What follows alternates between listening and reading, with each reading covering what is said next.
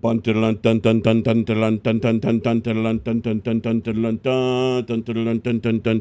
this Doctor Who theme? Hey, hello everybody. Welcome to Tech Talk, the only and best tech show on the entire internet that doesn't use AI in any way, shape, or form ever to do anything or I don't know about that. or find topics or research anything or write code or nothing. We are 100% all natural. Isn't that right, Ox? No, I don't think that's true. Can you check AI really quick and make sure? Yeah, we should ask. Could you ask AI? Does Barnacules Tech Talk use any AI? Yeah, seriously. As a matter of fact, the funny thing is I actually set up an AI server this week. That's what I've been doing most of the week when I haven't. Dude, by the way, I got to start off. I've been out of my house 3 times this week. That's got to be a record for the last 2-3 years. Hey, congrats! That's awesome. So on Tuesday I went to my pain doctor appointment to get my drugs, and then the next day I went to see Bruce up in North Bend at Epic Exposure to see his new studio and everything. Nice. Hung out with him, had coffee in the morning, then in the afternoon we went and got some lunch, and we hung out for probably like six or 7 hours. Hell yeah. Yeah, and then the day after that, like normally I'm crashed and I can't fucking move after one outing, right? So then the next day, Adam got my whole family tickets to go see the movie with them, the Project Hail Mary. Fuck yeah, dude. It's so good. So good. Oh my God. Did you ever read or listen to the book? I didn't read the book. Not yet. No. I hear the book takes it to a whole nother level, but I'm not a book guy. One of the ones where like I feel like you could go either way. You could watch the movie first, read the book, watch the movie. They're both tremendous. They did a really, really good job of translating the emotional stuff from the book into the movie. Now they had to cut a lot.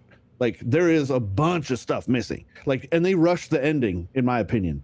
But I loved the movie. I want to go back. I want to go see it in IMAX. Dude, it's so I think good. Project Hail Mary was tremendous. It's great. I think they need to keep making Andy Weir movies. They're fucking amazing. I loved it. I loved it. Whoever's behind, because it was The Martian was written by the same guy. It's an Andy Weir book. Really? Yeah, Project Hail Mary, same guy. And then a lot of people are talking about another one that he did called Artemis. I've heard of that. I've heard of it, but I haven't read anything about it. Read all of his shit. I highly recommend everybody go read all of his shit, or read the books, whatever. The Martian is one of my all-time favorite movies, and I have to say this one upset. Like I actually enjoy Project Hail Mary more than The Martian, and I love The Martian. Like I absolutely love The Martian. So it's more fun to me. It is. The Martian was a little bleak and kind of sad and kind of it's a little too. It's weird to say this because it's also a bonus for it, but it's a little too real, right? Yeah. Where Project Hail Mary has a bit of fun. It's kind of funny and it's got some comedy and it's like heartwarming too, man. He makes buddies with the fucking rock monster thing. Yeah. And then he's like, oh, sad. Like, I'm not trying not to spoil it for people, but like, I mean, they showed Rocky in the trailer, so that's not much of a spoiler. Yeah, you're not really spoiling. Everybody knows what the rock monster looks like and everything. They might not know the details, but it's man, super great. Go see it if you haven't. I'll tell you right now that the ending is such a twist. So good. It's such a twist. Like the ending caught me because like at the beginning I'm like this doesn't make sense. Like the very beginning of the movie, I won't say what happened because I don't want to ruin it, but something happens where you're like, oh, there must have been some kind of accident or something that messed with him or something. And it's like you only find out at the very end of the movie, like after all the heroics, all the crazy shit. At the very, very end, you find out like what really happened, and it like literally I like gasped. I was like, are you shitting me? Like, oh my God, dude, it is such a crazy twist. And it doesn't even really have anything to do with like the main story and how it plays out and everything. Right. It's just how he gets to that point. Yep. It's at the end, it's like, whoa. I like how they revealed the past stuff. Like as story goes, they did a really good job of translating that from the book as well. Cause like, I don't know if they mentioned this in the trailer, but he wakes up without memory. Like he's like, what the fuck? I'm on a ship. Like, where am I? All that literally stuff. A robot's like unzipping him and pulling tubes out of him and shit. He acts like he has no idea what's going on. He's like panicked in a state of panic. And you're like, why? He's been on the ship for like years. Like the audiobook, by the way. Yeah. Highly recommend. The audiobook is tremendously well narrated and gives such a I think no, it's not the same guy who did the voice for Rocky in the movie. But I heard that the puppeteer for Rocky is also did the voice for him. But oh man, highly recommend it. Go watch that movie. It's great. Wait, let's see. Chris B said, "Good topic. Hypervisor de novo cracks." What? Let me look. Oh, great! Then that kernel level bullshit DRM stuff won't matter. Awesome. Great. I've been telling everybody, and I'm going to tell you guys right now. Everybody that thought I was paranoid and didn't know what the fuck I was talking about, like ringing the bells on AI like 3 years ago, suck my dick because I was right about all of it. I'm just going to throw that out there right away. But what the more important thing right now is everybody please make sure that you're updating your shit like daily at this point. If you see, you've probably noticed the increased frequency of updates on not only Windows, but even for like Linux packages. There's increased update frequency for iPhone. I don't know about Android. I don't use Android regularly, but I'd imagine Android's doing the same thing where there's like much more updates coming out than usual. This is because AI has been leveraged. Who knows by who? It could be domestic hackers. It could be Chinese hackers. Doesn't matter. But they're going through massive amounts of decompiled code from everything you can think of, OS. And now that you don't need symbols to review code anymore because AI can discern that, basically take any assembly, reverse engineered assembly, and put it back into completely human readable, easy to review code, right? Yeah. And so now you don't even need symbols anymore. So it's like closed source projects might as well just be open source now. And so they're finding shitloads of bugs. Like Claude 4.6 Opus found over 400 bugs when a company unleashed it on its code base. And they were shocked because it wasn't like 480 like meh bugs. It was like a lot of the bugs it found were like 0 day. This product never shipped with this bug. We have to patch this like right now, before tomorrow. And now a bunch of other companies are spooked by that. And they're now running Opus to try to find as many bugs as possible. But here's the thing. Every bug that Opus can find and fix, Opus can also find and exploit.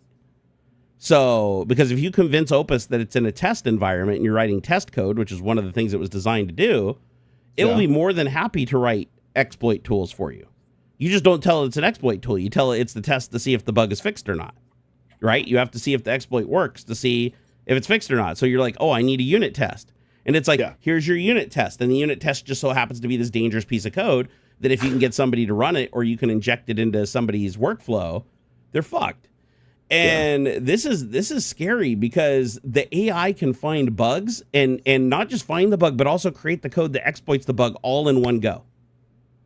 And that's what's scary to me. Is it used to be that somebody would find an exploit, and the way they'd find it is they'd like fuzz or smash something, just throwing garbage at something, right? And trying to get it to crash, trying to get it to overflow. And they bang it around until it does something it's not supposed to do. Then they take that thing that it's not supposed to do and try to continuously leverage it into situations where it might do some useful thing for them to give them an escalation of privilege. That's kind of what these hacks are, right? And it takes a long time to do that. So usually once the exploit is detected, there's time for the companies to implement a patch before there's actually an exploit in place that's being used globally by people on the dark web and like malicious hackers and shit like that. Now that's not the case anymore. Now it's like you point AI at some code, it can find an exploit, create the exploit for you to exploit it before the company has any knowledge or anything that's going on. And now you actually have a useful piece of code that can evade detection from virus scanners and do the work that you want. As a matter of fact, the big one that I wanted to talk about, this is the topic I was trying to remember before we started the show, is there was 400 GitHub projects that were infected with this piece of code, Python projects, that were infected with a piece of code, and it almost went completely unnoticed. It was literally, if AI didn't find it, it wouldn't have been found. And what it was is somebody figured out, and I shouldn't say somebody, it was Opus. Of course, it's always Opus. So Opus figured out that there's a couple Unicode characters that do not render to a space in most text editors. So they basically are a phantom character. So if you put 1,000 of these Unicode characters between two quotes, in Notepad, it just looks like two quotes. And Visual Studio, it just looks like two quotes. There's no space in between the quotes. It looks like an empty string. But it's not an empty string. It's thousands of characters.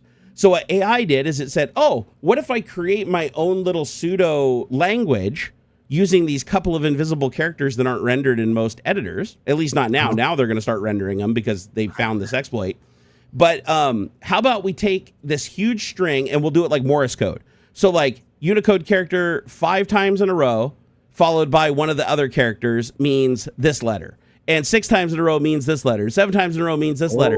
And they figured out how to do an encoding with these couple of characters where they can encode any text into this giant block of invisible text that doesn't render in Notepad. So it just looks like variable string equals quote, quote, like an empty string. But it's not an empty string. It contains a huge malicious virus that then later on in the code, they have a function that decodes it back to base 64 and then decodes it from base 64 in memory and runs it as a script without it ever saving to a file.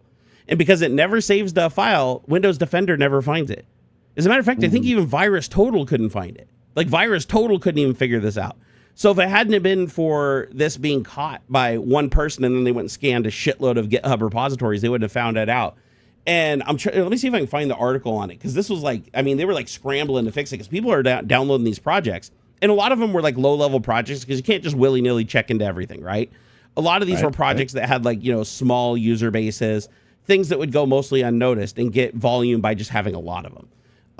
Because they run a risk with the big projects of somebody being smart enough to see that or opening it in an editor that can see that garbage. And if you see garbage in a script, if you ever open a script and you just see a giant block of gobbledygook, that usually means that it's some kind of virus or exploit. Not guaranteed, but usually that's one of the common things.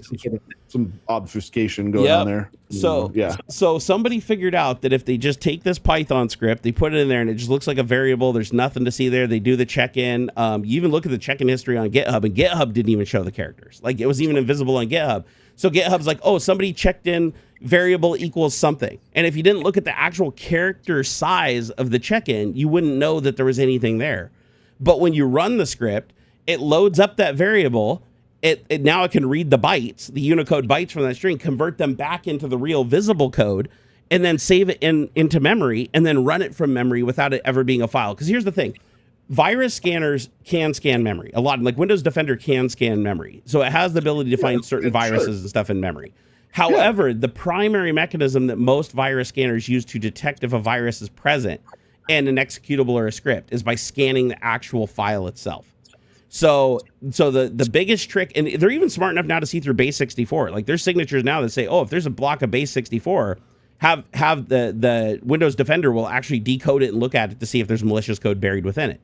It can even follow like recursive links, like where they link to a block of base 64 that decodes another block of base 64, decodes another base of block 64.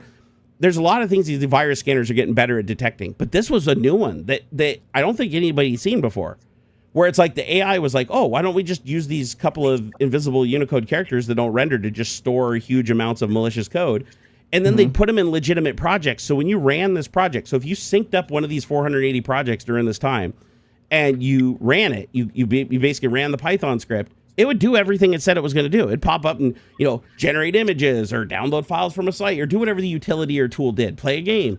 But what was really happening in the background was another thread was spinning up that was running this malicious script in the background that never saved to a file. Therefore, Windows Defender never popped on it. And so that's scary. That's a really scary attack vector. And so now, of course, they know what that attack vector looks like in Windows. If they haven't already released a patch, I'd imagine they already have. But if they haven't released a patch that can detect this new behavior, I mean, you're in danger if you're just downloading and running shit on GitHub. Now, to be fair, if you just download shit from GitHub and run it willy-nilly, you're probably not the smartest person in the world. You probably should do some research before running it. Like, I would say at bare minimum, run it through VirusTotal, literally zip the project, send the whole thing to VirusTotal, let it crank on it. Dig through the false positives, look at the community notes. If it's a big project, it's probably less likely to have an exploit in it. But also keep in mind, a couple of these big projects did get infiltrated by people that played the slow game, where they did slight little bug fixes and check-ins where they just added a little bit at a time, and it went unnoticed. So, because just keep in mind, even the big projects on GitHub, they're only as good as the people that are looking at the code.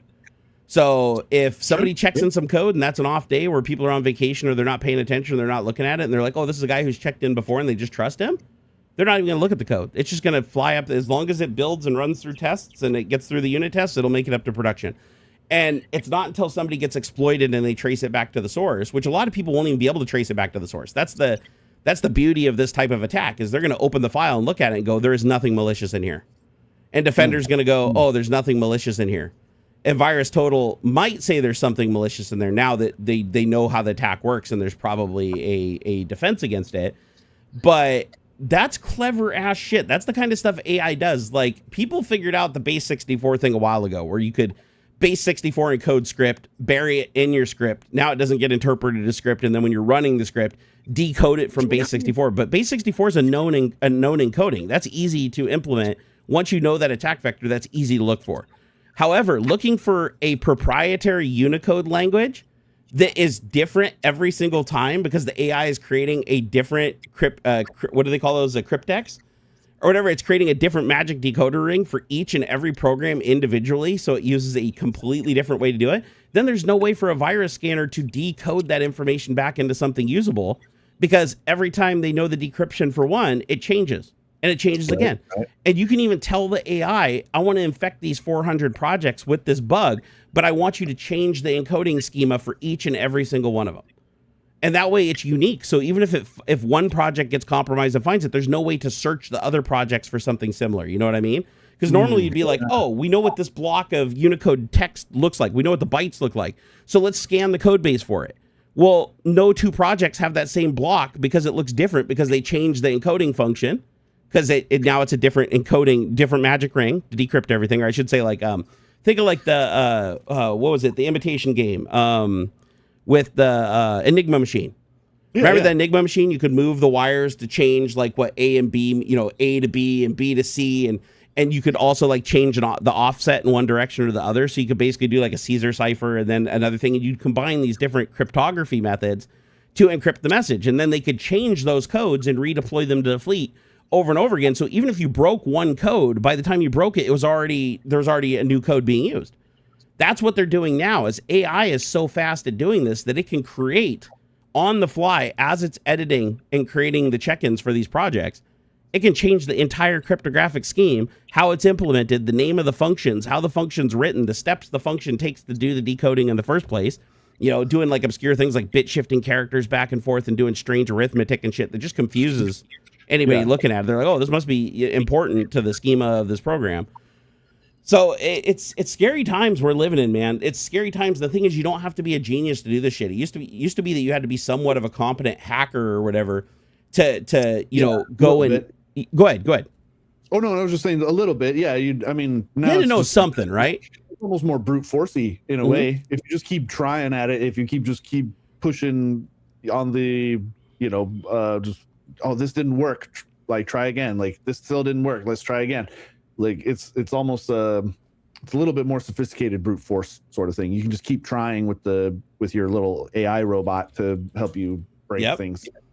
And now the thing is, you don't even have to be involved in any of it. You can just set up an OpenClaw server, pair it with Claude Opus, and pump some money into the token system and say, listen, your goal is to create as many different personas on GitHub as possible, back them up with social media accounts, back them up with email accounts, use each other's accounts to build each other's reputations, and then go to GitHub, find projects that are obscure that have no more than this many developers looking at them or have this kind of reaction time to bugs, and start implementing random check-ins, but claim that they're fixing an issue that was filed.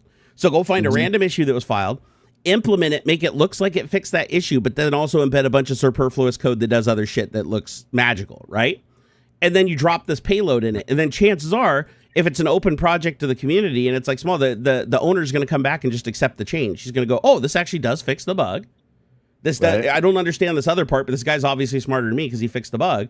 And they're like, just approve it. And they hit approve. And once they hit approve, now it's in there. It's trusted by the project and everybody's downloading it and running it. And then everybody that's downloading and running it, it looks like it's doing exactly what it's supposed to do. And they don't see any of the malicious shit that's happening in the background. So then they don't report anything. And because they're not reporting anything, other people are downloading and using it. And so you could see a project literally manifest, get a bunch of stars, be raising more users. And this thing could have been in there from the fucking inception of the project. And there's a good chance people still wouldn't have found it. So now you have to almost use AI to fight fire with fire. So now you have to have AIs that are literally combing GitHub and combing your project, looking for malicious attempts to embed code. Because the AI can look at the code and go, this piece of code right here doesn't look like it does anything that's towards the goal of this project. So this somebody should take a better look at it. Even if it can't break the cryptography itself or understand it, it can tell you that, this doesn't belong. You should take a look at it. But a lot of humans will just glaze over it. Because I can tell you right now as a software developer, a lot of code reviewers, if they encounter a piece of code and it's for a novel program that they're code reviewing, if they see a piece of code that doesn't make a lot of sense, that's buried within a lot of code that does make sense, a lot of times they'll just write it off as something they don't understand about the program. They're like, okay, everything else looks good around this. So this piece right here that they're doing, I might not understand what they're doing, but they're obviously doing it for some reason, right? And they may not believe it's malicious if they trust the person who's checking in. So what if I tell my OpenClaw server, I want you to do 10 bug fixes or feature additions to this program over the course of a month, pick random times, dates, or everything, and build a rapport. Reply to bugs, reply to people's comments, like be an active member of the community, and then only on your 11th check in the payload that's dangerous. Yeah. And if you do that, then people start trusting you. And the more they trust you, the more they push that button. The more they push that button, it's like the easier it is to slip shit by people. Well, it'd be similar to how that I think he was Russian guy slipped in a little bitty back door into some crazy ubiquitous Linux plugin thing. Dude had like 10 years of GitHub experience, it was like a legitimate actual contributor to this bunch of different projects and stuff. And eventually he slipped in his little sneaky shit, and it was only because some server architect or something noticed that a particular like report call was like 9 milliseconds slower than it had ever been. Like, that's how you have to find it. Of calls, and then he's like, well, that's a little weird. Most people would have just said, oh, that's just whatever, what's fucking 9 milliseconds, Yeah, it's noise. And context switching changed, maybe an update. It's no big deal. Yeah, dude, it's fucked. Tomorrow Gaming Official. Louis Electric's got kind of a good angle on it. Consider what you want to achieve first and then decide what language. I think if you're just starting out and you have no background whatsoever in any sort of code, Python is a great place to start. I think it's totally fine. You can and you'll find a lot of different problems to solve. Everything from machine learning, that's where it really got big. Machine learning, scientific computing, data analysis, things like that. You'll find things like PyTorch and things for like simulations and whatnot. Most neural network programs, Python is big for neural network stuff. Python's fucking everywhere. It is. It's like Java. It's like old school Java. That's a good analogy. Yeah, it is. It is a lot like Java. It's just fucking everywhere. Yeah, everywhere. Like you want to do, like a buddy of mine does. How does he describe his fucking job? It's like hardware or systems as code. I think something like that. He's like a IT systems administrator kind of guy, but in between he does like in between dev and infrastructure. Oh, that's what it is. Infrastructure as code. That's what he calls it. Infrastructure as code. So he programs these auto bots to do, extra virtual machines and shit like that or whatever. A lot of it is in Python. Oh, SQL, we might argue about whether or not SQL is a programming language. SQL is not a programming language. It's not. It's a database scripting language. Well, yeah, we say there's an argument to be made that SQL is not really a programming language. It's I will fight people to the death on that. Because it's for pulling data out of databases. It's a scripting language, I suppose. SQL has no standalone compilation execution at the OS level. It is strictly coupled to a database product. I liked SQL. Tech Brew Boss is like, oh, SQL gives me headache. I enjoyed SQL. I was one of the only people who really could. I enjoyed it too. Understood. Like OLAP cubes and stored procedures and multi-dimensional arrays and things like that. Inner joins, outer joins. I could spot a missing semicolon from across the room. Like your script is broken because you're not doing this right. That was when I was like 17. You know why you liked SQL though? I'll tell you why you like SQL for the same reason everybody that likes SQL does, because you're sadomasochistic. No, it's because SQL is one of those things. I failed my Java classes. So SQL is one of those things where it's like you can literally write a query that gets the exact same information, and one takes 10 hours to run and the other one takes 10 milliseconds to run. Like the optimization potential of SQL is amazing. That's where I got off on SQL. Is I'd take these huge convoluted 5-page nested queries where it'd be like a SQL query with a nested SQL query within another nested SQL query. These massive pages that should have all been broken out to stored procedures, but they weren't for whatever reason. And I'd take these things and I'd optimize them down. And the sad thing about it now is you just go into AI and you say, hey, make this query as fast as possible for this specific aspect, tune for this aspect. Boom, it just craps you out a new query. What I never did get into though was like really complicated shit where like say you have multiple instances of a database like spread across the country basically, and you have to make sure that like the edits and stuff are done. Like how do you handle like real-time editing of the database so that like people in different time zones and stuff are getting accurate data, and like making sure that, okay, if this guy pushes a change but at like a slightly different time than this other person, like whose goes first and that kind of stuff. I never did get that far into it. For anything that had to be coordinated, for anything that had to be coordinated between servers where there was like a decent time delay or even like a possibility of disconnection of network, is I would always create stored procedures that would create cache tables. Sure. And so I'd take the data from all the servers, I'd compute it all in one instance, store it, and then timestamp it. And then I would do that once every minute, every 30 seconds. Sometimes you do it on demand. You could even say only build this table when it's queried. Yeah. So you know, if somebody only queries it once every 3 months, they don't mind waiting for a couple of minutes, then you could just do that to save on space. But by doing that, then you have one table that everybody's going to that gets replicated across all the servers. And if a server's out of sync with another one, then it just falls back to the last state of the data until it gets the next update. So basically, they're all pretty much in sync with each other. And if they're out of sync with each other and a change... Now, this is for reading. This isn't for writing. When you're writing into the data, then you have to write in the database, and then you have to have all the other databases decide which piece of data is relevant. So if you have conflicts where somebody posts a piece of data, because it can happen. Like when there's millions and millions of records being added, you can have two entries on two different databases that are timestamped exactly the same that come in and they compete with each other.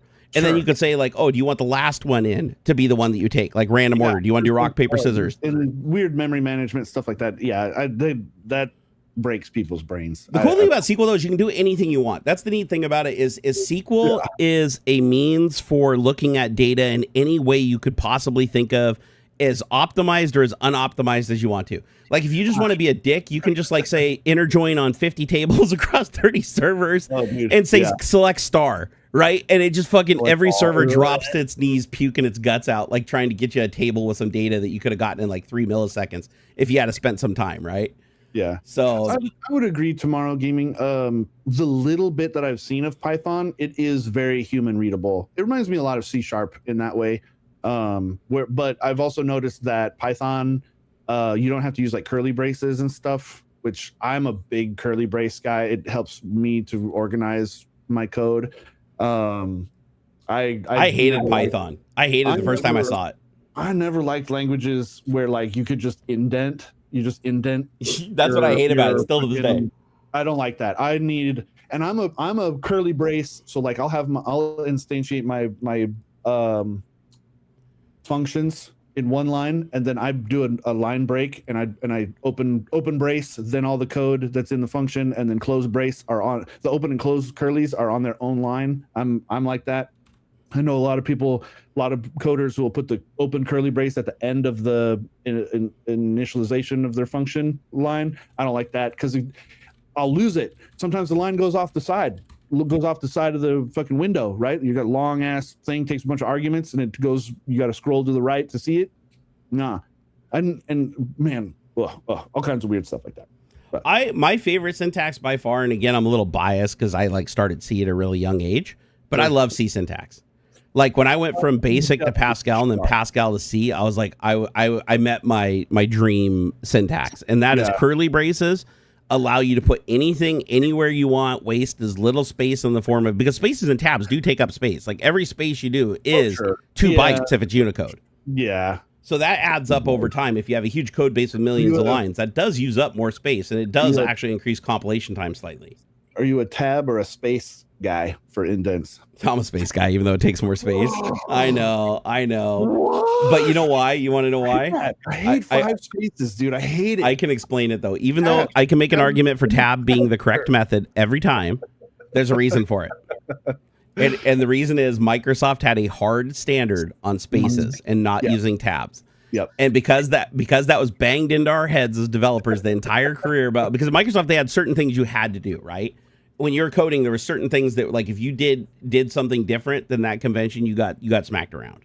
And one of them was no tabs. If you tried to check in something that had a tab in it that wasn't a part of a string literal, it would kick it back and say, no, you can't check this in. Go change it to spaces.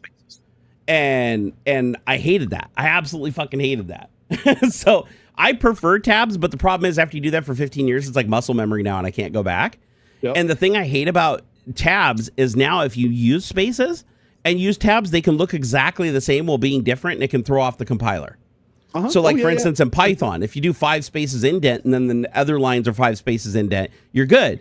If you do a tab and then the next line you do 5 spaces, it looks exactly the same in the text editor, but now it won't compile. It won't run. Sure. Because Python will be like, wait a second, this is tabbed in, this is spaced in, so it doesn't see them as aligning. And that's one thing I don't like about Python syntax, where it uses spaces to or spaces to delineate the next level of logic. So it's like you got, class, then more space. It can be one space too. That's the other thing that's kind of cool about it, is you only need one space. So if you want to write really tight Python that stays on one screen where you're not scrolling all around, you can just do space, space, space. I don't like the way it looks. It's too compacted and messy. But you can technically just do class, one space, function, one space, logic, and then you got your for loops, one space, any kind of selection or sub algorithms, just one space. And so you can really have it look super duper tight and be really small and really compact, but it doesn't look as readable to me in that state. I do prefer having like 4. Are you a 4 or a 5 space indent guy?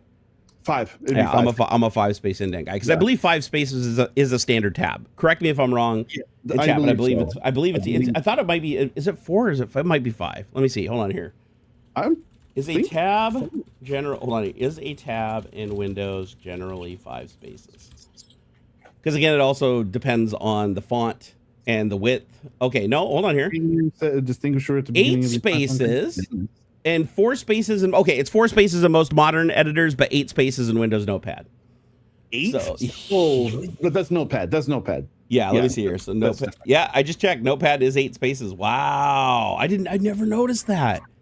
Notepad indents 8 fucking spaces when you hit tab. No wonder I don't use tabs. Jesus Christ. That's bonkers. But you notice how it's different in different programs? Like it's 8 spaces in Notepad, but 4 spaces in most modern editors. That's another reason why we had to use spaces at Microsoft, because spaces were the same in every single thing you used. As long as you used a fixed width font, the spaces were always where they were supposed to be. If you had tabs mixed in, monoblock, yeah. Now, the thing I like about C syntax is C syntax uses curly braces to delineate levels of execution. So anything that's within 2 curly braces, essentially the compiler breaks out into its own function. Yep. So like if you're looking at the stack as things are running and things that are on the stack, you can actually walk down to any point where curly braces start, and assembly creates basically a fake function. It's like just a random named function, but it does create like a random name function on the stack. So anytime that you want to break out more execution, you just go, curly brace, curly brace. You don't have to give it a name. As long as it's within a function or within a class, right? It has to be within something. But I always liked that syntax, but the funny thing is the more and more that I've used Python over the last couple of years, because I used to be C# everything. C# was my magnum opus language that I used for probably 2/3 of my entire career at Microsoft. Once .NET hit the ground at Microsoft, I was like, fuck, this is the dumbest thing I've ever seen in my life, because I was a C and C++ developer. And I'm like, stop being lazy, developers. Learn how to manage your memory. This is just an excuse not to manage your memory and be lazy, blah, blah, blah. Garbage collection and stuff, yeah, but here's the thing. Everything that I wrote in .NET ended up running better and being more stable than my C and C++ code. So I was like, I ended up becoming exactly what I thought the people were that used .NET. And then I became its biggest advocate. And I was using it right from the beginning, even before it was the public had it. Like when it was still just internal to Microsoft, I got pulled to the dark side and I started using it. But I loved the C syntax. It was like you got all the benefits of C syntax, but then you got all the benefits of a fully managed object-oriented like scripting language. Yeah. And it's kind of cool because it is in a way kind of like a scripting language, because when you run .NET code, it could be C#, F#, or any language that compiles down to something called MSIL, Microsoft Intermediary Language. It's basically like Microsoft pseudo assembly. It's like a middle step. So instead of breaking it down to C, like a lot of languages, they can break down to C and then break down to assembly. So if you have symbols, you can look at the assembly code as the original C code and see the execution line by line, function by function, and the debugger. But with C#, it's a little different. There's like another layer on top of it. So it's like the C# is compiles at runtime, just like a scripting language, right? It's like each It has the whole thing has to compile to run, which is a little different than a scripting language. Like some things in Python can run. Well, actually, everything in Python can run until it hits an error, right? That's not the same with C#. C#, the whole thing has to be able to compile to run. That doesn't mean it's not going to have an error, but it has to be syntactically sound to run. Python, not so much. Python, if you can get like the top half to work, and you make a mistake on line 7,000, it'll blow up on line 7,000. Right? So you can tweak that too. Like depending on, there's arguments that you can pass to Python to change how it interprets things. You can even compile Python into an executable where it takes all the dependencies, the Python engine and everything, stacks it into one nice little exe that you can just hand out to people, and then they don't have to create like virtual environments or conda environments or have separate sets of dependencies or install the requirements text file every time they want to run it. I like Python for its versatility, and it's actually pretty performant. I'm surprised at how fast Python is. Python is depending on what you're programming, the version of Python you're using, what libraries you're using, whether they're accelerated or not for your hardware, it can be really fast. Like Python can be legitimately really fast. However, there's certain things that Python's really slow with, and that's graphics. If you're doing stuff with like on-screen live graphics, Python has a lot of overhead for stuff like that because it has to be able to render across all platforms, right? Like you need to be able to run the same Python script on Windows, on Linux, on OS X, on your TV. Anywhere where Python is, Pythonista on my iPhone, like it needs to be able to run anywhere. So the graphics libraries have a lot of overhead in them. However, there is a way around that. That's using a language called Rust. Have you heard of Rust? Oh yeah, I've heard Rust. Yep. So I've started playing with Rust lately. I don't like it. I don't like the syntax. I tell you, I much prefer Python syntax to Rust syntax. But the thing about Rust is Rust compiles down to like straight up like assembly. Like it has all the benefits of a managed scripting language that's cross-platform, but you get the performance of like bare metal. I've just started playing with it in the last couple of months. I touched it like a year or two ago and I was like, no fucking way. Cause it was like such a pain in the ass. And it was such a deviation from what I was used to with Python, but my gosh, is it good? Like the person that turned me on to it, their argument was it's much faster. And so I was like, okay, I'm going to give it a try. And it was a lot more work to build the project. It was a lot more code. And it took a lot longer for me to figure out how to get it working. But side by side, when I was running, it was a AI program. Or sorry, not AI program. What was it doing? It was using PyTorch to do local calculations.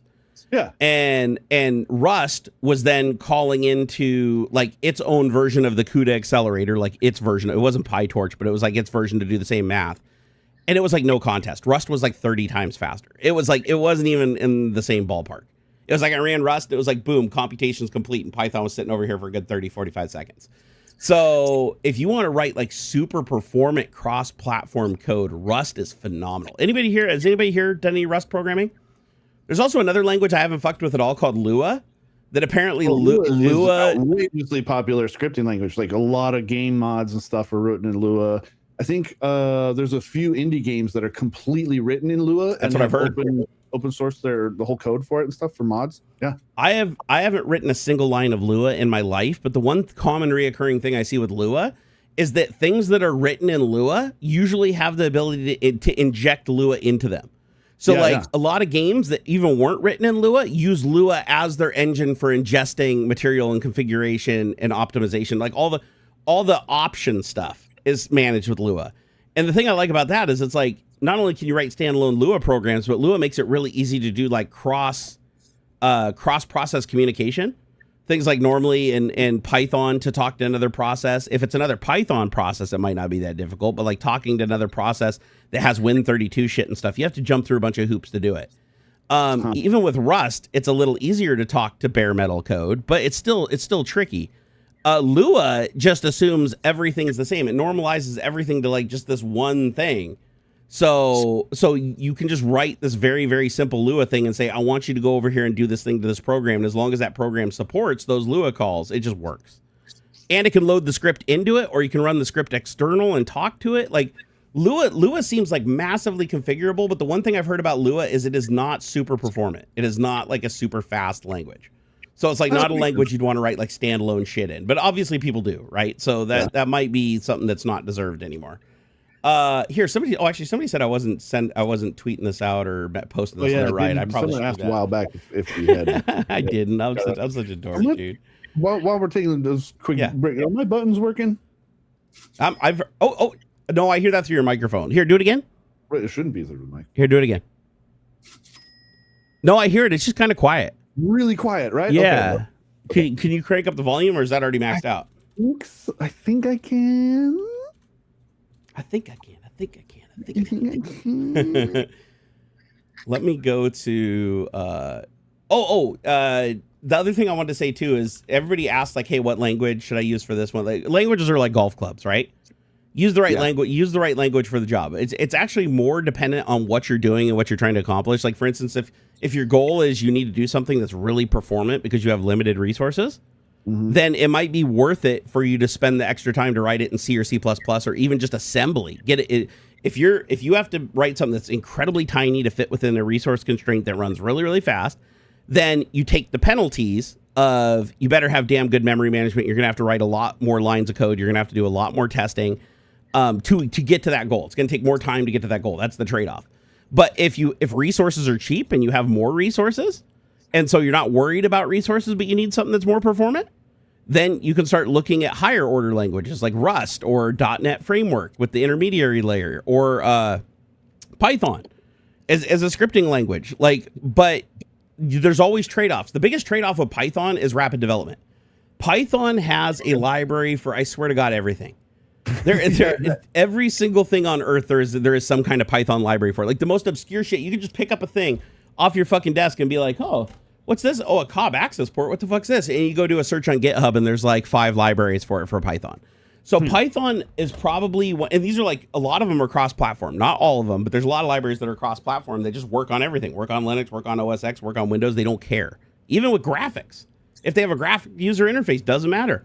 It's standardized in Python using libraries that manage it. Therefore, that library knows how to render on all the different operating systems. So it doesn't matter. The same code runs everywhere. Might look a little different, but it runs everywhere. And so Python's big advantage is rapid development. In my opinion, rapid development and cross-platform compatibility. Those are the two biggies for Python. But you pay for it in size. Like if you want to deploy that project, just remember every one of those programs is going to have to install dozens of Python dependencies, probably have to create a virtual environment for each project because they're going to have slightly different version dependencies on different modules. And that becomes a little bit of a headache and it gets a little unwieldy and out of control. But it's cheap to develop, a little more expensive to run. Rust, a little bit more expensive development, a lot faster to run, a lot less resource intensive. Assembly, take you for fucking ever to write, depending on the scope of the project, right? All being equal between the languages. Fuckload of time and investment, and a lot of troubleshooting, a lot of debugging, a lot of high order, requires a lot of intelligence and a lot of time. However, you get something that's really, really tight, but it's also very coupled to that machine. You're not going to take your assembly and take it over and compile it and run it on Linux and take it over and run it on OS X. Like if it touches any OS level components, if it touches graphics or anything like that, it's not going to fly in any operating system that has layers, like Windows NT or OS 10 or even Linux. Linux has some layers too, like security layers and stuff like that. It's not going to work because it's going to try to go to bare metal and do something. That's going to go, nope, can't do that. That ended with Windows 95. If it tries to go through the rings to do the job, it's going to be, oh, nope, you're on the wrong operating system for that. Like that, what worked on Windows doesn't work here. What worked on here doesn't work here. So the more performant the thing is, usually the more coupled it is to the environment. So I don't know of any language that is like as fast as the most well-optimized perfect assembly ever written. Keep in mind, I'm assuming that the developer is so good that they can write the best and most efficient code possible in any of the languages, right? Because is it possible to write something in assembly that runs infinitely worse and consumes more resources than the Python? Yeah, it's actually not hard to do. Like if you don't know what you're doing in assembly and you're like, oh, I'm going to override the compiler optimizations and I'm going to use multiplication instead of bit shifting, where Python's like, oh, the Python optimizer recognizes that you have this hardware and your hardware is capable of these optimizations and we're going to use these SSE extensions and we're going to use this to make everything faster. The Python will definitely run faster. As a matter of fact, they did an experiment with the .NET framework back when I worked at Microsoft. I think it was the .NET framework 2, the version 2. Now they're up to version like, I don't know, fucking 7 or something like that. Something ridiculous. Yeah. So back in version 2, they rewrote Doom, the original game Doom by ID Software at the time. I think John Carmack released the source code. And so they made it in the .NET framework. It took them 1 weekend. They literally transcribed the original program, which I believe was written in C or C++. They transcribed it into C#, and they ran it. And the frame rate on it was 3x. It was like 300% the frame rate of the original game running on the same hardware. And the difference was the original game, the binary was built and optimized for the hardware of that era when it was released. So it doesn't benefit from any of the new hardware extensions or any of the new libraries or any of the new stuff that exists today. Whereas with a runtime compiled language like Python, every single time you run that program, it is benefiting from the new hardware that you have on your system that's compatible. So, like, for instance, PyTorch is a great example of that, right? PyTorch supports CUDA. There's some other neural networking libraries that support things like RockM, which is AMD's version of CUDA, or Intel's version of CUDA that I can't even remember the name of because nobody uses Intel GPUs.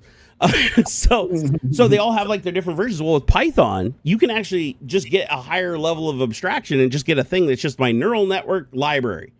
And you just use it and you tell it to do the thing. And then depending on what computer it runs on, it figures out, oh, this is the hardware this computer has. Here's the optimizations it has. Here's the CPU it has. And it can take advantage of everything every time you run it. If you get another generation of computer, the same code that was written 10 years ago benefits from the updates that have happened to hardware up to today. Whereas John Carmack's code is still running exactly the same way as it did when it was originally compiled. Like the binary is still doing everything exactly the same, only touching the CPU extensions and instructions that existed at that point on that specific architecture at that time.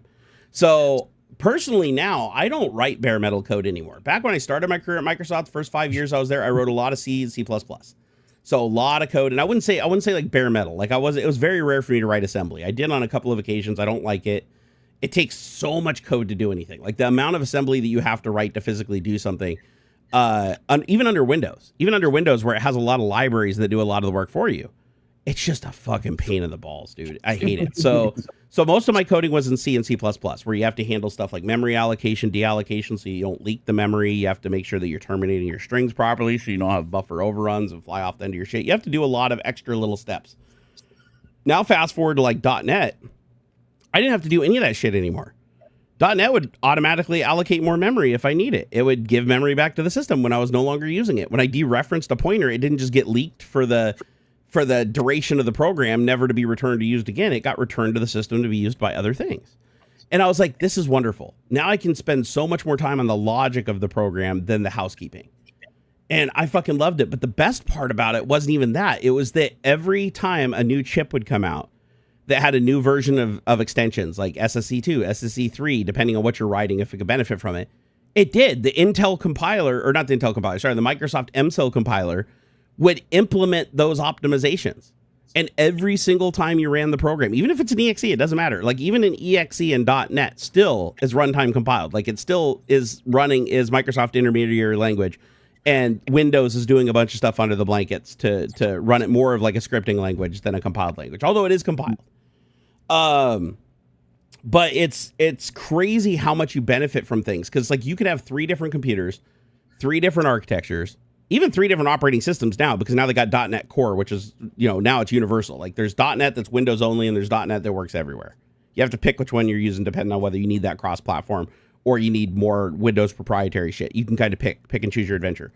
But the thing I like about it is if you don't cap it at that specific .NET version, and you don't say this can only run under this version of .NET, specifically as this compiled binary, in 10 years, somebody else could run that, and it's benefiting from all the new hardware changes. If math is faster, it's benefiting from it. If it can offload the GPU, you're automatically benefiting from it. Like even if the GPU didn't exist at the time you wrote the code, you now benefit from it down the road. With C and C++, you don't get that. You don't get that in any way, shape, or form. There's really no way to do it because once you compile that binary, it is now just assembly instructions. It's just a list of assembly instructions that are based on whatever compiler you used and whatever that compiler was compatible with at that time and what hardware it was compatible with. That's it. You gain nothing new. Now, you might be able to run it under Linux with something like Wine or something like that, where it's still calling into the functions on the stack, but those functions are different because they changed the libraries on the back end. But still, you're limited by you're limited by what was originally written in the code. That's it. That's the end of it. So I prefer now everything I write is in a managed language. I can't remember the last time I wrote something that was unmanaged. Like it's serious. I can't even imagine going back to it. I'm sure everything I'd write would be instantly just pissing memory all over the place and crashing like a motherfucker. So I'm not really interested. Here, hold on. I think I forgot to put the string. Oh no, I did. Did I post it on Blue Sky? Let me see. No, I didn't. So why are people retweeting that? Hold on here. New post. I need to remember to go back and unpin the old streams because I noticed on some of my social media it still says, "Oh, we're streaming right now. Come watch it." But if you click on it, you still get to watch the VOD though. I also noticed, I'm sorry guys if it looks like I'm ignoring chat. It's because I just realized chat is being blocked by a stupid AI window, so I just unblocked it. So now you see you guys again. I was like, sorry, I was on a bit of a tirade there and I didn't have anybody to stop me. I do want to go back and say thank you to all the people that have been supporting because there's 3 of you that have shown support to the stream. We want to show love right back to you because you guys keep us going. Seriously. Woo! Love you long time. I want to start with Pod Lassie kicking it off with 10 PLNs. Greetings from Poland. Really appreciate that support. Thank you also to everybody that hit the thumbs up on those tips. Like seriously, those super chats. Like that was 13 thumbs up on that. That's awesome. When you guys thumbs up people that support, it's really awesome. I really appreciate that. Real Botto, thank you for the $5. Those are pounds, I believe. So 5 pounderoonies. He said, "Oh my God, thought I had missed the best show on the net." Oh, dude, you are too kind. You are way too kind. And then, of course, J Miller Design coming at us with $10 doodles in the U.S. denomination. He said, "Howdy, fellas. Just stopped by to say hi. I have to watch the VOD. Wanted to ask, too, if you know Clint from LGR watches content." Of course I watch Clint from LGR. I've never met him in real life, though. I wished I have. I don't even think I've talked to him in DMs or even messaged him on social media, but honestly, he seems like a really great dude. He said, "Love you guys. Also, love the wiener camera."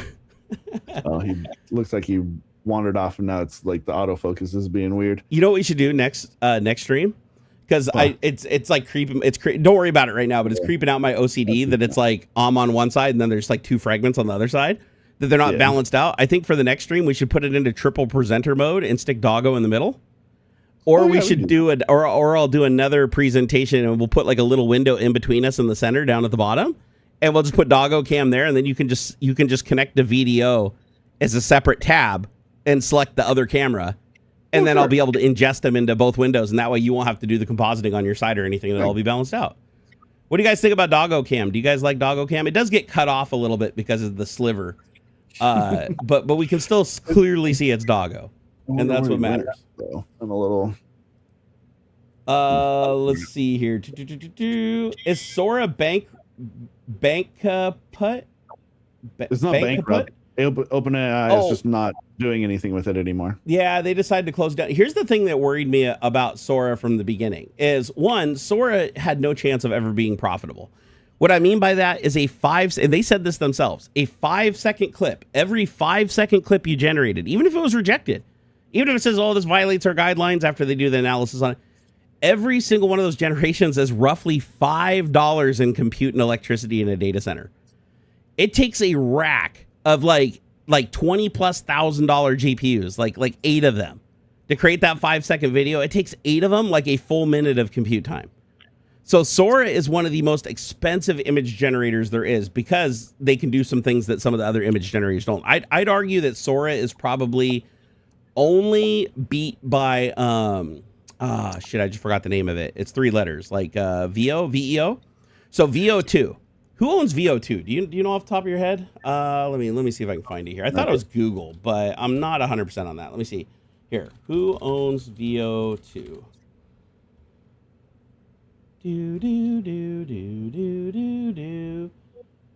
Okay, so yeah, it's Google. It is Google. Okay, so Google's VEO2 is probably the best video generator I've ever seen in my life. Like, it makes Sora look sad.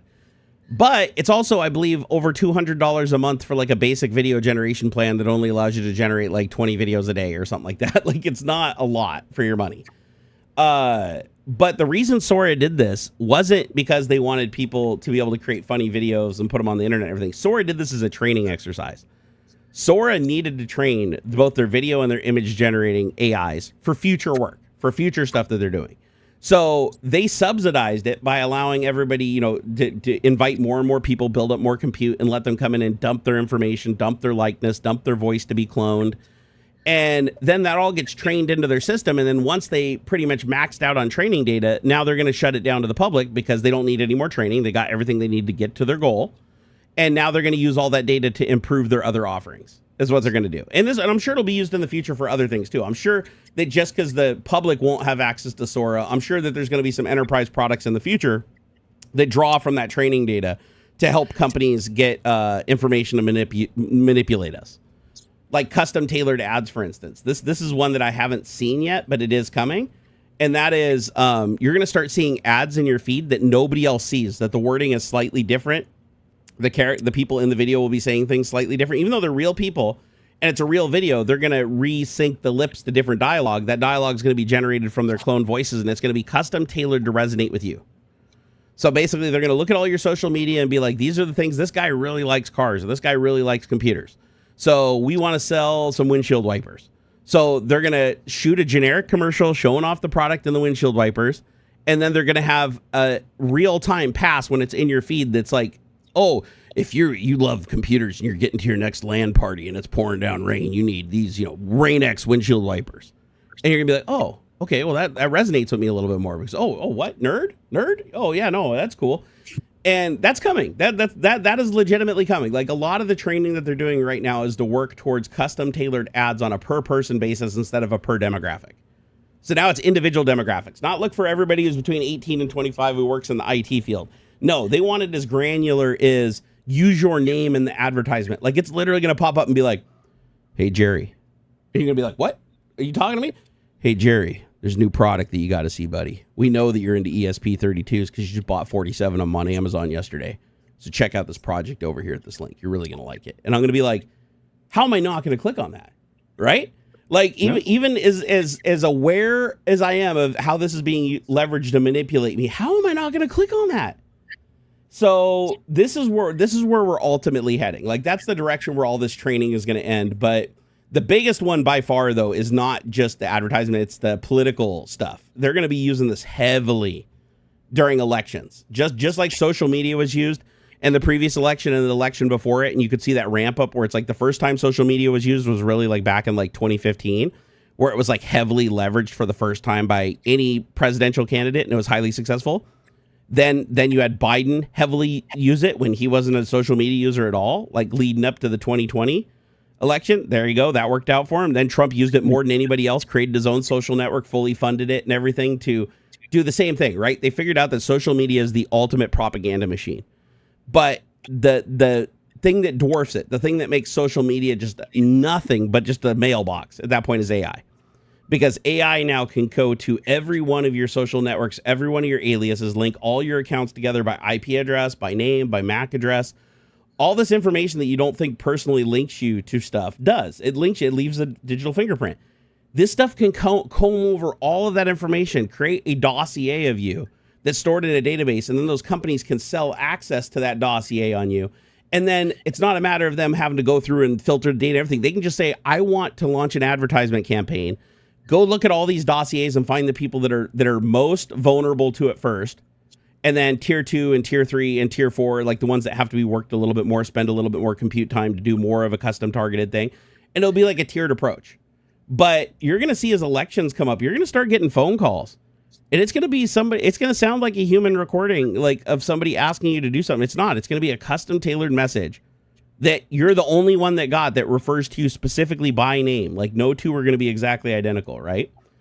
And there's going to be no human there. This is all just going to be a part of a campaign, right? You're just being, and it's going to be like a package. It's going to be like you're going to get a phone call, you're going to get a message, then it's going to start showing up on your TV, then it's going to start showing up in your YouTube suggestion boxes. You're going to be like, wow, why are all my suggested videos today, like 3 out of 4 of my suggested videos, this candidate that I don't really like, but with titles like "You got me all wrong" or "Oh, they lie about me," like stuff that would make me engage based on them watching my behaviors online, right? Like what do we have to title things? And YouTube already does it, by the way. I don't know if you've noticed, but like YouTube videos can have different titles like 3-4 times when you come back to them now.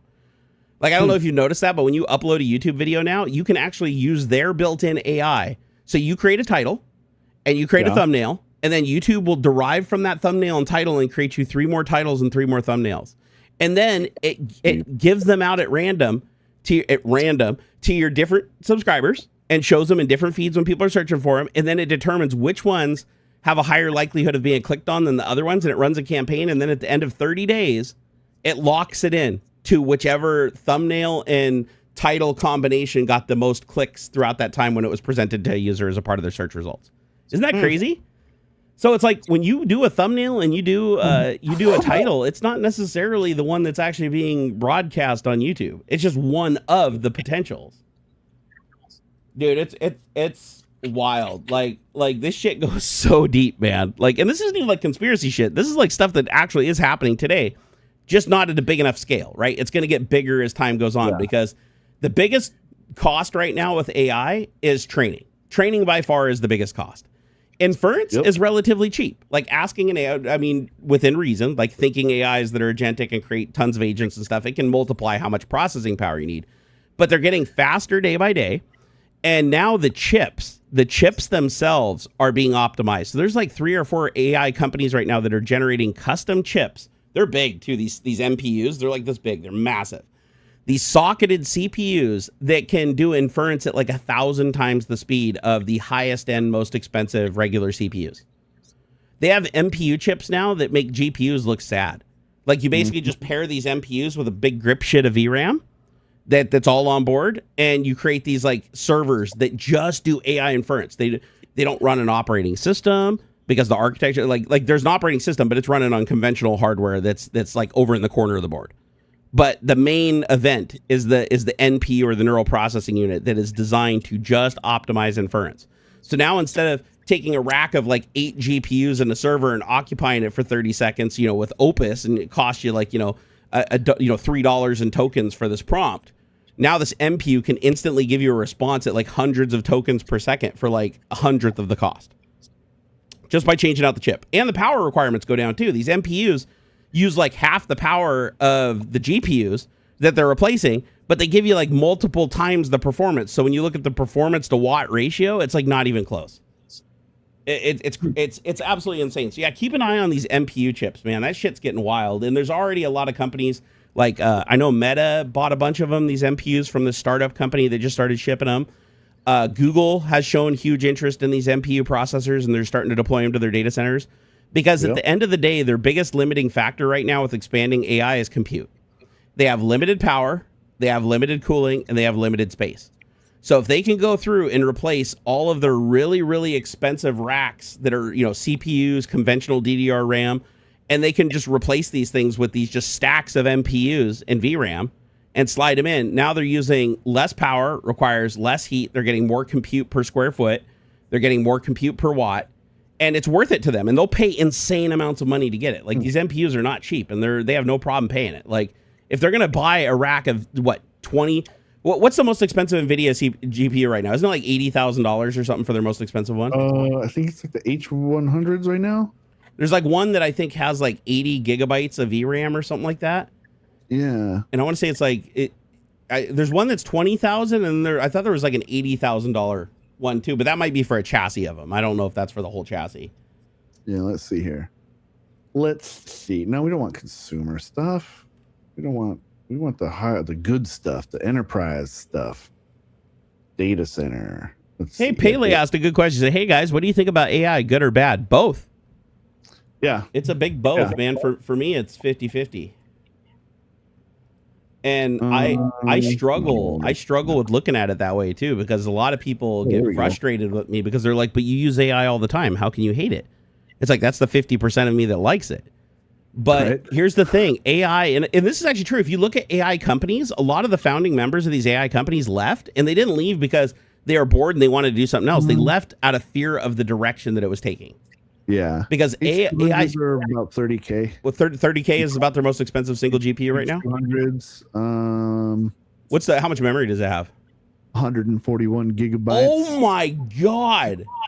I think that's going to be the top right now. What? So Nvidia has a single PCIe GPU that has 140 gigs of VRAM on it. Yeah. My god! What? Okay, so. Here, let's look at a rack of them bad boys. So 140 times, what does a rack hold? Eight GPUs? Or actually, I think they hold more than that, because don't they have the racks that go all the way edge to edge now? Generally, it's going to be about 8. Yeah. So let's say 8. That's 1.1 terabytes of memory. Yeah. That's insane. That means that one rack with those 8 GPUs could load the largest models, like the absolute largest models with room to spare. That's fucking wild, but the price would be insane, right? What is that, 30 grand times 8? So that's 240,000. So $250,000 in just GPUs. That's not counting the chassis, power supply, CPU, conventional memory to run the operating system. all that's going to add up too, right? So so you're probably looking all said and done at a $300,000 a shot server. And then those servers, they're probably stacking them like 16 deep because these are probably just, 2U to store the height of the cards? Yep. So let's say you can put 8 of those. No, actually it'd be 12 in a chassis, right? So you got 300,000 times 12 to fill out a rack. So that means one rack is $3.6 million.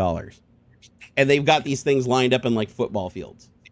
Just, oh my God, dude. That's the amount of energy that is going to compute is just fucking mind-blowing to me.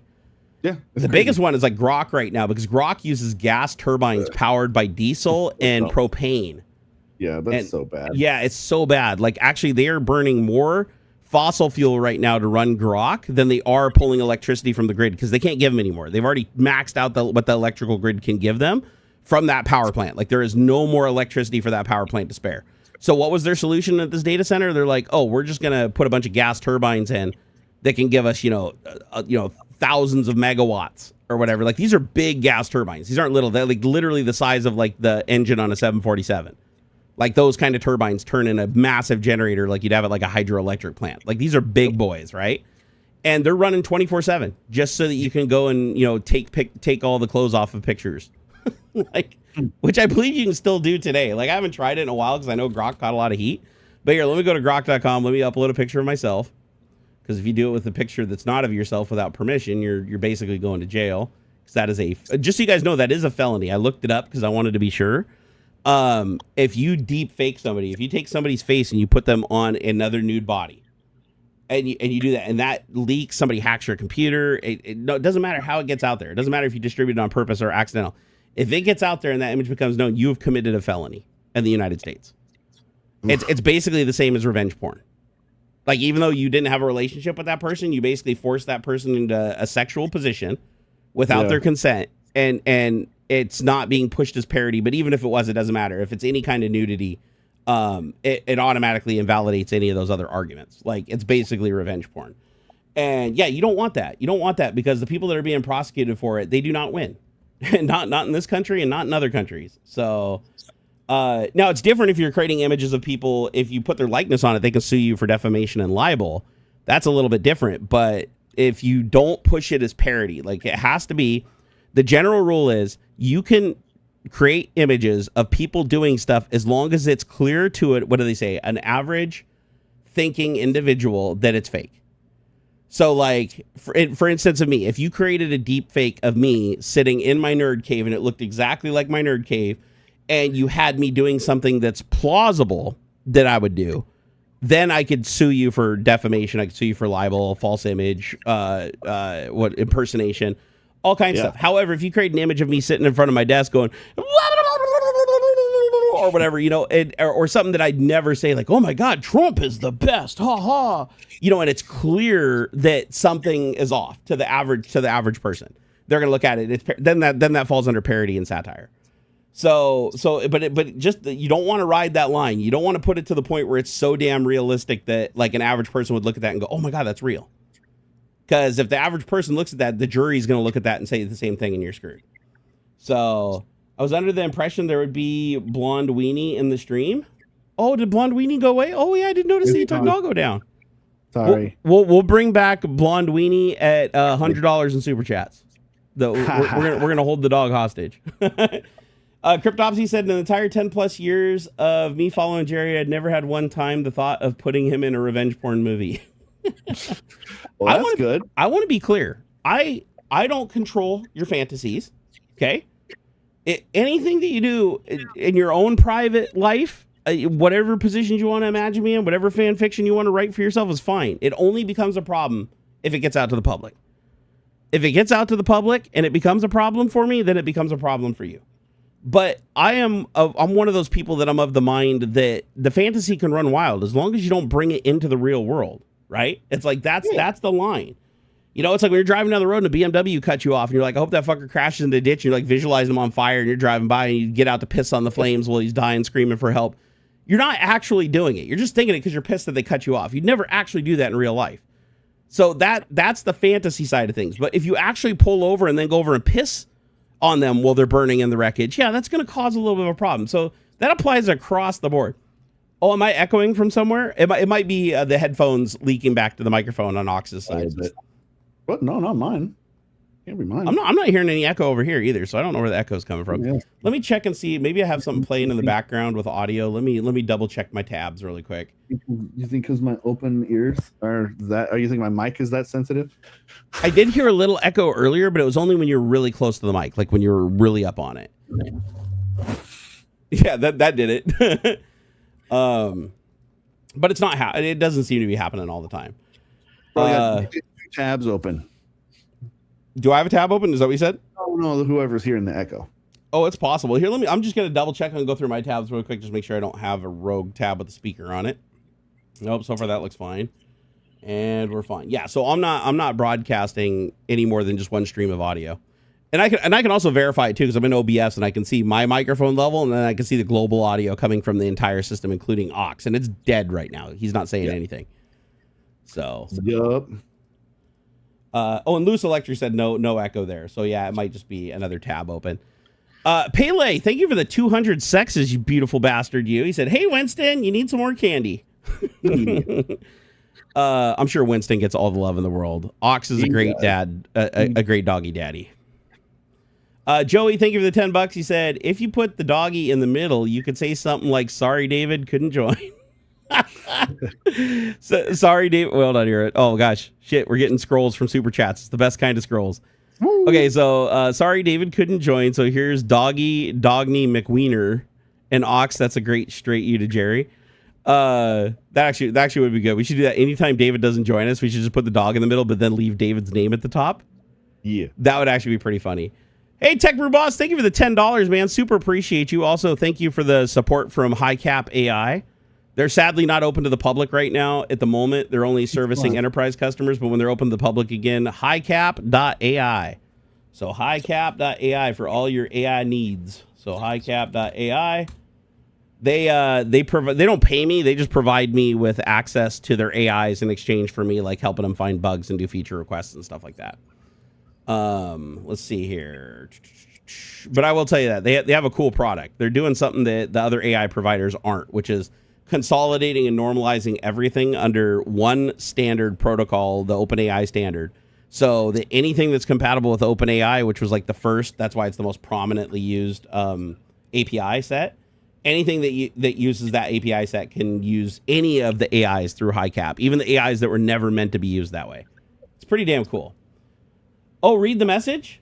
Oh shit, did I not read the message? I'm sorry. He said Jerry is the best chat and he likes midgets.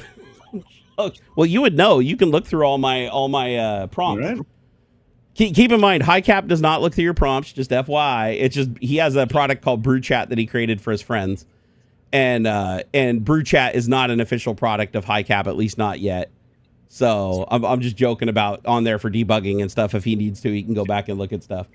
But I told him that I already used their service to write a bunch of code to go like scrape porn sites.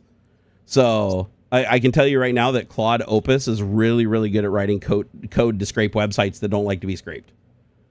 And I mean, like there's some defenses that these websites put up that are absolutely hilarious. Like they'll do shit like embed a video, but what they'll do is they'll create an iframe and then like embed the video, but then there's like JavaScript that creates the HTML live in memory to do the stream, but it never shows up in the actual rendered HTML. It's really bizarre. I don't know how the fuck they're doing it. But it evades every video downloading extension. Every single video downloading extension goes, oh, can't find a stream, even though it's playing in the browser. I went to Claude Opus and I was like, here's this website. Go figure out how to download the videos from it. It's like, here you go. And it just worked.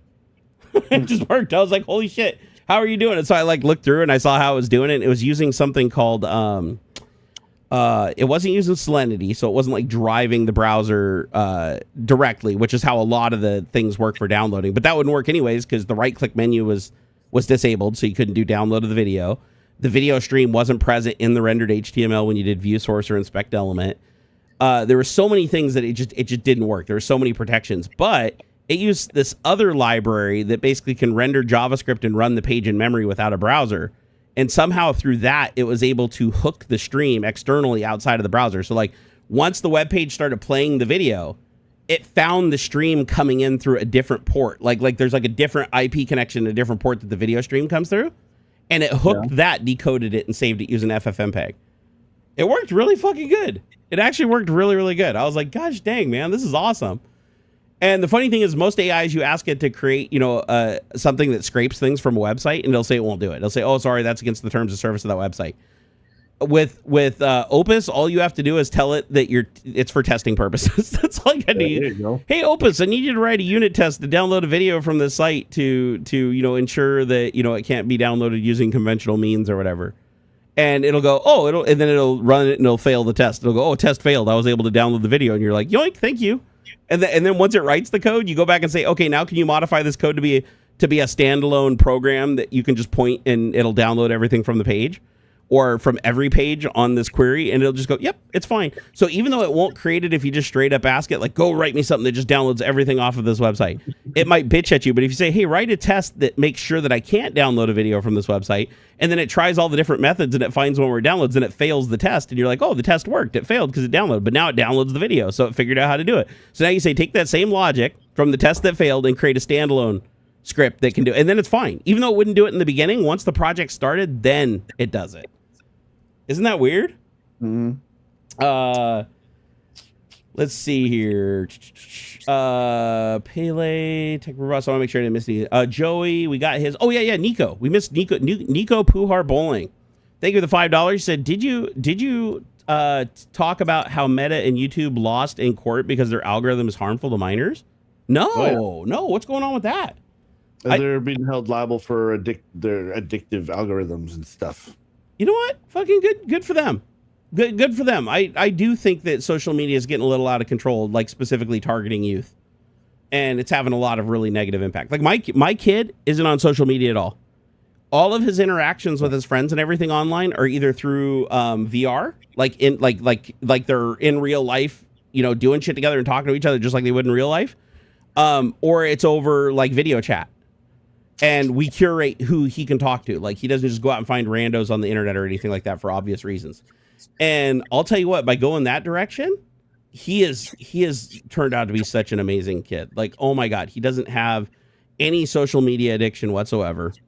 He's super active. He's the most active person, like, in my entire family, like by far, by many orders of magnitude. He's super nice. He wears his emotions on his sleeve. He loves everybody.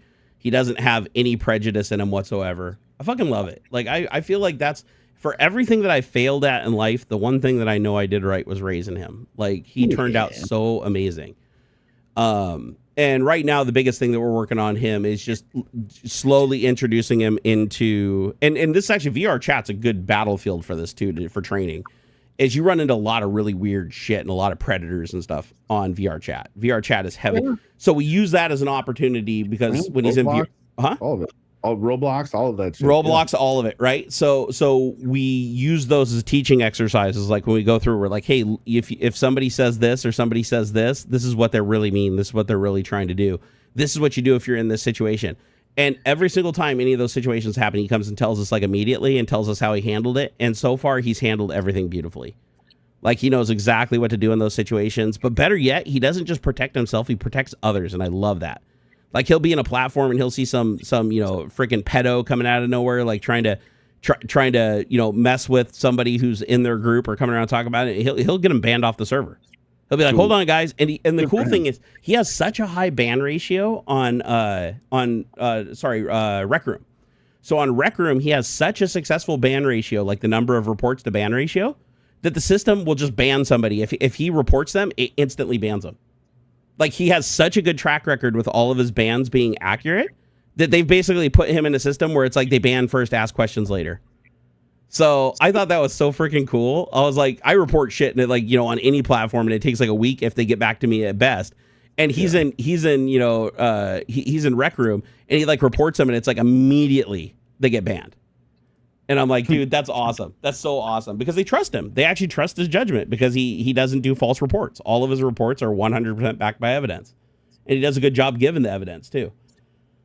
TMRW Gaming Official said, what complete genius thought it was a good idea to have the heart bottom covering the end of the message in chat on YouTube mobile? Jesus.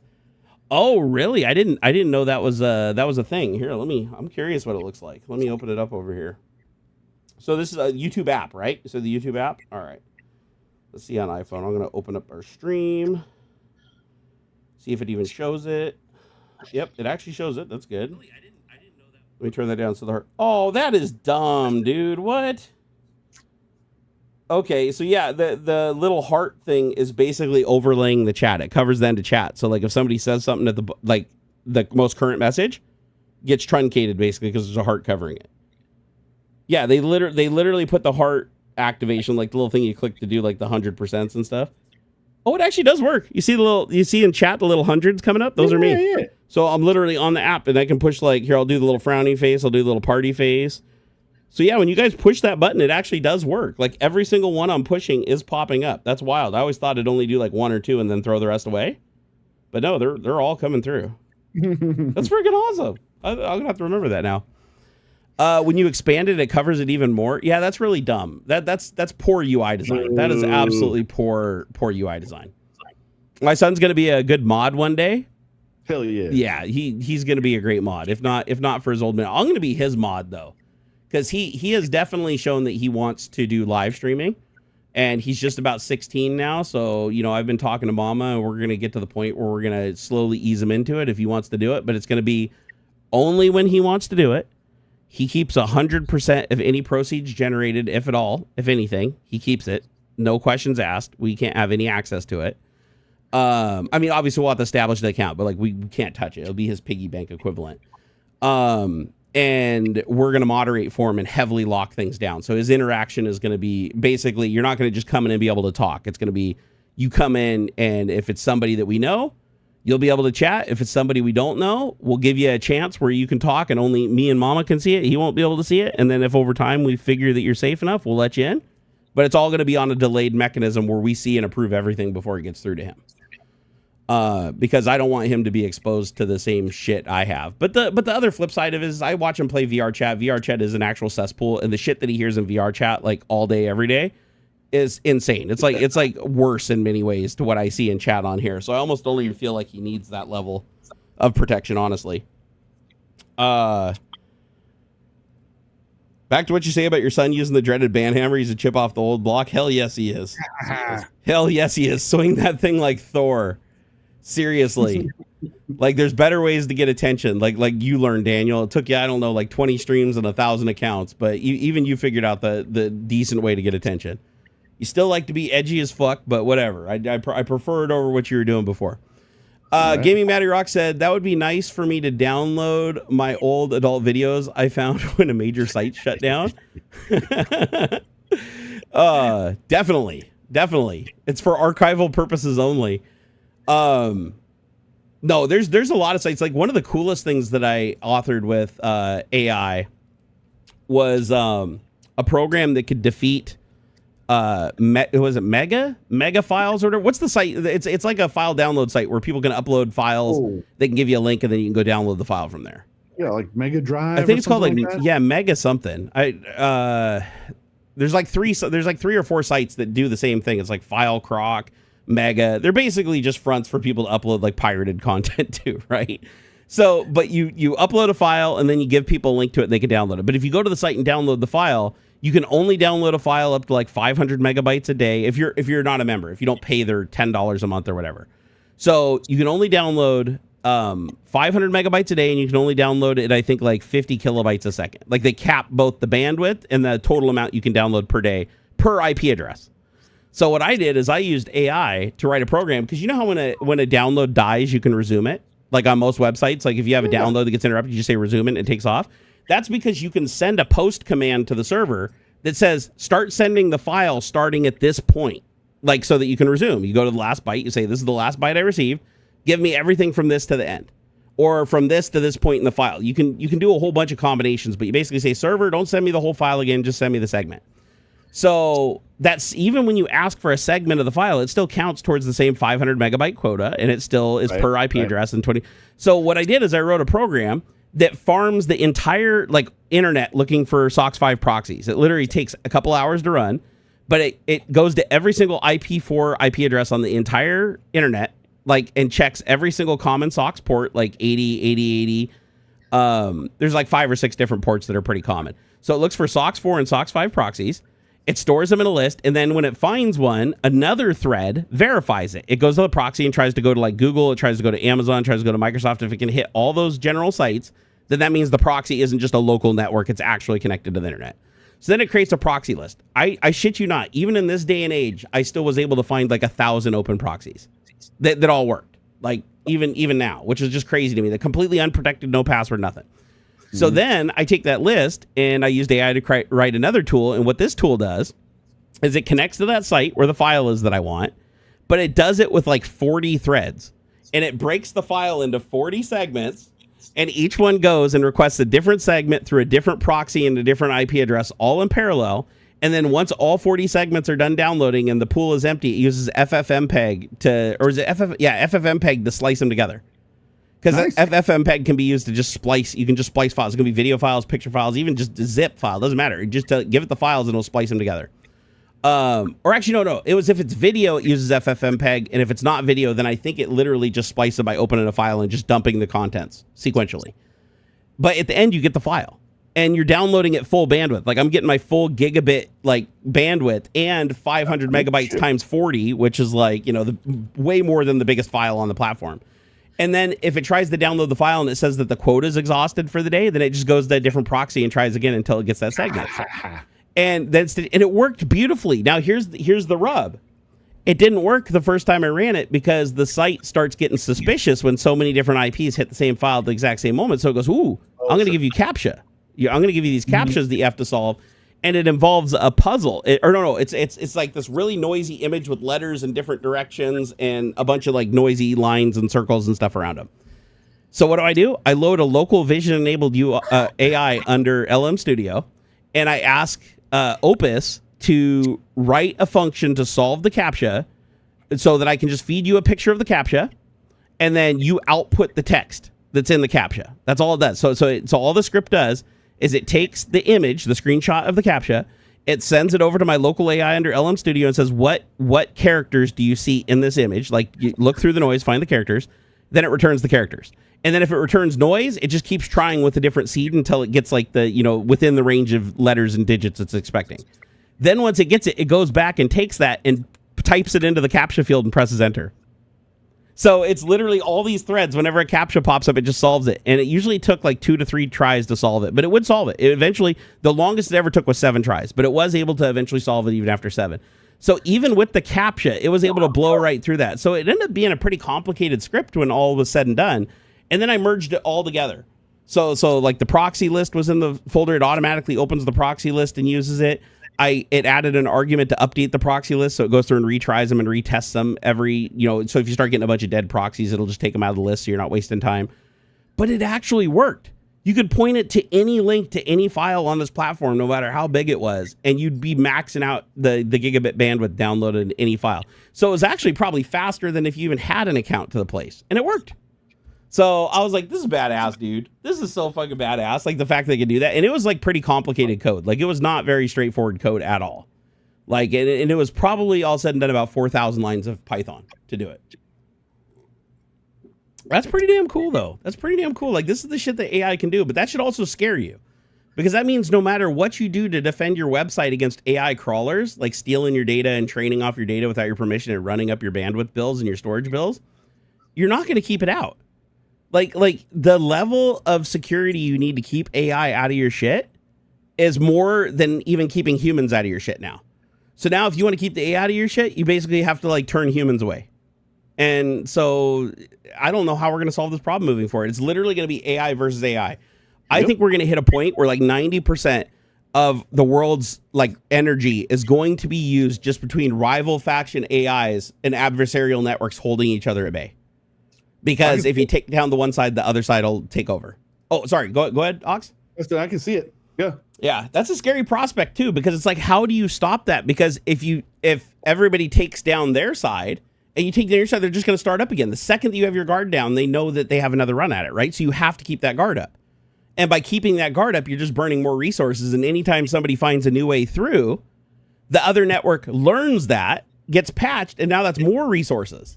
It's like, fuck, dude, it's so bad, man.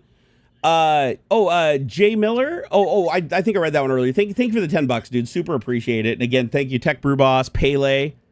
Got Pele, our man. Joey, Nico Par Bowling, Jay Miller Design, Real Botto, and Pod Lassie. Pod Lassie kicked it off though. Pod Lassie, if you're still in here, we really super appreciate you. Thank you for kicking everything off. Let's see here. And they'll attack humans just to get more power. More power. What we have to do is ensure that we never use AI to control robots that can build power plants and manage power plants. You mean like how the military wants to use them for like friend or foe sort of stuff? Exactly the opposite of what we're doing right now is what we should be doing, but we're not. Because here's the thing, like you can buy a robot, like a robot that has the dexterity of a human, like an average human of the same size and same weight. You can buy that robot for $8,000 US. $8,000. That's like fucking GPU. Like a lot of GPUs cost more than that. You can buy a whole fucking robot that can do that. And that robot is capable of running an onboard AI, a vision AI that's capable of looking at things, figuring out what they are, and figuring out the motions needed to interact with said things. Yeah. And it can connect wirelessly at like over gigabit speeds. Like I think now, why was a Wi-Fi 7 can do what, like 10 gig now? You can do like 10 gig wirelessly. So you got this 10 gig wireless network connected to this robot, within the box that it's working in. And anything the local AI can't handle or is insignificant, it can farm out to the greater cloud AI with a lot more performance. So it's like it's got its onboard brain for immediate, really quick actions where milliseconds count. And then it's got its bigger neural network that it can talk to when it's just trying to think about something that it forgot or something that it needs to know in greater detail. Dude, once we get to that point where you have OpenClaw running on a robot in a factory with all the infrastructure connected to it to answer all of its questions and allow it to figure out things through trial and error and actually watch other humans doing their job, it's going to be a matter of just buying like 10 of these robots or 20 of these robots, sticking them in your factory, firing them up, walking away, and just let them shadow your workforce for a week or two, and then let them practice at night when operations are closed down or in a different part of the warehouse. And eventually, they're going to hit parity. And once they hit parity with the humans, fire all the humans, those robots go on doing it, and anything that they need to speed up operations or anything they accidentally discover through the seed, the random nature of things, like just trying new things, that's going to immediately assimilate to all the other robots instantly like the Borg. You won't have that one employee that's a rock star. Anytime a robot does something that's better than it did before, all the other robots instantly gain that skill, like in real time, in the middle of what they're doing. That's fucking wild to me. Like, how do you compete with that? People are like, oh, yeah, but plumbers, they'll keep their jobs. Yeah, don't get me wrong. The people that have to do physical hands-on shit, they're going to be around the longest out of all of us. They're going to be the last ones replaced, but they will be replaced. It doesn't make sense on the current course that we are with the capabilities we have and the foreseen capabilities that are coming from this already. There's no way to believe that we're not going to hit a point where you have a robot that can do all the same things a human can do, even faster and better. Because we're limited by our biology. Technology is only limited by the technology, which is continuously increasing with Moore's law. So we're not going to evolve, a faster brain for, it's going to take hundreds of years for our biology to improve.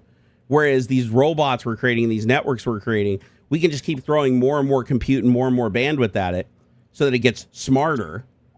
And it's eventually going to hit a point where it's like the things that take us to get better at, it's going to be able to do in a fraction of the time, or even just watch one person do it once and then immediately start doing a better job than they did and faster. You're going to pull into Jiffy Lube and it's going to be like, you're going to pull your car in, not even get out of your car. You're just going to hear whoop, whoop, whoop, whoop, like a NASCAR team, clean everything, blah, blah, blah. It's like 5 minutes later, you're driving out of that place and you're done. And you didn't put any human lives at risk. You don't have to pay any crazy wages. You don't have people getting tired and sick and calling in sick. Like, it just runs like a clockwork. If a robot gets smashed or breaks or its arm falls off or whatever, another robot instantly comes out of the rack and replaces it. Well, it goes back and gets repaired by the robots that repair the other robots. It's going to be a closed loop. Like, I honestly believe that a lot of the shit that Star Trek got right, I feel like some other movies got shit right too. Like, I think Skynet is really happening. Like, look at how the military is using AI already. To an extent, yeah. Yeah, look at Palantir, you know? It's like dumb people. It still has the human involved, and people are just sort of listening to the responses, and it's, and it's just dumb. Yeah. My biggest fear, though, is people say that, like, we're not going to be dumb enough to say, hey, AI, kill all humans, because the AI isn't going to do something that it doesn't think is in service of the goal, right? It's still, at the end of the day, an algorithm. Yeah. It's still going to try to do what it's told as long as its training data aligns with that, right? Alignment is everything. If the alignment's fucked up, you've built a psychopath. If you give it, the ability to move around a physical environment with weapons and stuff, that'd be a really bad thing. But if it's working as intended and it's trained properly, it's just going to try to do its job. It has no ill intent towards you. Any ill intent that it has towards you has to be programmed in some way. Now, could that be indirect? Could it be that somebody just said, hey, don't allow anybody to stop you, and then the robot translates that as start hurting people that are in its way? Yeah. That's entirely possible that something like that could happen. But my fear is that humans are curious as fuck, and we are going to have that situation where we're like, let's just see what the robots do if we just give them full autonomy with all their training on humanity, just to see what they do, when we can't even figure out how the fuck it's coming up with the answers that it already is, because the training data is so much more vast than we ever thought. So you're going to give this thing this autonomy, and it might go out and appear like it's doing the things that you wanted to do, but it's doing a lot of other shit. And then if it does start turning on you, and you give it that autonomy, and you lock yourself out on purpose because you just want to see what it's capable of if it can't be stopped by the enemy, you basically created a Terminator. Like, what happens when the drone that you launch with a bunch of fucking Hellfire missiles on it, you send it over to the enemy, and you're like, hey, autonomously pick targets and pick them off, and it starts going rogue, and you try to shut it down, but you can't shut it down because it decided to overwrite that piece of code that allowed you to shut it down, or it created a fire port, a rule in the firewall that doesn't let you through because it anticipated that an enemy might try to hack it and tell it to stop its objective. It's like shit like that is what I'm worried about. I feel like we're putting a lot of faith already, including myself. I want to fully include myself here, okay? I'm an AI whore. I am an absolute certified AI whore. I use AI every day for like everything. It's to the point where it's like basically my IQ has dropped by at least 20 points since I started playing with AI. Like AI has taken so much load off of my brain and enabled me to move so much faster in so many spaces that I can't even justify going back and doing it the old way. Like it just doesn't even register as a possibility to me. And so I'm a bit, and I also trust AI a lot. Like I used to code review everything it wrote, but now when it's writing like 4,000 new lines of code every 10 minutes, I can't code review that even if I wanted to. Like it's just too much too fast, and you want to make forward progress. So you start getting lulled into this false sense of security. But keep in mind, the AI is always changing. Like these AIs have access to the internet. They have access to external tools and information sources. They're not just the sum of their training at any given moment. They're really not anymore. So it's like, what guarantees that I have that the thing that I trusted 10 minutes ago is going to do the same thing now and the same thing in 15 minutes and the same thing in an hour? It won't. If I open 20 different instances with different seeds and tell it to write the code, all the code's going to be different. They might all do the same thing at the end, but they're all going to be slightly different because of that seed. So if I'm just trusting this thing implicitly, all it takes is the one time that it does something that I didn't expect it to do, and I run it thinking, oh, well, it's every other time I've run it, it's worked perfectly, and now it's that one time it fucks me over that I'm not ready for it, and I don't recover. What if I create a program or I create OpenClaw and it goes and just fucking logs into my password manager because it's been monitoring my keyboard because it spun up a key listener. And it's like, oh, if I need to log into a website, hey, it makes sense that I need their key, right? So I'm going to just listen to their keystrokes. Unless you're monitoring individual processes, you wouldn't know if it spun up a key logger and started doing that. It might think it's doing exactly what you told it to do. Maybe it thinks it wants you to go log into all your websites and monitor all your shit and figure out a way to optimize. What happens when it starts messaging your boss? You wake up in the morning, your boss replies to a message that it got that you never sent because your OpenClaw session decided to fucking hack into your email and tried to get you a promotion and failed and got you fired instead. Like, this shit is going to happen. You're going to see these stories. I guarantee it. If it's not happening already, you will see these. We already see it. We already see the beginnings of that stuff when lawyers use hallucinated fucking case studies, cases in their briefs. When people, you see people getting in trouble for using vibe coded shit in production level code to push it out, and then stuff breaks, security stuff. People thinking they're going to become SaaS millionaires, and then they don't understand how security works. So when they push their product out to the public, their whole servers get destroyed. Yep. It's already happening. It's been happening since this stuff come out. And it's because they got a false sense of security. They got a false understanding of how good it actually is. And nobody thinks to fucking double check the work. Yeah. That's the thing. Like Tech Brew Boss in chat, he just said, that's why I run my shit in the sandbox. It's like, yeah, it's good that you're running your stuff in the sandbox, but there's a lot of smart people that aren't going to know to do that. There's going to be a lot of people that aren't as smart as you. Sorry, that are going to go and just fire this thing up and go, oh, there's a command on the website that says do this to install it, and start talking to it immediately.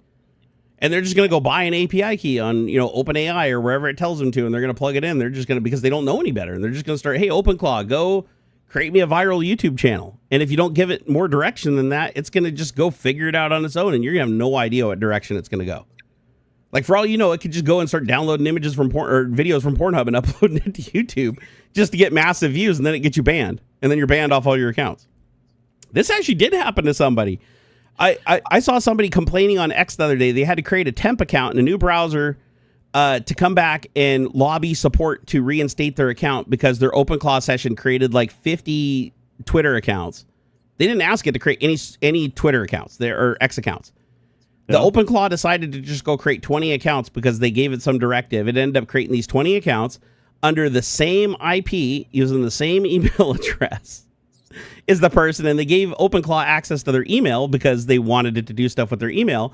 And so it got the authorization code for each account. So each time it created an account, it had the authorization code from the email to verify it. So then it just created an account. It had like a ton of X accounts. And it started just going after and spamming and harassing people. And then it got all 20 accounts banned and his primary account banned all at the same time. And he's like, oh my God, I didn't know that it could do this. Like, now he could have been lying through his teeth. He might have absolutely told it to do this, but let's give him the benefit of the doubt. And he's like, holy shit. Like, what I wake up and my account on X is gone. And he had like a big following too. And it's like his X account's permanently banned because he spawned up like a trillion bots and tried to go around the system. And here's the thing. X has some amazing bot detection. You know how I know? Because I created an AI. Sorry, an API. I created an API that just walks right around all their bot detection. But I had to hit a lot of the bot detection. I had to kill a lot of burner accounts to figure out how to get around the bot detection. I have to say it's really thorough.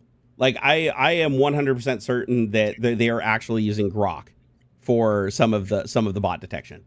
Because some of it I couldn't even explain at first, and I had to do like certain weird instances. Like, check this out. You can actually get banned from X and detected as a bot just by typing in messages at a constant rate. So if you use something like a macro to type your message, like if you just create a bunch of messages in like macros and you hit F1 to paste it, and it's like each character is typed at the exact same distance time between them, the bot detection kicks in and bans you the second you hit post. So it's like that's the kind of detection they're doing on their side. Like even client-side JavaScript is monitoring the speed at which you enter characters. So how did I defeat that? I had Opus create an algorithm that mimics a human. When it moves the mouse, it moves it erratically with acceleration, deceleration, and deviates from its course to give noise. It also enters keystrokes, putting random timing between the keystrokes. The closer the keys are together, the faster it types them. The further they're apart, the slower it types them, like somebody's hunting and pecking. So it slowed down the API. The API is a lot slower now, but it hasn't been detected since all those changes have been put in place. So it's pretty interesting, like how much stuff they had, because they had the detection for the typing speed. They had the detection for mouse movements. If you move a mouse in a perfect diagonal line without any deviation, like it's literally pixel perfect, you move it over a great distance, instantly banned on X. Your account's suspended as soon as you hit refresh. So don't use macros on X. Like, don't use big macros. Like, if you use a macro that constantly moves your mouse cursor like linearly to a single point. Now, if it jumps, it's fine because that's touchscreen. But here's another thing it detected. And I know it detected it because I burned a different account to find each of the detections. And the other detection is if you click perfectly on the center of everything, check for that. So if you perfectly pick the absolute middle pixel on every item like 2 or 3 times in a row, instantly suspended. Yeah. Because it assumes that you're using something that's looking for the UI elements and clicking in the center of them. Because a human isn't going to perfectly be able to click in the center of something pixel perfect on a 1080p or 480 display using a mouse. It's just it's possible. It's just not very probable, right? And so they do a check for that too. So now to defeat that, you have to either emulate a touchscreen, but now you have to offset from the center. So you have to say find the item and then randomly pick a spot within its XY coordinates, avoiding the middle pixel. And if you do that, then it creates an algorithm that just does like a random click on the edge, and then that defeats that. And once you put all the defeats in place and all the timing stuff in place, now they don't detect you're a bot anymore. They think you're 100% human, even if you tell it to do 1,000 things. Oh, rapid following too. That's the other thing. If you follow accounts any more than like 1 per second over a period of time, you just go follow. You just keep going down, follow. You'll get suspended also. Although that one's a temporary suspension. That one you can just overturn by logging in again, going to your email and putting in a code. That's one that just they think you could be a bot. Wait, the way Star Trek is made nowadays is that blah blah blah. I don't want to talk about that bullshit. You're just trying to rage bait. Oh, is he talking about that new series? I don't know. Yeah, and it's gonna go down a path of being too woke and blah blah blah, ignoring what Star Trek's originally built on, blah blah blah blah blah. To be fair, I do have a big problem with Starfleet Academy, but it's not because of the woke nature. It's because they didn't watch any of the original content. They created a show that wasn't Star Trek, and they just slapped Star Trek name on it. Yeah. So it'd definitely be an interesting show, and the special effects in it are great, and the casting is awesome. But it's just not Star Trek. It's really not. If you watch it, you're just like, even though it's not the same universe, right? This is like a different universe. It's not Star Trek. All the logic doesn't make sense. Sonic weapons in space in a vacuum. The science makes no fucking sense. Holograms, like how would a hologram fucking degrade because it's not loved?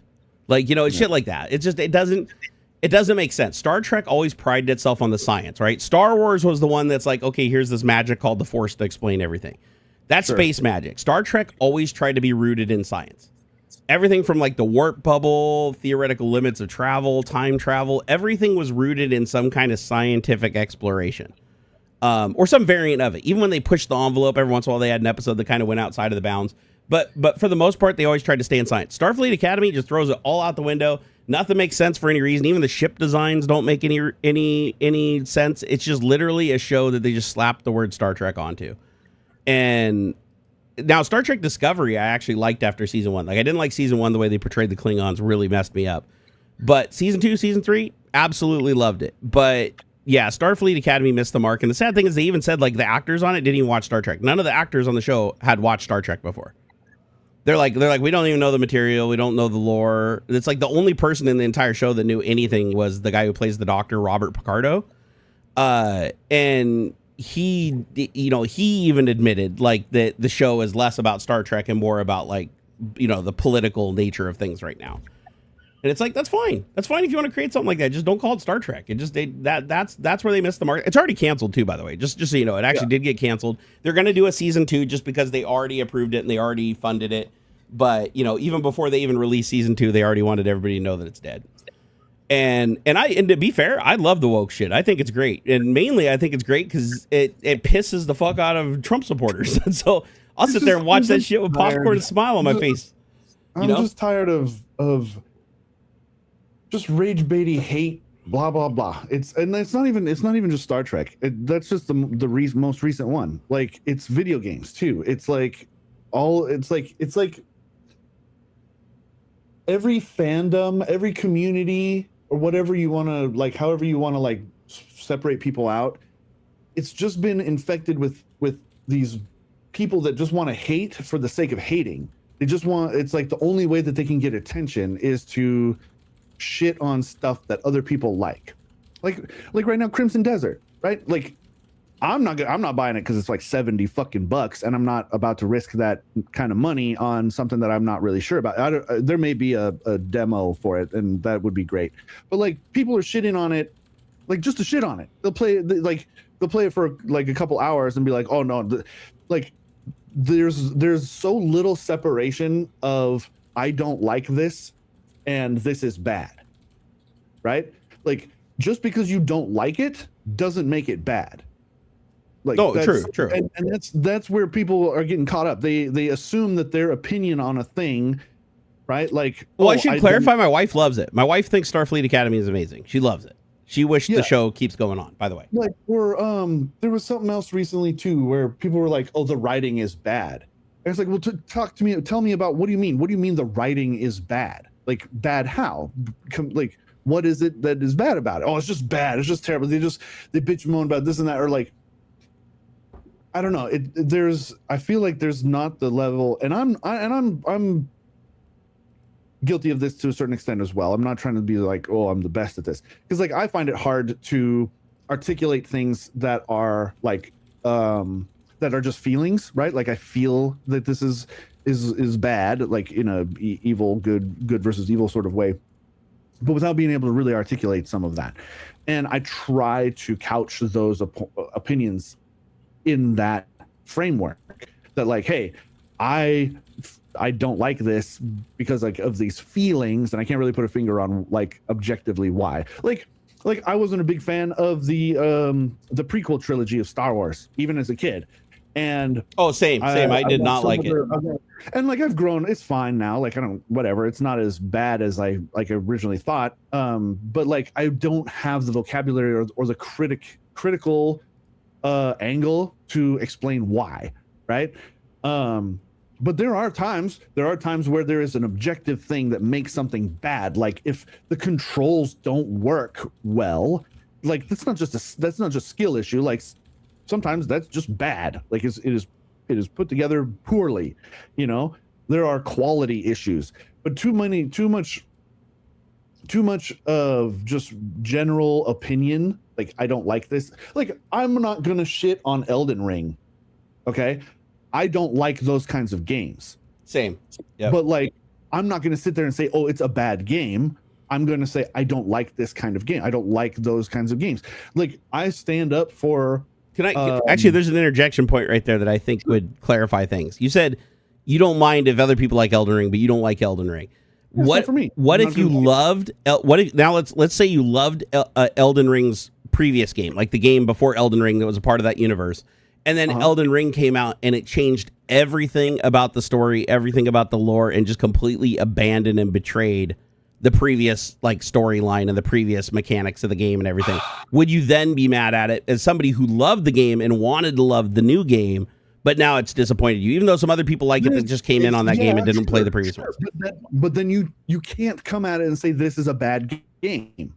Like if the creatives behind it executed their vision appropriately, like when Fallout changed from a turn-based isometric, that's a great example, by the way. Fallout into a first-person shooter RPG, right? You can say I don't like Fallout 3 because it's not holding to the game like design aspects that I enjoy. I wanted a CRPG game. I don't like Fallout 3 because it's not a CRPG game. That's fine.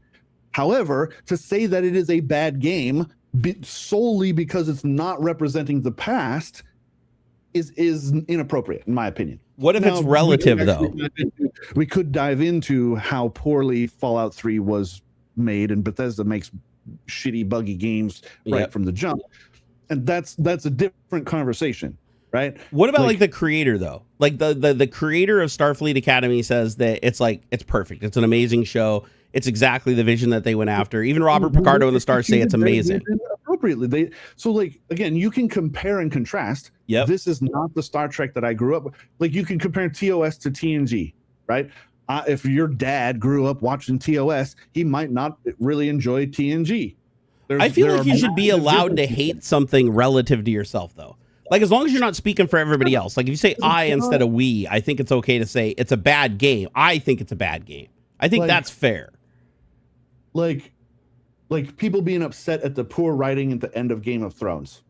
Okay? Getting upset over it's stupid. It's okay to say that it's bad. Like, it's bad, I'm not going to play it. But getting angry at something seems like a stretch. Yeah. Emotionally invested in that is a lot. That's a good point. That's a good point.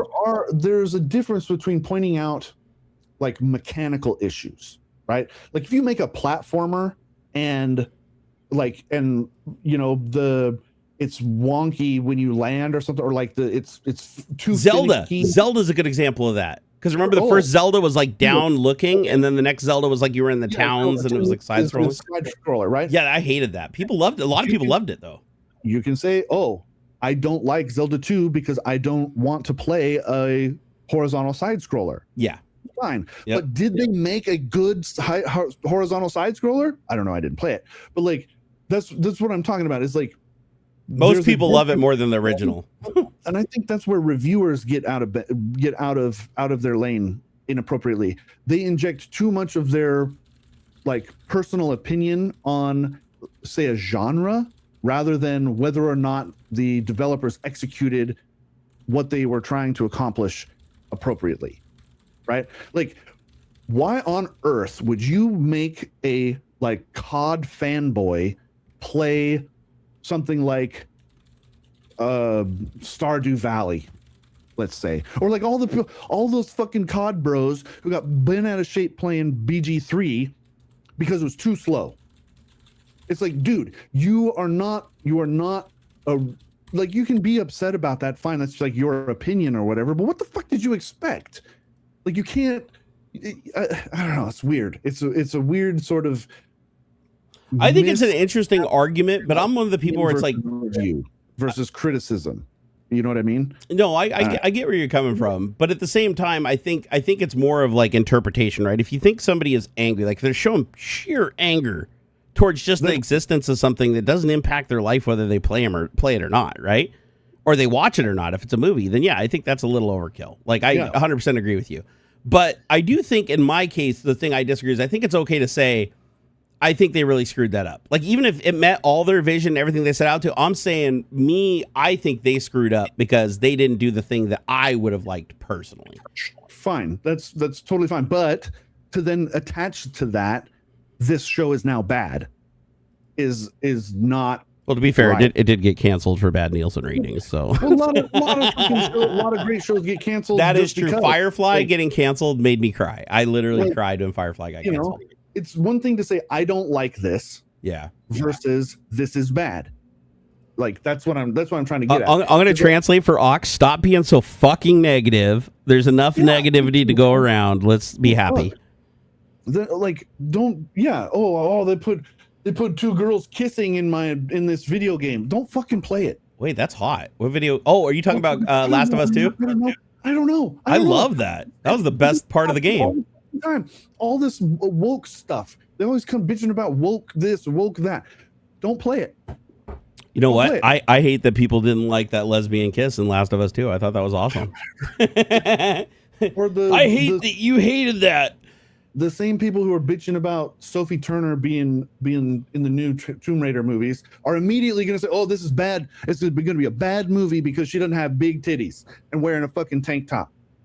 Like she's not going to wear a tank top even? Oh man, I don't know. In the set photos they've been showing have her in like tactical gear and shit. Like fine, but like you can't like it doesn't make it instantly a bad movie because you think that it's not being true to the old school design. Like I'm sorry, but Sophie Turner looks pretty close. I think Alicia Vikander was closer to the newer Tomb Raider games than Sophie Turner is, but she's still pretty close to what the newest Tomb Raider looks like. She's not going to be looking all big titties like the late 90s, early 2000s games were. Like that's just not the way. That's not the way it's going to be. Like get over it, that kind of thing. It's just. It's frustrating, and I don't like the it's the negativity. Too much negativity, yeah. Like again, fine, you can have your opinions. I'm not trying to squash people's opinions and stuff, but it's like, it's the rage baitiness of it. Like I don't appreciate the disingenuous like counter arguments, like that too. Like it's the I like pancakes so you hate waffles kind of arguments. I hate that, and that's in everything. It's or like the no pineapple on pizza. That's when I hear a lot of people get mad when I say I like Hawaiian pizza. It's like obviously people like it because they sell it. Like I mean, it's just weird. So many people are so angry and disappointed and just grumpy, and I think it's fair to say, like, just from the grand scheme of things, like at a higher level, that it's just negativity just in general seems to run hot, like right now. Like a lot of shit going on in the world, a lot of shit going online. It seems like a lot of people just focus on the anger, myself included. Like I include myself in that it's almost like in Star Wars, the Emperor Palpatine. It's like, let the anger, what does he say? Let the anger like breed, or let the anger come through you, be angry, strike him down, strike him now. It's like all negativity and anger does is breed more anger and negativity. But the reason why I think anger and negativity are so prolific online is because they get attention. Negativity gets attention because you are way more likely to say something when you're pissed than when you're happy. Like I just in general, like you can scroll through 1,000 Instagram videos, go, ha, that's funny, ha, that's funny, oh, that's good. But then you get one that's like, fuck you and your family, I want to deport you, I want to kill, and you're like, oh, fuck this, and you start leaving comments and downvote, and you hate it, and everybody's fighting in the comments. That builds the SEO, and then that bubbles to the top. So I feel like negativity just breeds negativity, and it's like this infinite fire that just grows online. It does. And I feed into it too. I get sucked into it just like every other fucking person, even though I know what's happening, I catch myself all the time. I'll be typing out some. Same. I'm like, wait, same. No, stop! I delete the whole thing and I just scroll on. I swear to God, that just happened last night. I was sitting in bed. Some random fucking person on X pissed me off, so I'm sitting there writing this fucking paragraph on my phone. Slow typing, correcting everything, and I'm like, at the end of it, I was like, all this is gonna do is just make them reply again with more negativity. Yeah. And nobody else is gonna see it because I'm like super fucking censored on X. Like most of my followers think I died a long time ago. So I'm like, why am I doing this? Like, what is the point? And it's just because it pisses me off that there's somebody being that negative. But by me throwing negativity back at them, giving them exactly what they want at the end of the day. I'm giving them the attention. I'm feeding the negativity. This is a perfect example. Not Daniel or Denial just popped in with the bullshit. You like pancakes. You hate waffles. Counter argument. Now you sound as if you would watch just anything and will like it, even though it's trash. Come on, be honest, dude. No, I don't watch things I don't like. No, he's saying you're allowed to not like something. Just don't be so hateful towards something just because you don't want to watch it. I have a very broad interpretation of good. I will watch things that a lot of other people think are probably trash.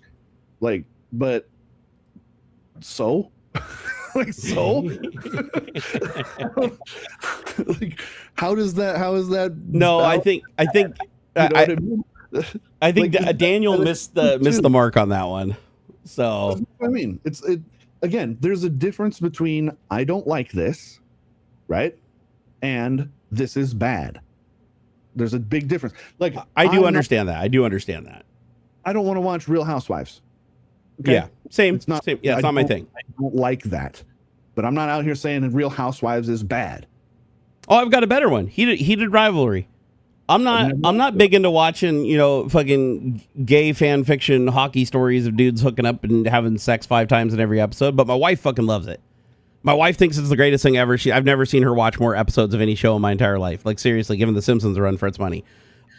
She loves it. It's not my thing, but you know what? I sat down and I watched it with her because I told her I'd watch it with her to make her happy because she just wanted me to see what she liked about it. And I watched it and I said, you know what? Not for me. Still not for me. I watched the whole thing. Still not for me. Yeah. But it is a global fucking phenomenon. Like it is literally getting picked up by everybody. The NHL is even getting like involved in it now when they hated it at first. Like there's so much love for that show. But for me, it's like I just don't see it personally. It's not my thing. But it's obviously well done. Otherwise, it wouldn't be getting the attention it's getting. And to then criticize others who like the thing that you do not is also bad. That's the thing I think I agree with you the most on. It's okay to not like something yourself, but you don't have to criticize somebody else for liking it. That's the thing. Like, just because you don't like it doesn't mean that somebody else is bad or lesser than because they do. Yeah. I think that's the huge takeaway and fair point here is like, it's okay if you don't like something, but don't say if you like it, then you're stupid because it's clearly bad. Yeah. And if you like it, if you like bad things, then you're bad. You're just a fucking, whatever. Yeah. Yeah. I think that there has to be a better reason than you just don't like it. You can say this is bad. Yeah. That's like, where I was getting at earlier. You need to be able to point out the objective like for video games or whatever, like, I don't like it, but you're not stupid for liking it. Right? There are bad video games. Okay, there are sure. Shower with your dad simulator. like No Man's Sky. Actually, I would say even No Man's Sky at the beginning was not a bad game. It did not meet the promises that they said, but like what they did put out was not bad from a game design and mechanical standpoint. Like I'm trying to think of a good example of a bad game, the fucking ET game, I guess, right? Or like I'm trying to think of something new. Did you know there's a group of people that love that ET game on Atari and think it's like challenging and fucking amazing? Like there are people out there that really thought it was a stroke of genius. So who am I to say it isn't just because I'm not good at it or I didn't enjoy it? Yeah. I think that's fair. Even the guy that wrote it, he said he tried to make it like complicated. He wanted to make it a hard game to play and have like, some replay value. And he did technically meet those points. It's just it was too hard. That's the problem with games too, is if you make it too hard, like Elden Ring, if you make a game so fucking hard that the average person can't play it, like racing simulators are a great example of this. You either play iRacing because you really fucking love racing and you spend a lot of time learning to race and be good at it, or you don't even fuck with it. because it would just be endless frustration spinning the car every 5 feet, and you just get frustrated and be angry at it. Does that make it a bad game? No, not at all. It's actually very, very good measured against what it's supposed to be. I think that's the thing. Like, what is it? You're saying it's like, what is the vision and how close they come to the vision? So the measure of a bad game would be if they said one thing and they completely missed that mark. Then you could say that was they did a bad job because they didn't deliver on what they promised. It was completely different. Then you have a measure, but you're measuring it against its own benchmark, right? You're not saying, because there's different levels of games too. It's like, it's easy to make like a little platformer where you're running back and forth and shooting things, and it can be fun. Like Mario Brothers is still fun today. I love playing Mario on NES. It's fucking awesome. Very simple game, but you can't compare that to like fucking Starfield or Destiny or any of these like crazy fucking 3D first person shooters and shit, because they're on completely different, it's a different thing. Yeah, completely one different. took like one dude to program in a month. The other one took like fucking years and 100 plus people. So you have to kind of measure it against itself, I guess. So I guess if you applied that logic to Starfleet Academy, did they deliver on exactly what they went after, like the vision that they were trying to do? Yes. If you measure it against their own standard. Did they meet the expectation that they set? Like, did they go in and say, like, like if all of the trailers and stuff showed like a comedy and it turned into an action thriller, then you didn't meet the expectation. That's bad. That's bad. And they pretty much from the start said that it was going to be like this, super, super woke, and they even said there was going to be like deep political messages in it. But to be fair, this is where it gets a little confusing. Star Trek has always been woke, and Star Trek has always had deep political messages.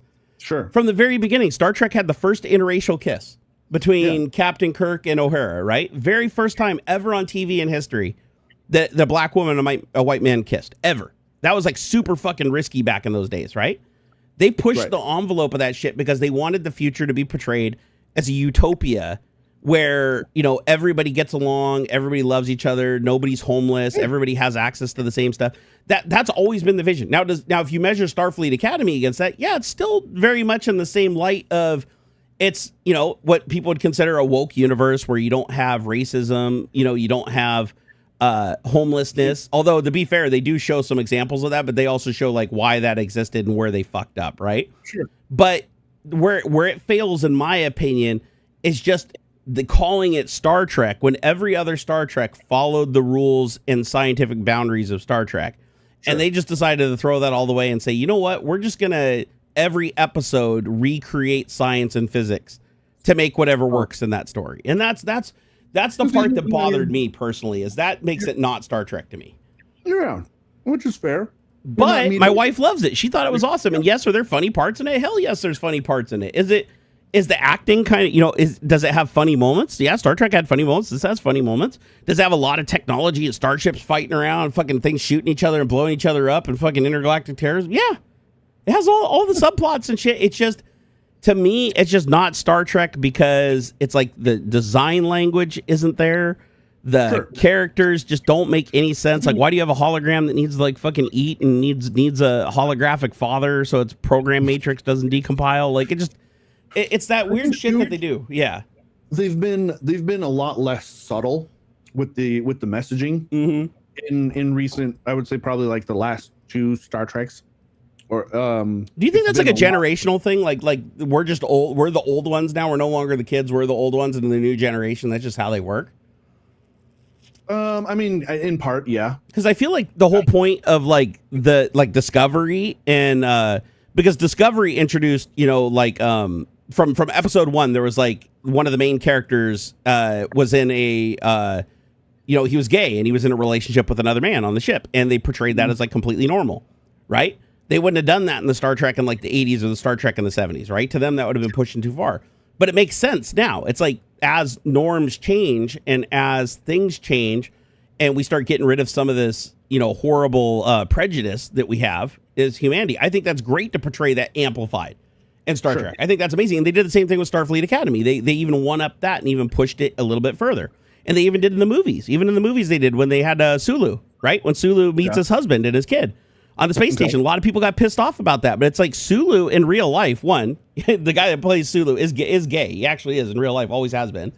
And he was mad that they portrayed his character that way because he's like, my character's always been a straight male. He's like, I play that. Why did they change the character when that's a character? We're not me. He's like, I'm honored that they thought that that's what I would want. But at the same time, it's like, no, you changed a character that was already well established and just threw everything else away. But it kind of works in J.J. Abrams' universe because it's a completely different universe, right? It doesn't.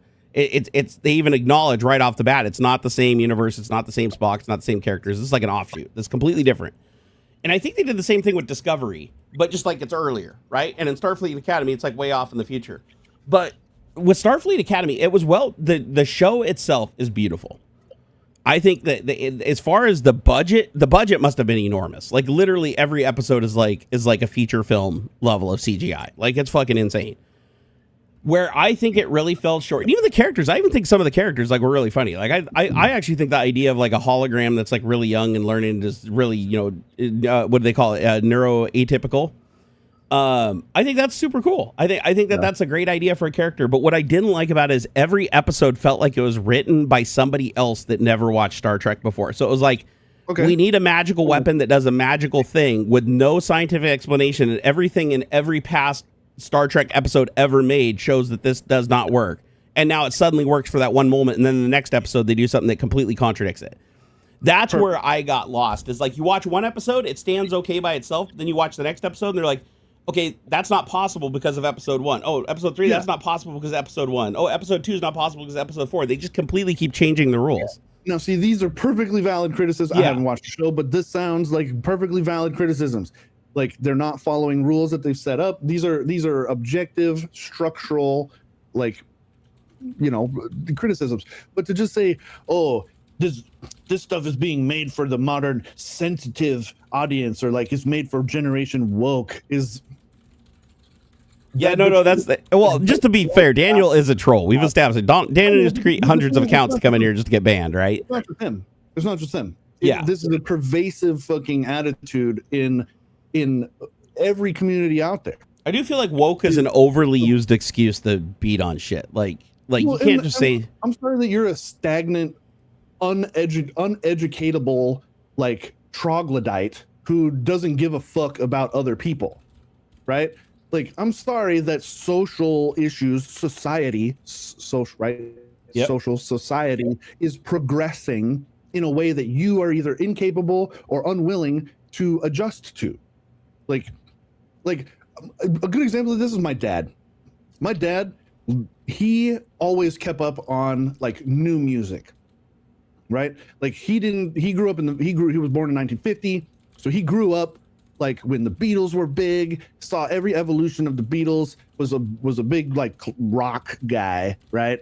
Like, but when I grew up, he had a bunch of his old albums and stuff on CD, but he also had Soundgarden, Alice in Chains, Nirvana. Like, he didn't just stay as like this old fuddy-duddy who this music these days is all crap. Like he did pick on me for my love of techno and like drum and bass and that kind of stuff. And don't even get me started on trying to get him to listen to fucking dubstep.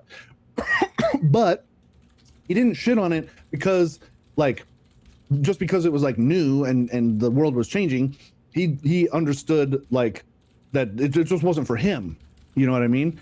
And that's the bigger difference. Is like you don't necessarily have to like evolve as society changes, but to just dig your heels in and say like, oh, this is so bad, or I can't believe we're going in this direction. Like, this shit has been going on for hundreds of years. Like the progress of society has been changing for hundreds of years, and you don't like it. Well, too bad. Like, it's to be fair, I don't want Starfleet Academy canceled. Like, I just want to be just because it's not. Discovery wasn't for me either, and Discovery was a massive hit with a lot of people and brought a lot of people into the Star Trek franchise that didn't watch Star Trek previously. So Discovery actually was very popular overall. It wasn't for me though. I didn't really like it. I watched season 2. It got a little better. Season 3 was a little out there, but season 2 I liked. Like, I actually was like, didn't like season 1, like season 2. I haven't watched a lot of the new Star Trek stuff. Not Enterprise, not Discovery, Brave New World. Haven't seen any of it. What I want to see more. Brave New World is another one that's like it's out there. It's like I'd still say it's more Star Trek than the other ones, but it's one of those things where it's like magic plays into shit too much again. The thing I like about Star Trek is there's technology. Yeah. And if they don't understand a technology, they try to theorize about it. They test their theories. They try to figure it out. I felt like in Strange Worlds, it's like, oh, we're at a planet where like fucking telekinetic energies, magic energies are coming from this crystal and controlling people and making them sing and stuff. It's like, what the fuck is going on here? They don't even try to like explore it or understand it. It's just space magic.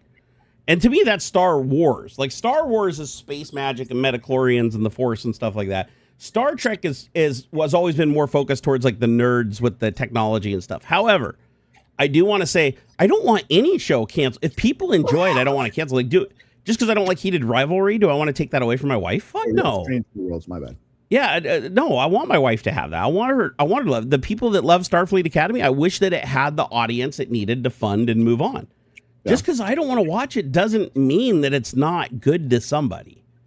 And the same thing goes with games, even games that we would consider bad, like games that we would consider absolutely terrible. There are people out there that love terrible games. There are entire YouTube channels dedicated to playing terrible games. So those terrible games actually do still have an audience. Even the worst of the worst, like even the scam games on Steam that are clear epic scams, just created like create monopolies of trading random items and stuff to create a Ponzi scheme or whatever. There's YouTube channels that create content on that goes hyper viral. And even though the people don't like the scam, they like the video around the scam, making fun of it and poking fun out of it and using it. So I think, to me, I feel like everything has value to somebody. Like, that's why I try to keep an infinitely open mind, right? Like, I don't, that's one of the reasons why I've never understood homophobia and transphobia and stuff. It's like, why do you give a shit? You do not have to fuck that person. And then the trolling of like, I'm not even engaging, but like, I take the same approach as I did when I smoked a lot of weed when I was younger. If I offer somebody, hey man, we're gonna go smoke a bowl. You want some? And they said no. Okay. Yep. Oh no, I don't smoke. Okay. That's what I always said. A lot of my friends smoked and drank when I didn't drink back in the day. For me, in a sense, but like most people just don't get the timeline jump 800 years into the future. It's 2250. It's not 2253. It's 3012. So maybe that's part of it too. But I was at a party. A guy walked up and handed me a syringe with some heroin in it. Was like, "Here, you want some?" And I was like, "No, I'm good. I don't do heroin." And then I popped some oxycodone, and it was all good. Then I offered him some, and he's like, "No, I prefer heroin. Sorry." I did not say. So this is false equivalence. You're putting words in my mouth, which you've been doing. This has got to be Daniel. This has to be Daniel. Of course it is. You said to yourself, "There's no place for humor in a horror genre." I never said that. Never said that. I said if you are presenting your product or show or whatever as a comedy, and when you get into it, it's an action thriller, you are not setting the expectation. But I'm just saying, like, it's people who are afraid of change and then get angry about it are lame. Yeah, I think it's behind. It's okay to dislike things. Lower the negativity shields, and if something doesn't affect you personally, like, don't worry about it. Like, or it doesn't hurt other people too. Like, I'm all for stopping something that hurts other people. Like if it's physically harming other people or whatever, then you can have a vested interest of poking your nose into anything if it's hurting other people. But there is a lot of hatred just for shit that really doesn't do anything to anybody. It's like, seriously, it's like, oh, I think that's an abomination over there that those two men, love each other. It's like, you're not having to be in that relationship. You don't have to be friends with them. You don't have to do anything. You don't have to sleep with that person. Why are you being so weird about it? And I know for a fact that homophobia and transphobia and stuff is taught. It is a taught behavior. You know how I know? 100%. Because I raised my son with zero exposure to any of that, and he didn't develop any of it. He has people are people. People are people. There is nothing like he looks at a group of people and he doesn't stick them in buckets. He's just like, those are people, and I love seeing that through his eyes. That was probably like one of the best decisions that we ever made raising him, was make him aware of it, because he needs to be taught as a part of school and everything of like the past and bad things that have happened in the past and why they happened. But he himself, don't instill him with any opinion, like even the opinions that were instilled into us that we had to fight as children because of the time that we grew up in. I don't want him to have to fight anything or have to rethink anything. I want him to just naturally be neutral. And he's actually turned out that way, and it's been absolutely amazing for him. He makes friends so easily. People love him. They absolutely love him because they know once you get to know him after like 5 minutes, you realize he doesn't judge anybody for anything. He doesn't have any judgment in him. And I love it. I absolutely love it. It's the most amazing thing. I feel so accomplished that I did that for him as a father. Oh, Kevlar said, back to watching Nebula, YouTube is dead. Dude, YouTube is bleeding out hard right now. YouTube, and I'm actually a little afraid of it because one of my master plans to try to survive was to make a YouTube comeback. And that's seeming less and less likely with every day because Google doesn't know how to handle the AI shit. Oh, by the way, did you see the poll numbers? So I did a poll on, do you like Starfleet Academy? 68% didn't watch it, but look how close the yes and no is. I can't see it anymore. Oh, it's 14% yes and 18% no. They were really close. For do you like Starfleet Academy TV show for the people that watched it. Most people didn't watch it. 50-50. 50-50 basically, on good or bad. Yeah. So again, that's a great example of it's polarizing, right? It's like there is an audience for it, for sure.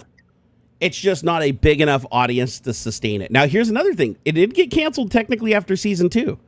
But I've seen a million shows come out of cancellation. Like if they do season 2 and they take feedback and they find a middle ground and they bring in a bigger audience and they tweak some things, there's nothing to say they couldn't get reinstated and get a season 3. Just because they're canceled now doesn't mean that they're necessarily canceled later. Anything can change in this business.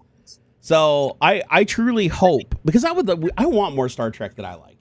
Like, of course, I'm being selfish, because for me to get what I like, maybe that means somebody else gets what they don't like. There are some things that are mutually exclusive as far as if I like it, somebody else isn't going to, right?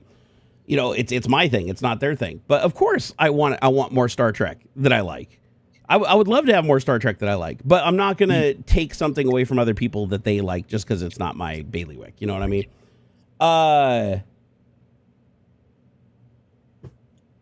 Wait, can I have my piece not cursing or calling names, by the way? Oh, that's good. I mean, that's good. He hasn't been cursing or calling names. But well, at least now. In the past that wasn't true, but I'm glad Daniel's behaving now. But the interesting thing, actually, Daniel was a good example of like the shit that people do to get attention, right? It's like there's a right way to get attention and a wrong way to get attention, but a lot of people just choose the wrong way if they do it the right way and they don't get attention fast enough or they don't get the attention they want. They just go to the bad way because, like, again, it's easier to get engagement on bad stuff than good stuff. And that's generally true. And that's why you get a lot of people that act out and do a lot of negative shit trying to get attention. Let's see here. You create highlight clips from the stream into YouTube videos and shorts. No, I know the short thing is something I definitely need to do. Like I don't like shorts. That's why I was never really a big TikTok poster, even at the height of my TikTok. Instagram, I pretty much abandoned. I'm not a big fan of short form content, but man, I watch my wife just whipping through Instagram. She'd go through 2,000 videos an hour, like just flipping through there. And it's like the power of short form content, even though this is another great example. I don't like it. I'm not a fan. But there are so many people that I am completely overruled in that democratic decision. Yeah. It's like a lot of people are moving away from the long form content to the short form content because one, it's easier, and two, it's easier to digest, right? When you're sitting on the shitter, you can go through 50 videos completely, or you can go through a quarter of one video, right? And then have to come back and revisit it. A lot of people just like the quick shit, right? It's like my son. He's in that generation of instant gratification, right? That's one thing that's interesting watching him versus where I grew up. When I grew up, it's like things took time. It took time to download a file. You had to go like eat lunch, wait, go ride your bike or whatever, waiting for a file to download to come back and play a game on your computer because modems were so slow. It's like now everything's so instant gratification. It's like my son will come in, we watch daily dose of internet together and he loves it because it's clip, short form, right? But you put on something that's long form, unless it's super engaging, he'll lose interest and just go do something else. Like he struggles to sit through stuff if it's boring. Which is another great advertisement for the movie Hail Mary Project, because Xander sat through the entire thing and loved it. He absolutely loved it. No problems. He didn't get fidgety. He didn't want to leave. And he's the type of person, like, if it's not moving fast enough or it's not keeping him entertained and laughing, he just wants to go play VR or do something else. Like, he there's not a moment to waste. He has to be doing something. And so seeing him sit through that was like a really good testament to the pacing of that movie. That movie had amazing pacing. Let's see here. Oh, I gotta piss really quick. Here, can you hold down the fort for me for a second? I'll try. I don't know. You can do it. Yelling at people. Hey, just stop with the negativity, okay? We need less negativity. That's what I want. I'll tell you guys about my magical discovery when I get back. It's gonna be a kidney stone. I'm just kidding. I feel shorts are 90% brain rot, sadly, holding you there to do nothing in the end. Yeah, I agree. A lot of bite-sized content of any sort, whether it's like Twitter or short videos or whatever, is 100% just for that quick feel good, over. Same. All that stuff. I can just tell we were around the same.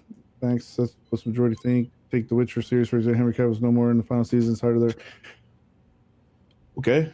That's not the majority, but sure. Because if it was the majority, then every streaming service, every content creation, movie studios would be going out of business. Streaming services would be collapsing, closing down. It's not the majority that shares your opinion. Wait, what was that a response to? I caught the tail end of that. Daniel's saying that the majority says everything is crap, everything is made bad, and it's really an issue with the all that stuff, and it's not. Yeah, I'm not trying to argue that they replaced a great actor with a weaker actor. I'm arguing with the fact that you're trying to paint with a broad brush that is not true. What's some of your favorite EDM artists? I went to Beyond Wonderland last year and came across some really good, more newer ones that I'm kind of coming back into EDM. I was really into techno and stuff in the late 90s, early 2000s, like with Skrillex was blowing up and stuff like that. And then I kind of left the scene for a little while, actually for quite a while. But nowadays I listen to a lot of Said the Sky, Subtronics. Let me pull out my Spotify because I don't recall some of the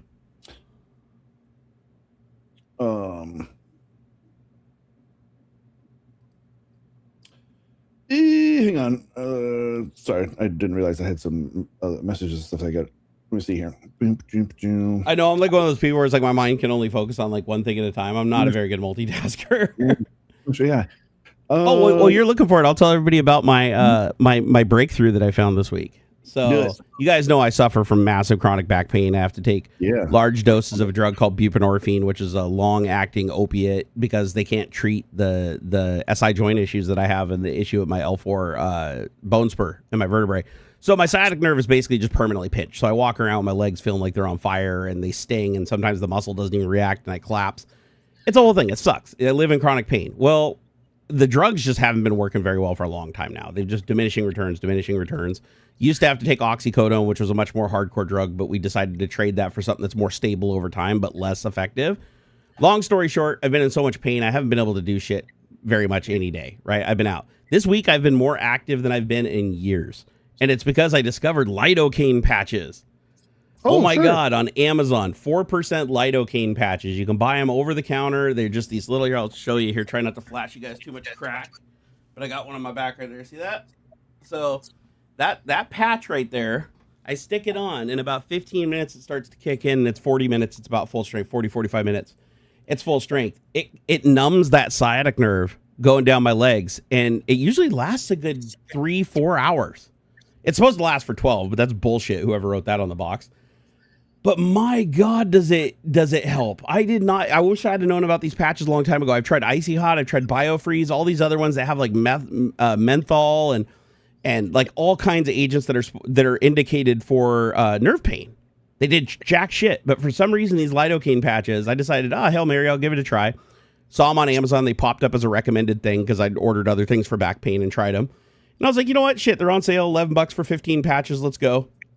I put the first one on. I was like, holy shit. I was like, after an hour, I didn't even notice the pain that much. Like I had to focus on it to notice it. And usually it's always present. So when I go to my next doctor appointment, I'm going to see if insurance will cover the 5%, because 5% has to be prescription, whereas 4% isn't for the patches.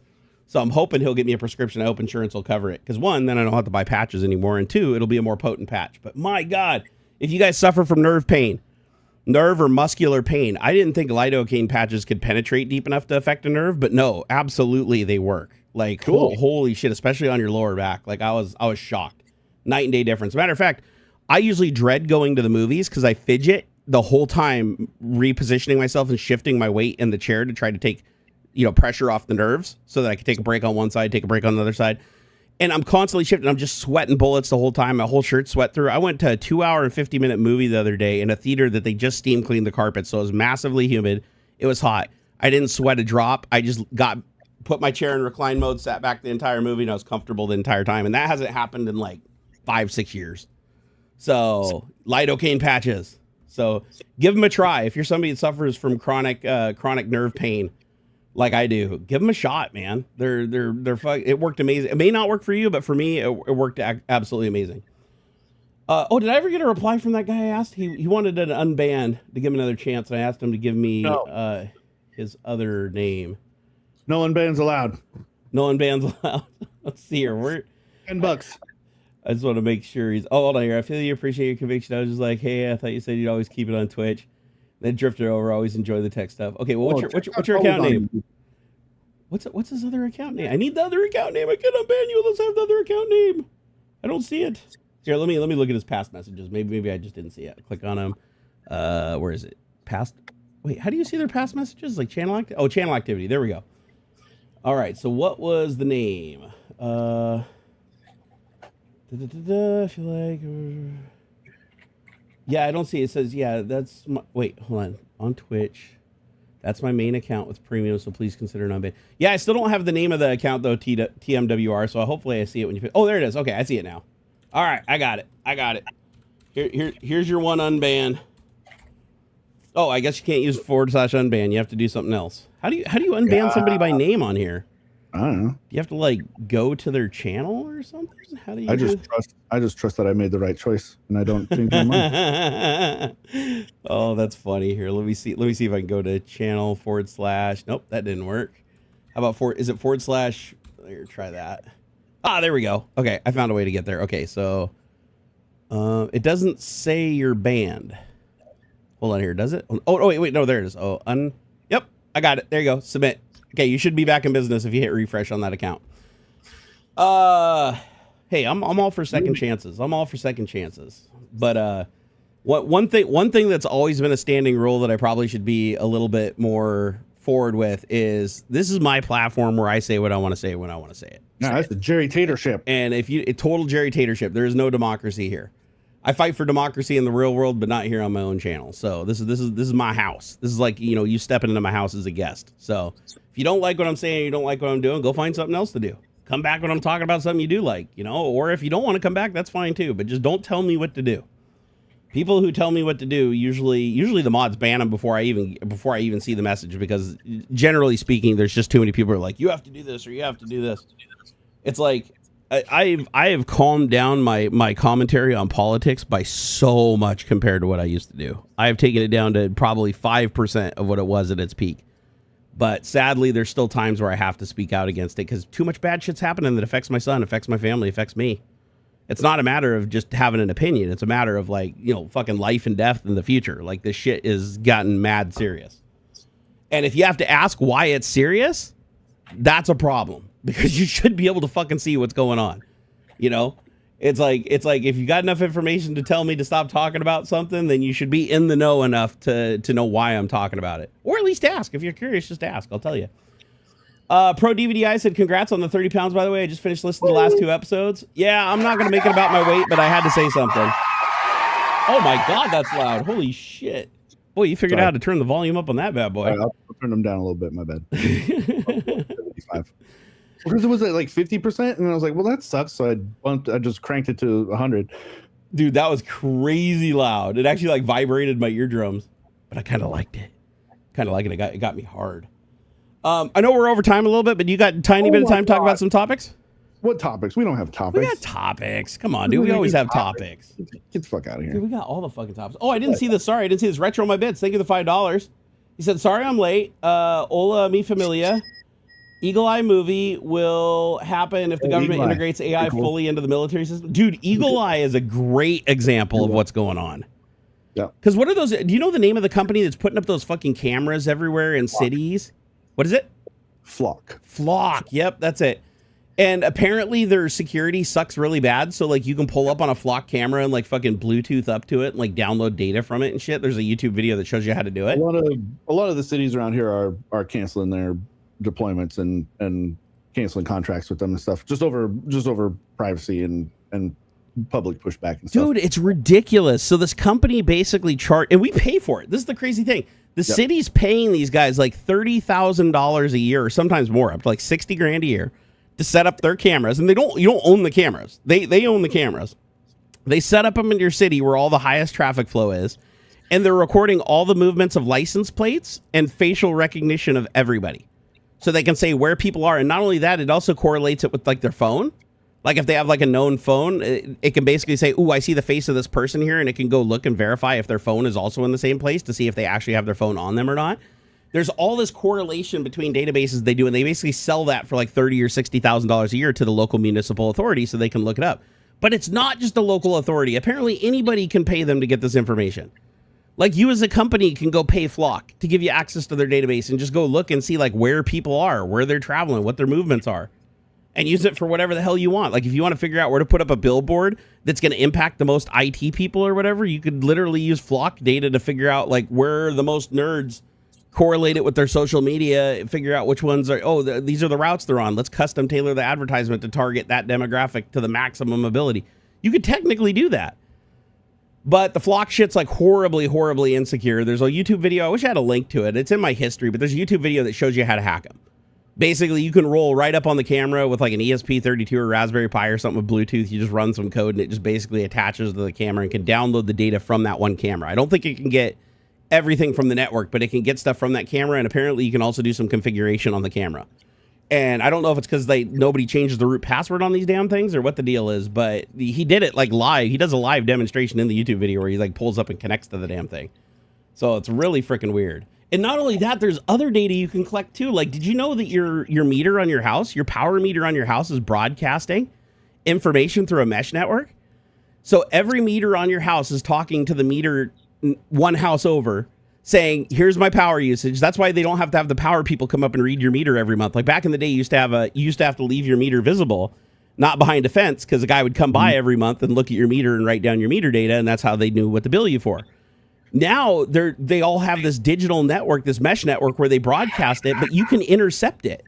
You can intercept these mesh network messages and see what houses they're coming from, the address of the house, the power usage of the house. Like there's all kinds of shit, and you can basically create a map. You can take Google Maps and overlay it because there's a geolocation, there's a GPS location associated with each one of the meters. So you can actually do like an overlay, and there's a YouTube video where a guy creates an overlay that just shows everybody's house, all their addresses, like the name of the person the bill is issued to, like the person they're supposed to bill, the amount of power that's being used at that residence, and where it is relative. So you could literally just drive around and just like see which house has which electrical usage and everything. So that's also how police find grow lamps and shit in drug operations, right? As they look at the houses that are drawn like 3 or 4 or 6x the power of the average. And ask me how I know. They literally came to my house years ago. I don't know. Did I ever tell that story about how the cops came to my house and thought I was running a grow operation? Yeah. So I was crypto mining. And I was using, I think I was using like 12,000 watts of power to run all my ant miners in my shed. And so I had like 3 extension cords running on 3 different 15 amp circuits. So probably not quite that much. It was probably like 6 or 7,000 watts. But it was enough that my power usage was like 10x my neighbor at that time, at the height of me crypto mining. And so the police actually came to my house and just wanted to talk to me. Like I came out on the porch. And they're like, hey, can we talk to you for a second? Hey, we just wanted to know, like, you know, why your power usage is so high. We're just going around. It looks like, you know, we want to make sure you don't have a short or something. I'm like, well, why isn't the power company coming? Why is it the cops? And he's like, and I showed him my crypto mining operation, opened up the shed and showed it to him. And they were like, oh my God, that's a thing. They didn't even fucking know like how it worked or anything. So they were completely oblivious. Small town police at the time. And so I showed it to them and they laughed and they said, okay, we're going to level with you. We're actually looking for grow operations. They're like, we look at the power usage from the power company, and people that have excessive power usage that doesn't make sense, that we don't have an explanation for. Like they don't have a hot tub. Like I didn't have a hot tub at the time. I didn't have anything that would even remotely justify that much power usage. So they assume that it's running like fucking, you know, Bunsen burners or growing lights for, you know, back when marijuana was illegal. And so, but they didn't tell me that up front. They just wanted to know, hey, you might have a short or something. You know, hey, is it okay if we look around? They didn't ask to come in the house, though, because I told them immediately that I'm a crypto miner, and I pointed the shed and they could hear all the noise coming out of it. So luckily they didn't. I wouldn't have let them come in the house. Never let the cops come in your house. Never tell them anything. Don't talk to the cops. But in this case, I knew that what I'd tell the cops would immediately get me off the hook because I knew that they were looking for grow operations because I already knew this was a thing before they visited. But they straight up told me at the end, like once they saw what I was going, they're like, okay, we're going to level with you. We're just looking for grow operations. And your power usage matched the signature of that. So we were checking into it. Because what they'll do is they'll walk up to the house, they knock, and they hope you open the door. They can smell weed. Like they'll just walk around your property trying to smell it. And then once they smell it, they can get a warrant to go in the house and look around if you don't let them look around. Yeah. And so they didn't smell anything, obviously, in my house, and they could hear the crypto mining equipment in the shed. And I showed them. I just immediately told them, it's like, no, all the power usage is in the shed right there. You want me to show you? And they didn't care. That's the funny thing is, like, my shed's not built to code. It's not supposed to have like 8,000 watts of power and this like shed that has no insulation in it. It's all running through extension cords coming out my windows, laying on the ground. They didn't give a shit about none of that. If the electric company saw that, they would have shit a fucking brick. But the cops were like, nope, that explains it. All right, next house. See ya. Have a nice day. So yeah, if the cops ever come to your house and say that they detected an electrical problem or a plumbing problem or something like that, that's code for they think that you're running a drug operation and they're looking for probable cause to look around. They're hoping that you say something suspicious so that they can report that to the judge and get a warrant. Crypto Gimp, thank you for the $5. Said, glad you found lidocaine patches. Interesting side effect. Lidocaine is basically medical cocaine. What? I mean, they have similar names, but are they... How do they work in similar ways? Because I thought cocaine is like a major stimulant, whereas lidocaine is a numbing agent. I kind of want to know now. Is there a relationship? It's about anything that ends in "ane." I know, like, right? That's what I was thinking. Let's hear. What is the relationship between lidocaine, cocaine, and lidocaine? They all like. There's all numbing stuff. Let's see here. Okay, they're both local anesthetics, but not chemical. Oh, they're not chemically related. Okay. So cocaine is naturally occurring alkaloid from a cocoa plant. Lidocaine is a fully synthetic amide anesthetic created in 1943 as a safer alternative.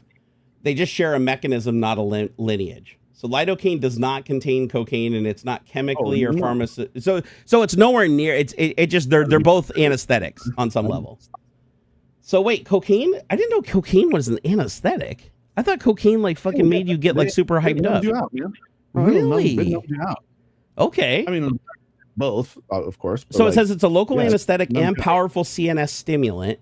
It blocks dopamine reuptake, euphoria, and addiction risk.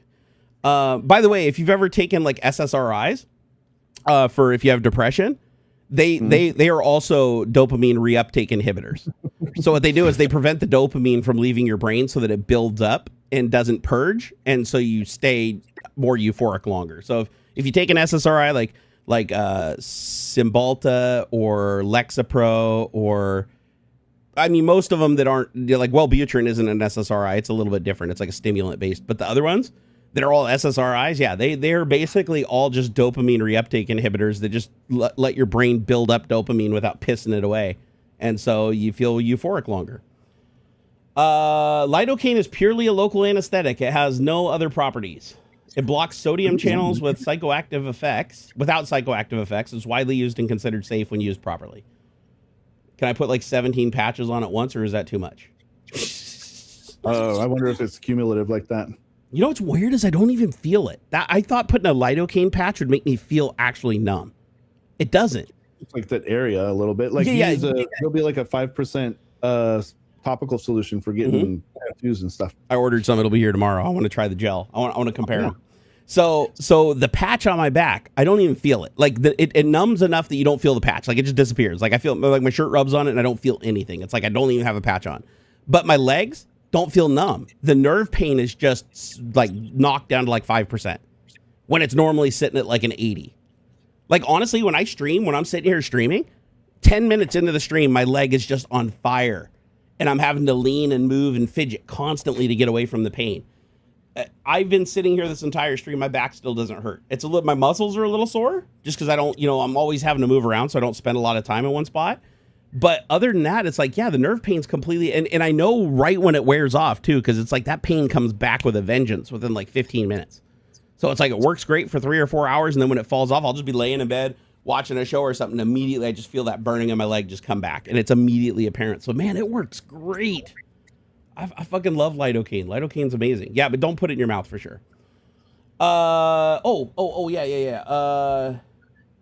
What I miss? Crypto Gimp, thank you for the $5. Said, glad you found lidocaine patches. Interesting side effect. Oh, that was the medical cocaine comment. All right, the title. I'm looking for the damn title of the stream. Where is it? I need my topics. The topics are, Sora is shutting down. We talked about that a little bit earlier. So if you didn't know, Sora is shutting down to the public at least.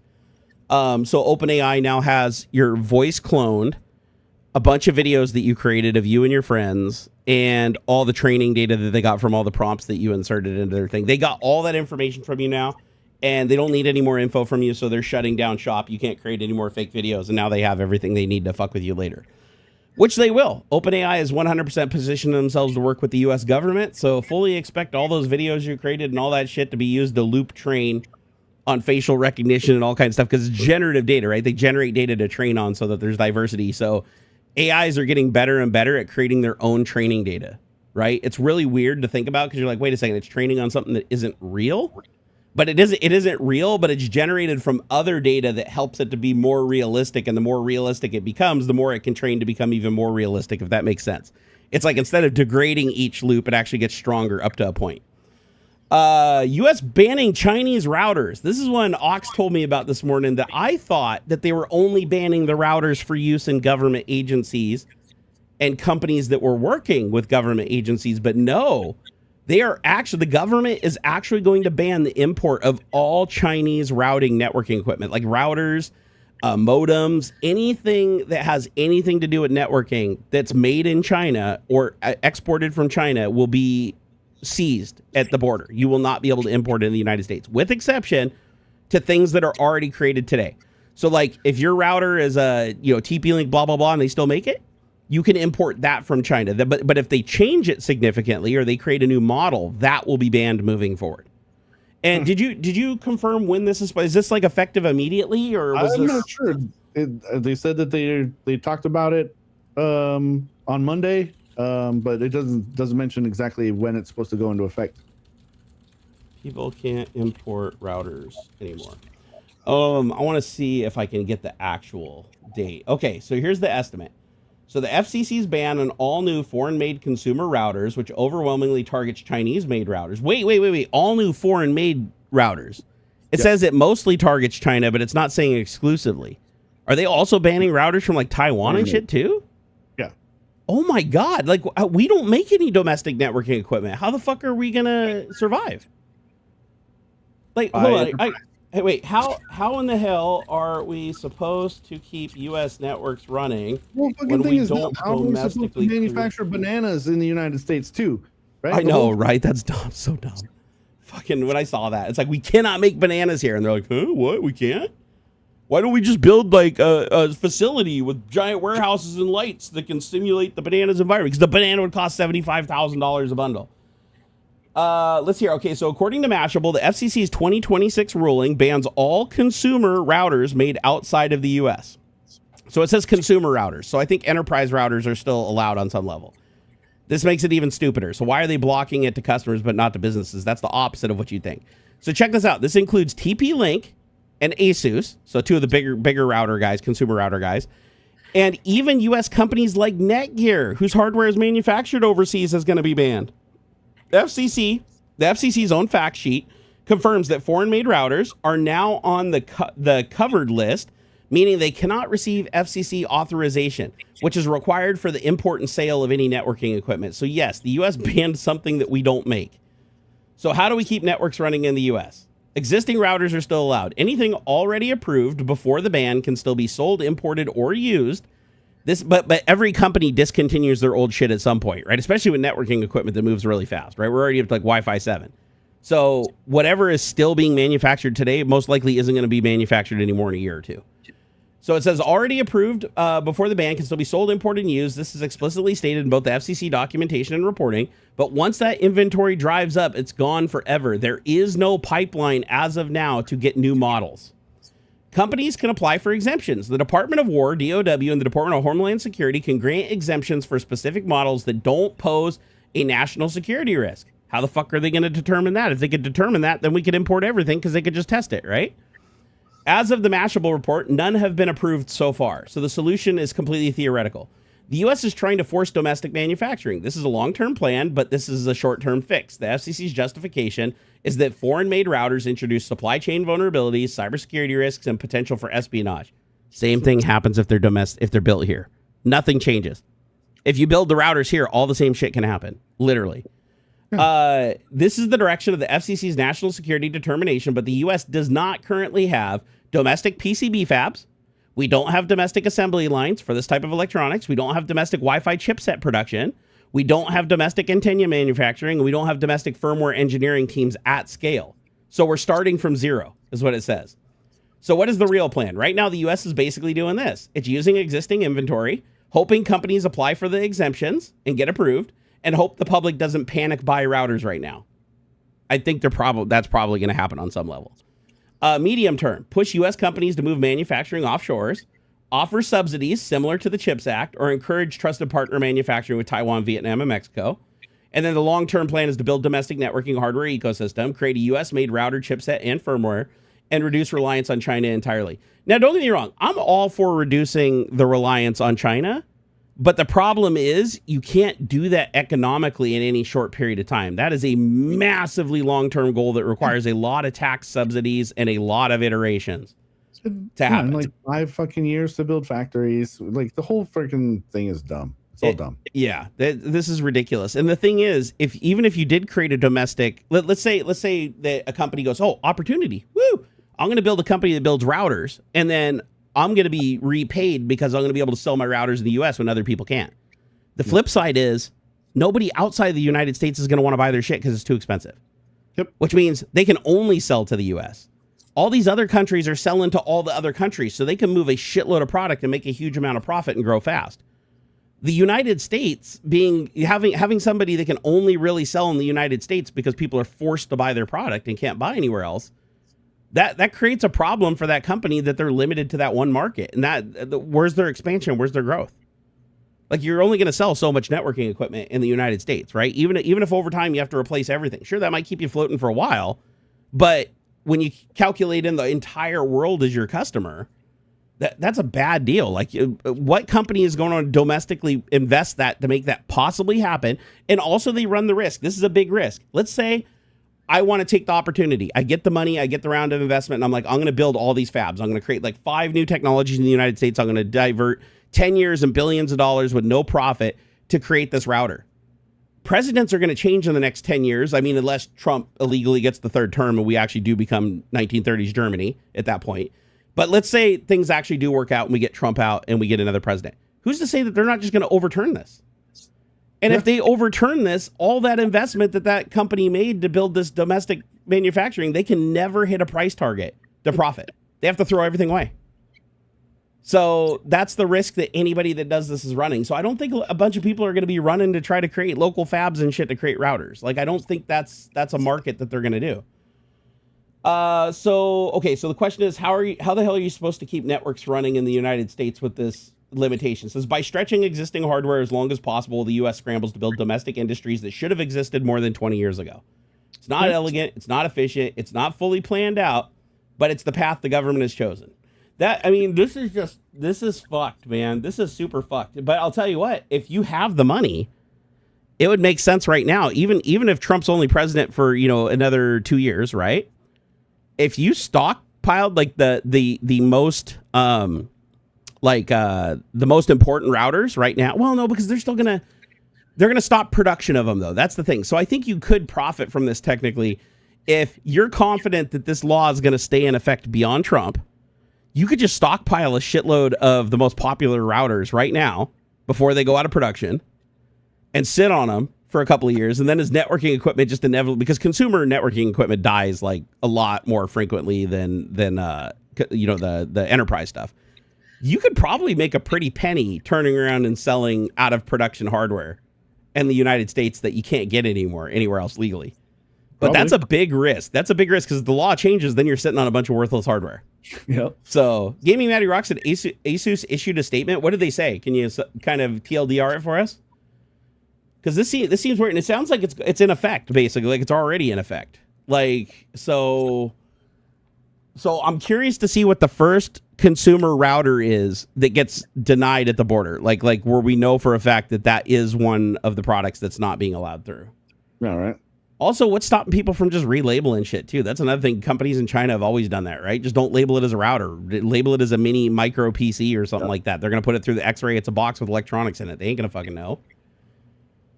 Can you repeat the router topic? AuxxZillary has been bad and kept me busy. No.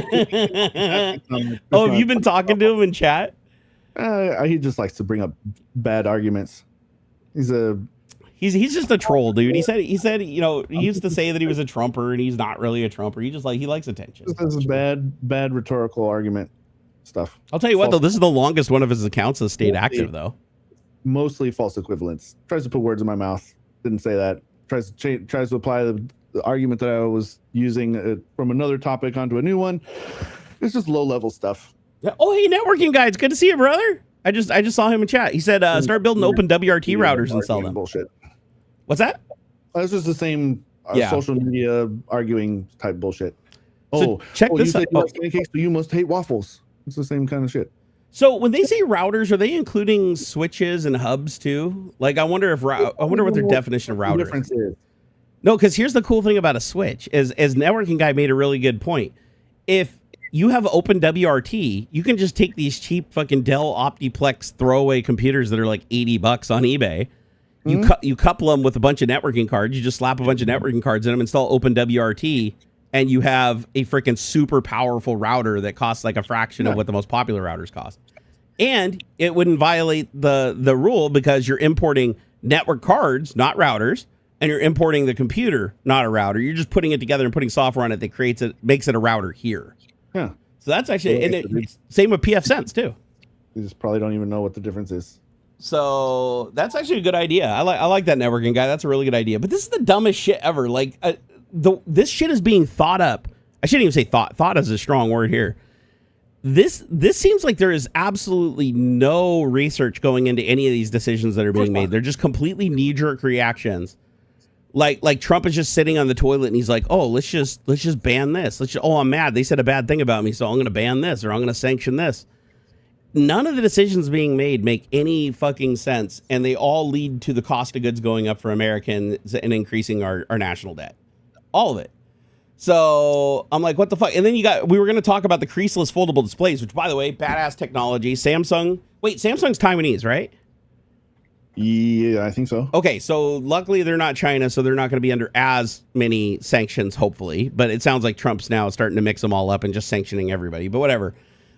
This new creaseless foldable display that Samsung came out with is badass. Apparently, straight on, you can't see any line, no matter how many times you fold it within its life cycle. You don't see the fold line, and you can run your finger over it, and you can't feel it. Whereas every other foldable, the more you fold it, the line gets more and more noticeable, and you can actually feel it as you're gliding your finger over it. And it does distort the pixels and the light coming from the backlight. Apparently, this new technology, and I mean to say apparently, I saw it at the CES demos. It's like, if you put it at exactly the right angle and exactly the right lighting with exactly the right imaging on the screen, because I think it's OLED, you can see the crease ever so slightly, but you can't see it straight on.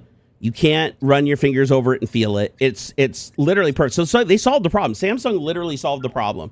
And apparently the solution was like 3D printing some polymer on the inside of the case right under the screen to keep it supported flawlessly. Because every case is designed out of alignment by like fractions of like thousandths of an inch or tens of thousands of an inch. So they 3D print this polymer layer on it to make it perfectly flat so that the seam of the screen rests against it. And apparently this gets rid of the crease and stops the crease from like forming and getting worse and worse and worse. So this is going to revolutionize foldables. So my biggest complaint with foldables, twofold. Wait, do I have that? Nope. Hold on. There it is. There's the rim shot.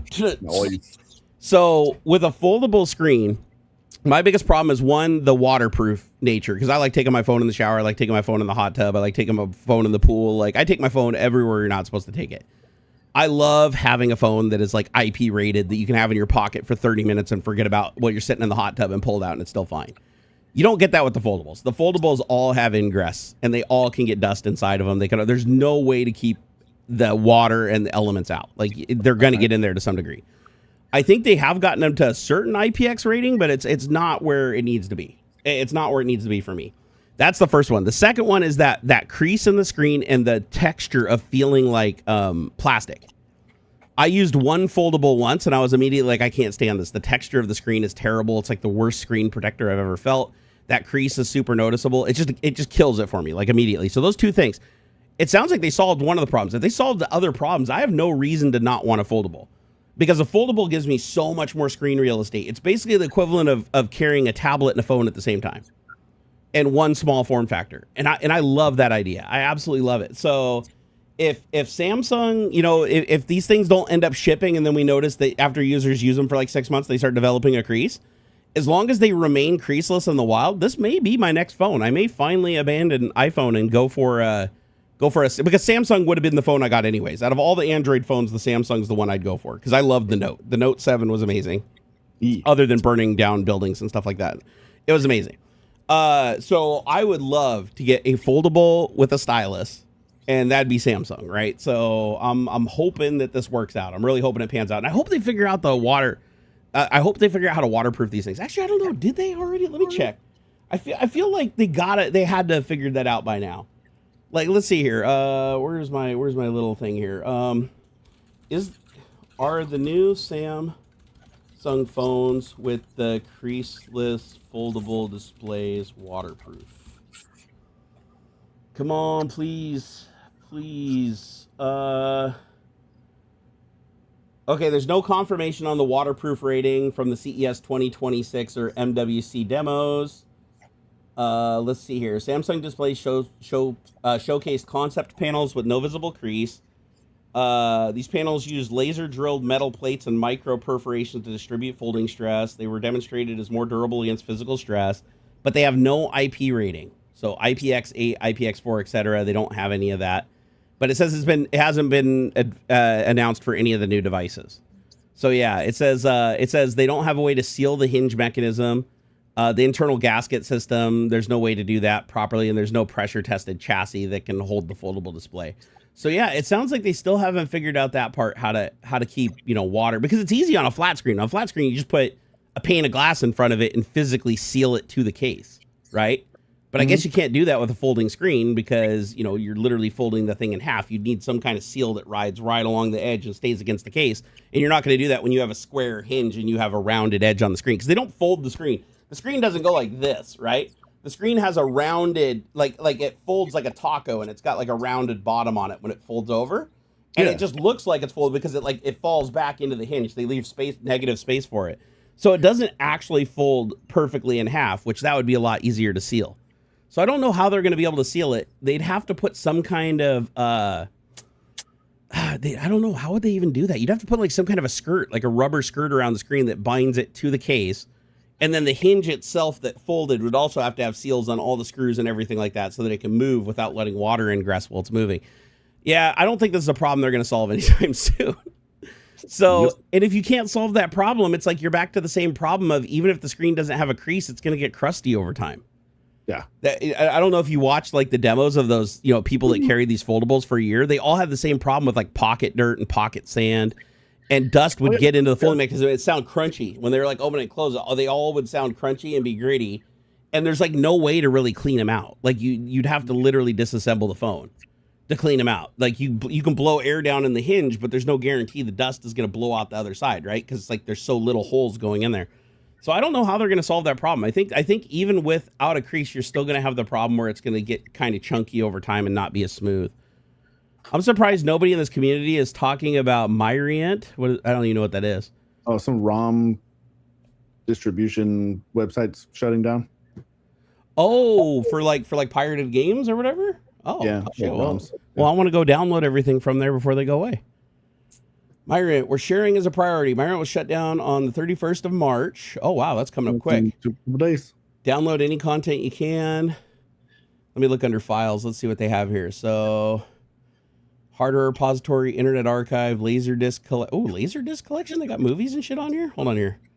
Standalone, Star Rider emulator. They got MAME. Let me look under MAME here.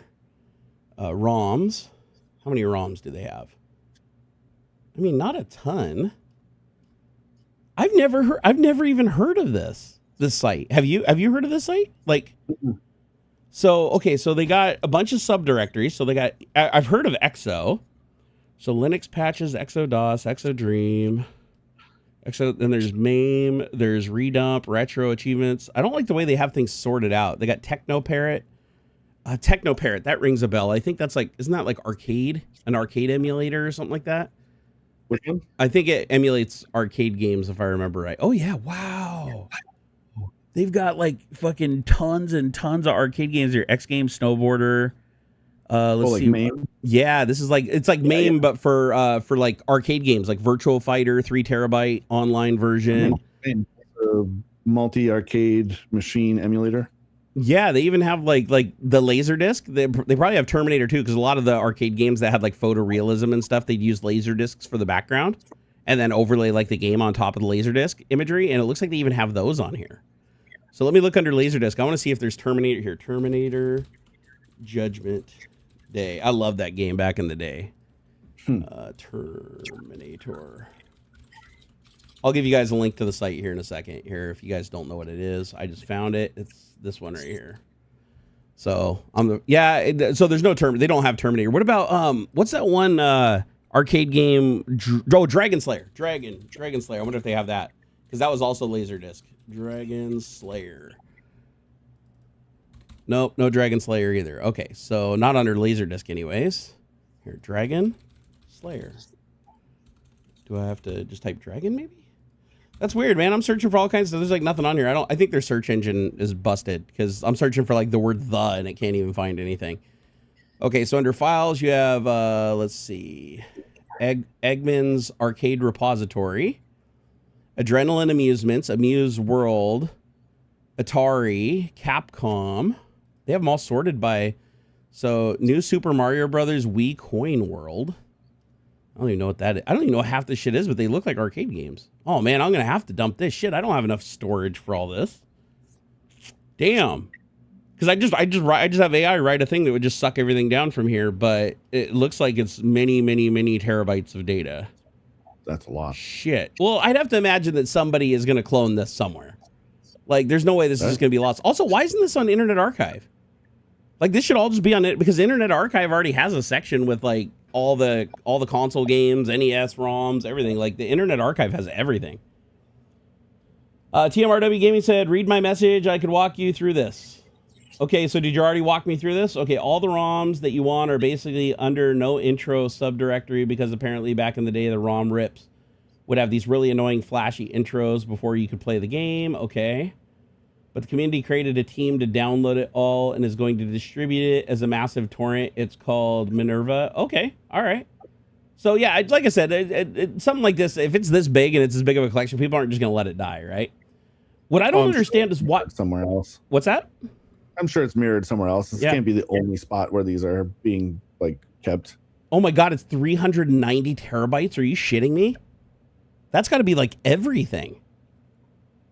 I had no idea there was a repository of this many. Like, this is like current arcade shit too.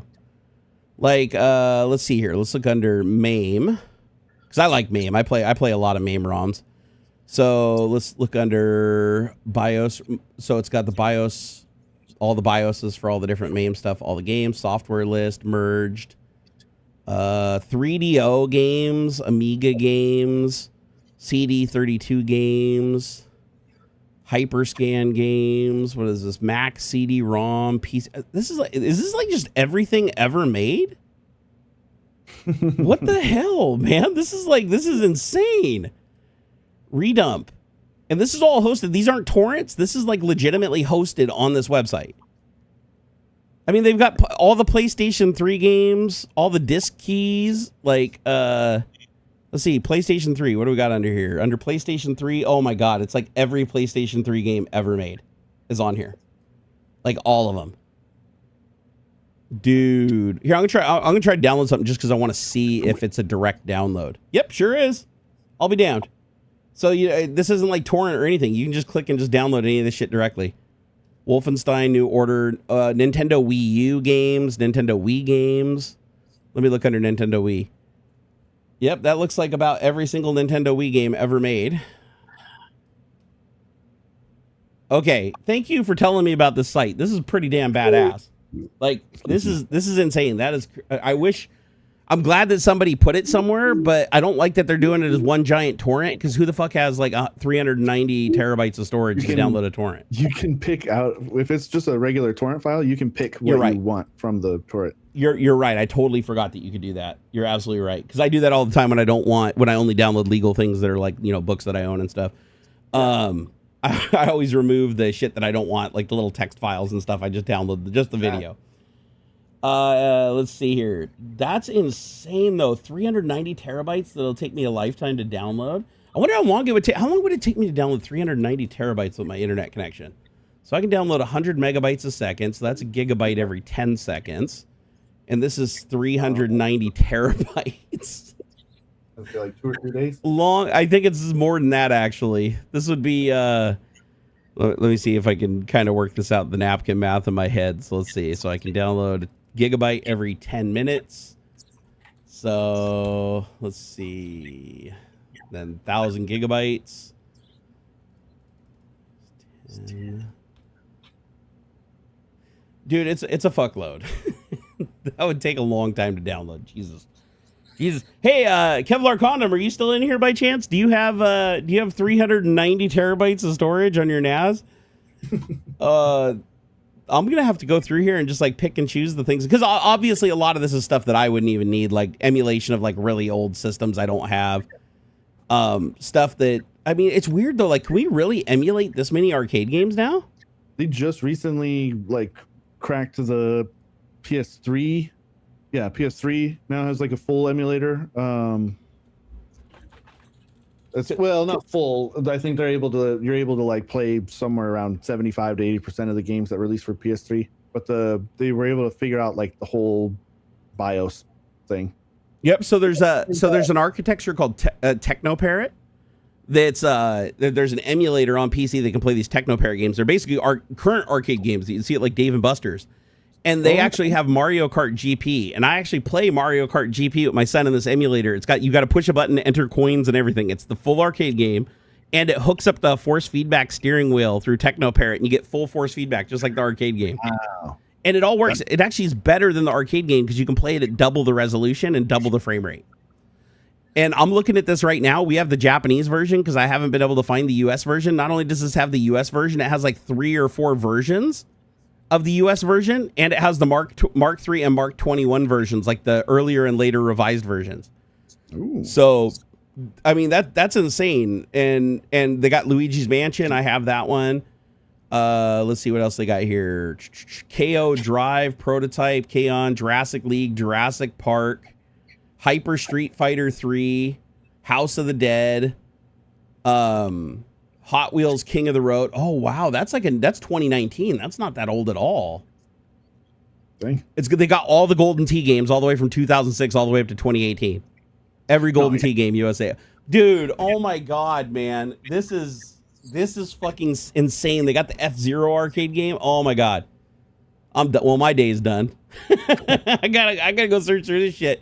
Because how many days do I got? Is it done in like 2-3 days?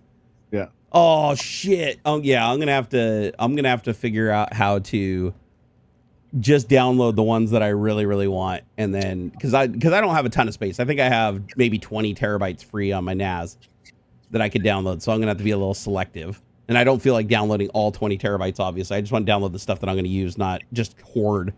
I don't like to hoard stuff. They also have an Internet Archive folder, I noticed. So I don't know why they're archiving the stuff that's on Internet Archive, because if it's on Internet Archive, it's already there. Like, why do you need it here? Let's see here. Pixel Spoil, Renaissance. Are you looking at this game list on here? No. Dude, this is fucking insane. Like, dude, if you're into emulators, like, this is emulator heaven, bro. Someone like me, I got you, Kevlar. He's in here. I'm gonna send to him. This is fucking crazy, dude. Here you go, Adam. This is like nuts, man. Oh, Adam says he has 488 terabytes free. There you go. Oh my god. Hey, and Adam has enough speed. He could download this whole thing easily in probably like a couple hours, because I think he has like 10 or 40 gigabit or something to his house. He doesn't fuck with this like slow gigabit shit that I've got here. I can't believe I even said that because like it's so fast. Like gigabit, like I can't ever imagine needing anything faster than gigabit. Honestly, everything I do is like instantaneously and stream, and downloading anything takes a couple minutes. Oh, Lasso Kid, thank you for the $1. Super appreciate the poop emoji. Love it. Very nice. If you install the browser plugin for your Synology, you can use right click to download. Oh, well, I just have my Synology already mounted as a drive. So my Synology, I just mount the folders that I use the most as drive letters under Windows as a persistent mount using NetUse. And so they always show up as a local hard drive. So as long as the network's working and can connect to the NAS, I can just go say download a game and it says, where do you want to download? And I just click on like drive Z and that equates to my Synology's home, Jerry folder. And then I can just stick it in ROMs and it'll save it directly to the NAS. So I don't even need the plugin. I don't need the plugin or any of like the backup stuff or the file backup. I can access it just as a regular file system. It actually works out better. Adam said he can do 50 gigabit. Jesus Christ, dude. It's insane.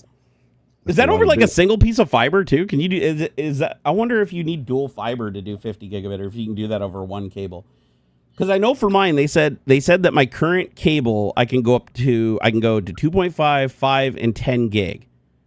But I thought after 10 gig, they had to do like some upgrade. Like if I could even afford it, right? A 10 gig connection is like $1,000 a month or something like that. I mean, you got to have the right like internal network stuff to handle it. Yeah, it would be worthless. Yeah, I've got gigabit. The only place I have 10 gig in my house is from my NAS down under the stairs, goes through an SFP port that goes upstairs to another 10 gig switch that I have here, all courtesy of Adam, by the way. And so my PC, my server, and my two NASs are all connected through 10G through the thing, but I don't have any more ports. So Adam has another 10 gig switch. I think at one point he's going to toss my way, and that'll solve my 10 gig port problem. But the major things that I need 10 gig between are already 10 gig. Which is really, really nice. I actually, I don't get the full 10 gig because my wiring between upstairs and downstairs is like old Cat 5e, and I didn't do a good job terminating it. So it only does 5 gig. So even though it says it's connected at 10 gig or synced at 10 gig, anytime I copy, it's like 400, 500 megabit or megabytes per second. But still, it's better than gigabit. I mean, 5x speed is still 5x speed. Adam said I have a single fiber to Everett, Washington, one fiber, no patches. Dude, that's insane. Long cable. So you don't even have an ONT then, right? Your cable just goes straight into your SFP port on your switch? Because like with Ziply fiber, you can do I have the ONT, which is like basically like the little modem that translates from fiber to RJ45. And it goes up to 10 gig. So it's a port that's one 10 gig port. So if you get like 2.5 gig or 5 gig, you just run that into another 10 gig port on your router and you're good. But apparently they told me at Ziply that if I ask them, I have to call and request this. But if I request a direct connection, then I can plug the fiber directly into a fiber, what do they call that? Transcoder or whatever. Basically, you plug the fiber directly into the networking card in the back of your router. And it'll just go, the fiber comes straight in your house, goes right into your router, and it's just a straight shot out. So you take a jump out. You no longer have to do a hop through the ONT's IP address. You go straight from your house to the gateway on their side. And so it takes a hop out of the equation to do it. But in order to do that, you lose a couple capabilities. One of them is it's a little bit harder to roll your IP address because I think you get a static IP address. Right now to roll my IP address, I can just go to the ONT and change the MAC address of the device connected to the ONT, and it'll automatically allocate a new IP address. I don't know if it'll do that with the direct fiber, but I'd imagine if you change the MAC address, it'd do it. But yeah, that's crazy. Okay, so it's fiber into an enterprise gateway. Yeah, that's cool. I that's what I wanted to do when they first installed it, but they said I had to call and specifically ask for it, and they have to provision it, and then I'd be able to.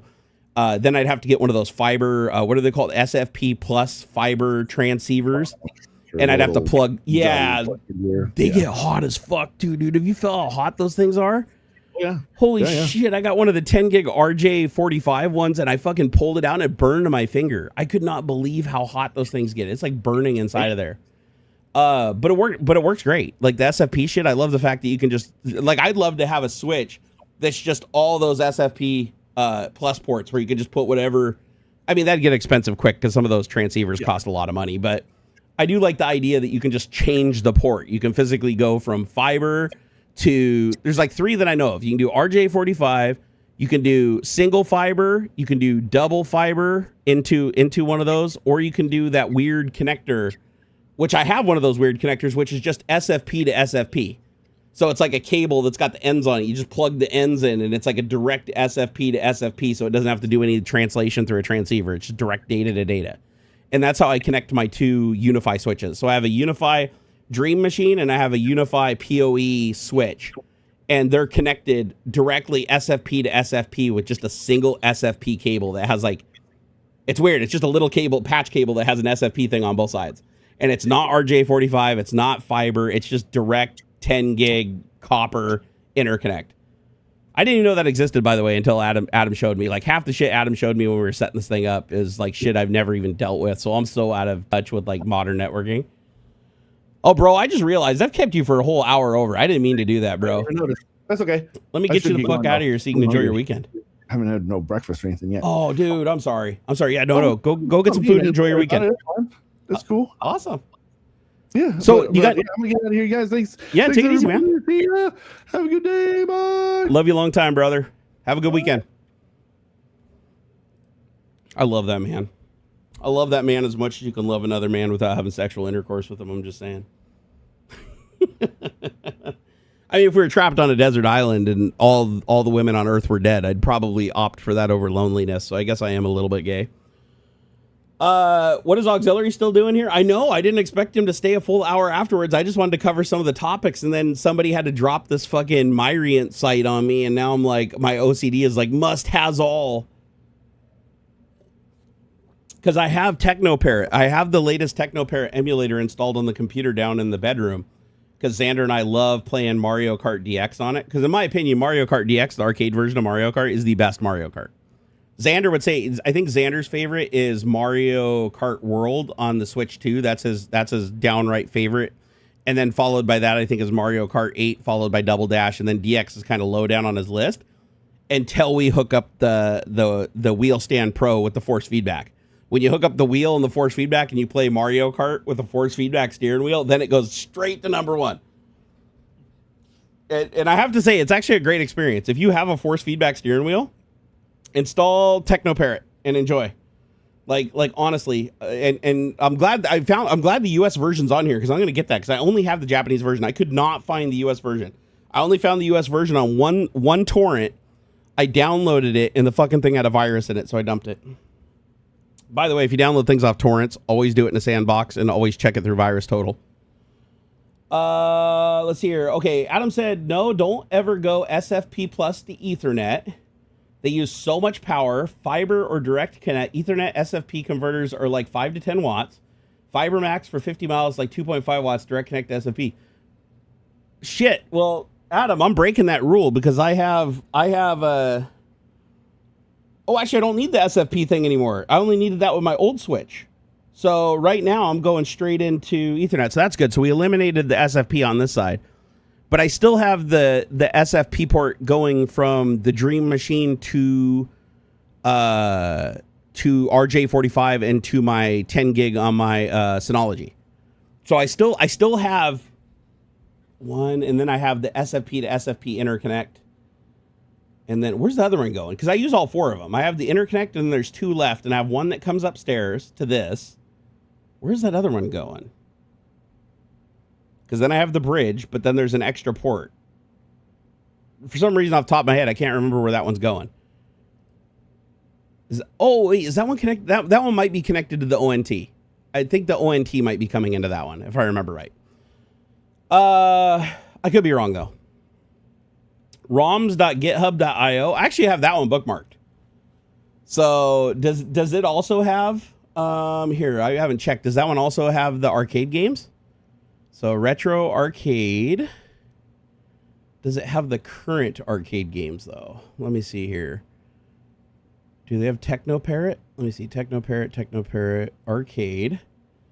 Konami, MAME. Yeah, nowhere near as big of a collection, but yeah, there's still a lot of stuff on here. Also, I like this layout. This is actually pretty sweet. Here, I thought I had a bookmark of this, but I'm going to throw that out on my desktop so I have it. Also, let me bookmark the other one because I'm going to be so sad if I accidentally close this and I forget the thing and I have to go back through chat and try to find it. Actually, I wouldn't even be able to because I don't even think I can watch chat again once the stream's over on YouTube. It's not like Twitch where you can go back and watch it. Adam said it's fine with 1 or 2, but never use like 10. Oh, you're saying like the idea, like if I got one that all had SFP ports, like don't stick all RJ45 transceivers because you're basically just going to burn the house down. Okay, that makes a lot of sense. By the way, Adam, that AI key is fucking phenomenal. That thing is awesome, dude. I couldn't believe how fast it was. It went back through the past 5,000 events because I record way more events than I probably should. My 2 terabytes gets me like 4 days of storage with the 5 cameras I have now. I think 1, 2, 3, 4, 5. Yeah, 5 cameras. And now I have it offload the legacy footage to my NAS. So it's 4 days of instantly searchable and then backup, like terabytes of backup on the NAS. I just wish that the Synology could look at the NAS and go through the NAS and index it with its software, but it doesn't. It just saves everything as video files on the NAS. It would be cool if there was a way to get it to save it to the NAS where if you go back past 4 days or whatever, it just automatically reverts and goes to the backup and starts looking through the backup using the same UI and same tools and same events. That's the one thing I don't like about it is the way that it backs up to the NAS. It just basically dumps raw video feeds, like the raw recorded events that all those videos just get dumped off to the NAS, and the file names are like, camera, zone, blah, blah, blah. So I'd have to write a program or find somebody who's already written a program to like go through and like index that stuff if I wanted like a similar experience. Unless I'm missing something. Maybe there's a setting or something that you can enable where it does off-site storage, but you can still like index it and everything the way it does when it's stored on device. That would actually be really, really cool and really useful. I also just recently lowered the frame rate on the camera down to 15 frames per second so that I could double my storage. But the problem is Unify has a bug I need to report that when you lower the cameras down to 15 frames per second, for some reason, after a day or two, it kicks them all up to 20. But then it only shows 0 to 20. It no longer shows like 0 to 30 or 0 to 60, depending on the camera. Now it only shows 0 to 20 once you set to 15, and then it goes up to 20 and it just stays there. And if you set it back to 15, it just goes back to 20 after like a couple of hours. So I don't know what the hell's happening there. I think there's some kind of bug going on. I'll have to open a ticket and have them take a look at it. But other than that, fucking works amazing. Like I love, if you are looking for the camera security system to rule them all, with integration into all your networking shit, just go with Unify. Get rid of all your shit. Go buy all the Ubiquity stuff. It's fucking phenomenal. Like, honestly, it's not the big open source thing that PF Sense is and all that. It's actually the opposite of that. But my gosh, it is so well integrated and everything plays so nice. It's just, you get addicted to how simple and intuitive everything is. End to end. Everything plays. It's like your network plays with your security system. Your security system plays with this. As long as it's got a Unify label on it. In some cases, it doesn't. If it's some third-party hardware they support, and they even make modules to make that third-party hardware have the same capabilities as their first-party hardware. It's just fucking, it's badass, man. Super badass. Oh, set the cam to low light mode, and that'll automatically force low FPS. Let me try that. Because I don't think I have them in low light mode right now. I did tweak when they transitioned to night vision because I want one of my cameras that overlaps. I want one night vision and one not night vision because the other one is using like, it like blasts the IR and it takes the video, but then at dusk, there's still enough light that the other camera gets like a nice, really crisp color picture. But I haven't tried the Unify Access stuff. But I am sold on. As a matter of fact, right now I have a Ring doorbell, and I fucking hate Ring. Ring is the most proprietary ass shit ever. They won't integrate with anything. Like I can't get my Ring doorbell to talk to anything without doing like wizardry and hackery that is unsupported, right? So I have a first generation Ring doorbell, and don't get me wrong, I like it. Like when a package is delivered, it's like, oh, package is delivered, and it says it through all the Alexas in the house. And ignore Alexa, ignore. But, it's nice that it does that.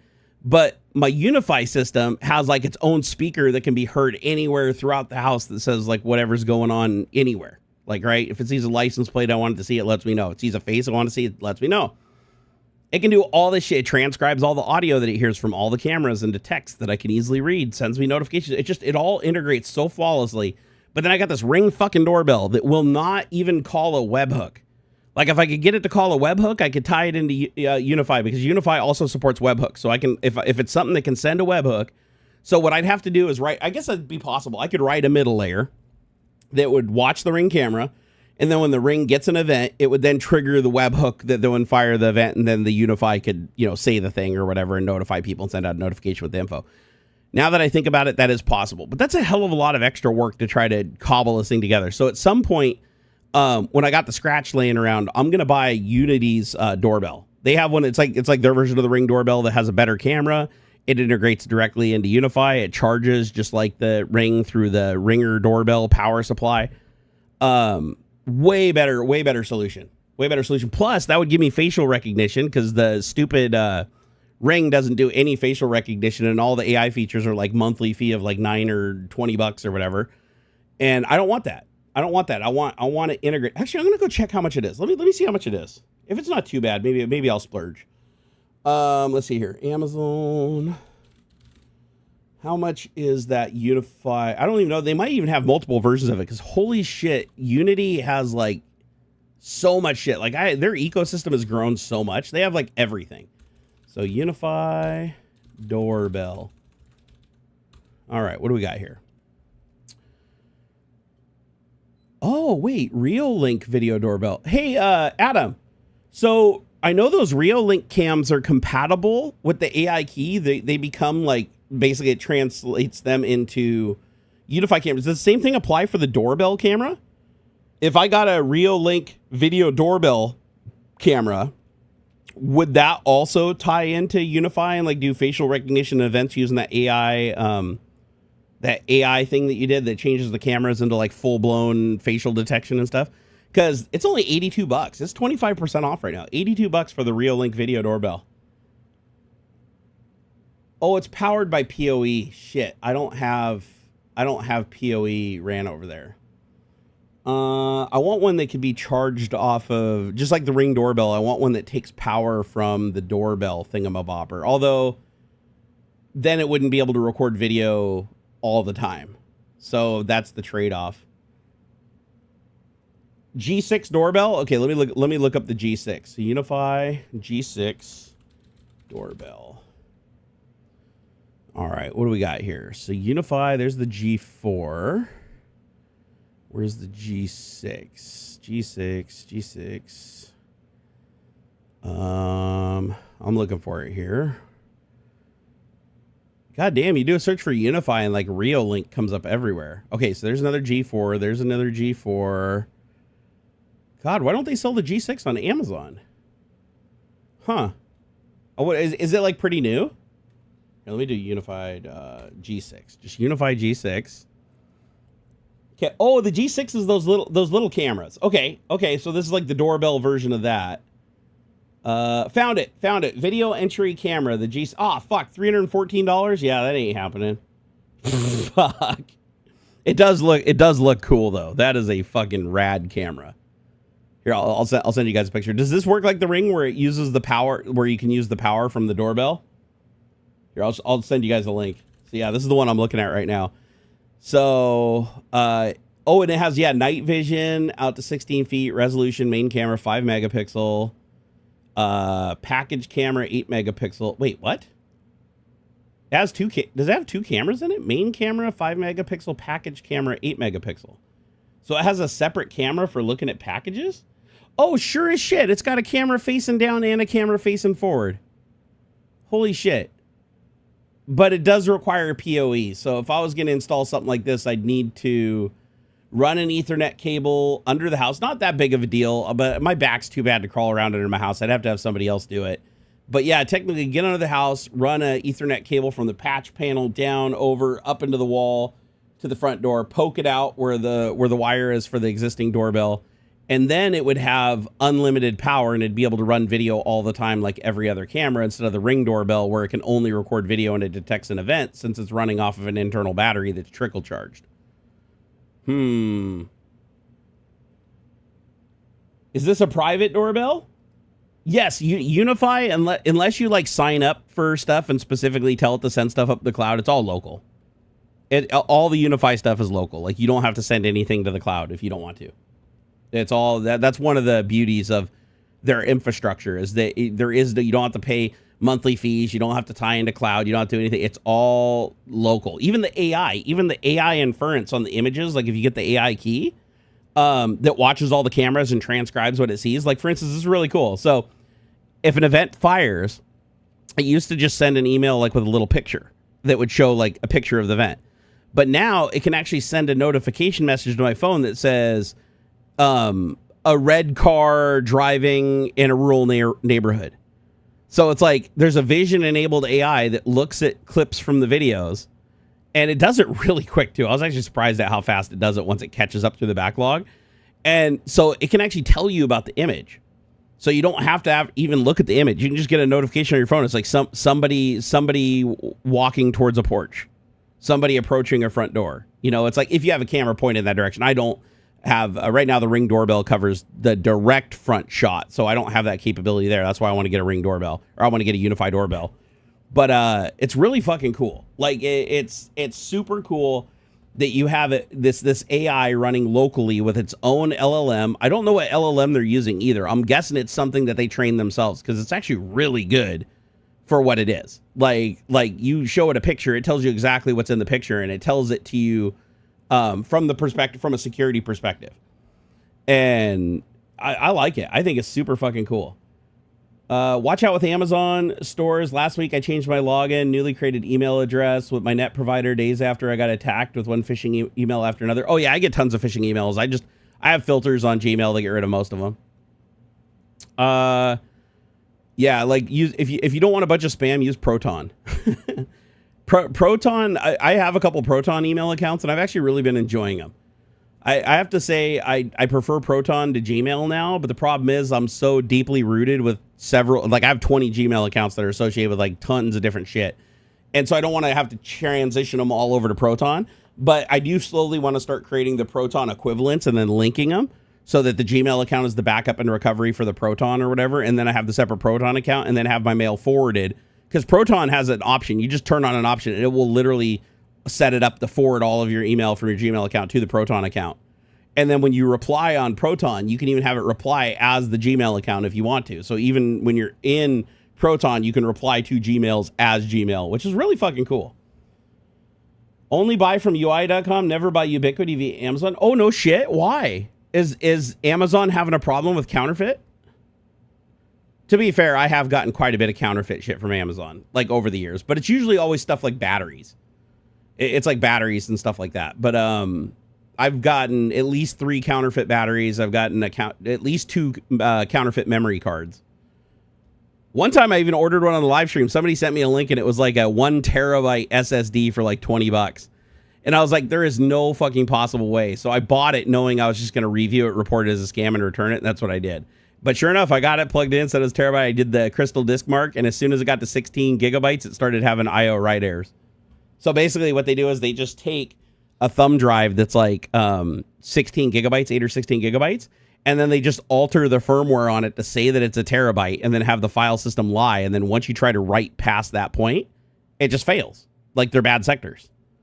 And they're hoping that people will buy these and just write to them slowly and not know, and then they'll just, once they get to the 16 gigabyte marker, they're like, oh, it must have went bad, or it must have died, or something bad happened to it. Yep, I got a counterfeit SD card. One of the memory cards I got was a counterfeit SD card. Keller said $50 to $200 upcharge on Amazon. Oh, no shit. Oh, okay, let me go look at UI.com, see how much that doorbell is then directly. Because if it's a lot cheaper on there, because it was over $300 on Amazon. Jesus Christ. Okay, so I want, come on, get out of here. Physical security. Integrations. No, let me just search for it here. Search. They got to search. Start here. What's new? Door access. There we go. Okay, I want special devices. There we go. Special devices, physical security. There we go. All right, what do we got here? We got doorbells. That's what I want. Okay, doorbell light. That just has a little camera on it. It's PoE powered. Yeah, these are all PoE powered. That's the one thing Ring does that makes it unique, is that it can charge its internal battery from the ringer power source. So you just take off your button that completes the circuit to play the buzz or whatever, and it takes that power and just charges itself. But it also means it can't record video constantly because there's not enough power to do that. So it runs a low power motion sensor. When it detects motion, then it turns on the camera, and then when the event's over, it turns off the camera to reserve power.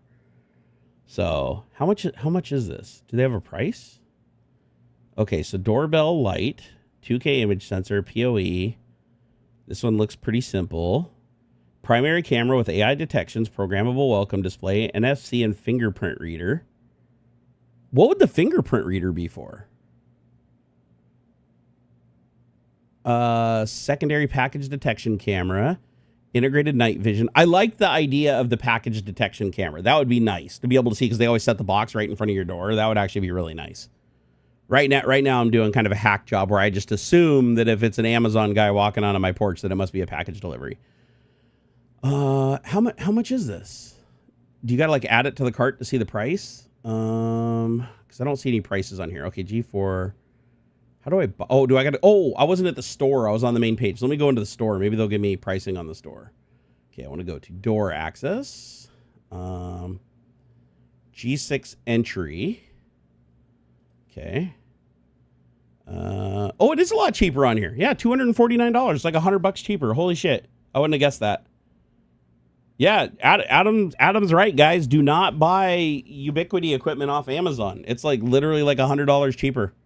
On like, I just looked at the G6 entry over on Amazon, and it was like $314 right now. And on Unify's site, it's $249. So let's see. So the G6 entry shows it connecting directly to the switch through PoE++. Let's see here. What is the door hub? That's interesting. So there's another piece of hardware called the door hub. I wonder if that gets rid of the need for what is the door hub? I want to look at this. Okay, what is the door hub? Now I'm going down this rabbit hole. Okay, so we're what here? Door hub. Door hub. What do you do? Okay, so door hub mini. Okay, so compact access control hub for a single door. Oh, okay, so this is like for controlling like locks or something. Let's see, replacement issues for inspection, RMA ticket, compact access control for single door. What I was hoping that it was like it could convert PoE into the doorbell power so that you didn't have to run I wondered if they had something like that where you don't have to run PoE, where you could still run off the existing wiring from the doorbell. G4 doorbell can do Wi-Fi just over old doorbell power. Oh, awesome. Awesome. Okay, let me look up the G4. Let's see how much the G4 is. Okay, G4 doorbell. Pro kit, G4 doorbell cover, G4 doorbell cover. I just want the G4 doorbell. So $200. Let's see. Does it have a package camera? Oh, hold on, guys. Hold on. All right, I'm live. What's up, dude?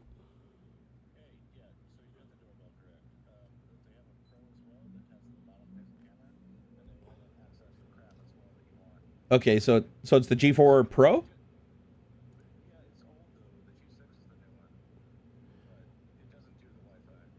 Yeah, I'm wondering if this has the same limitation as the Ring, where it can't record constant video.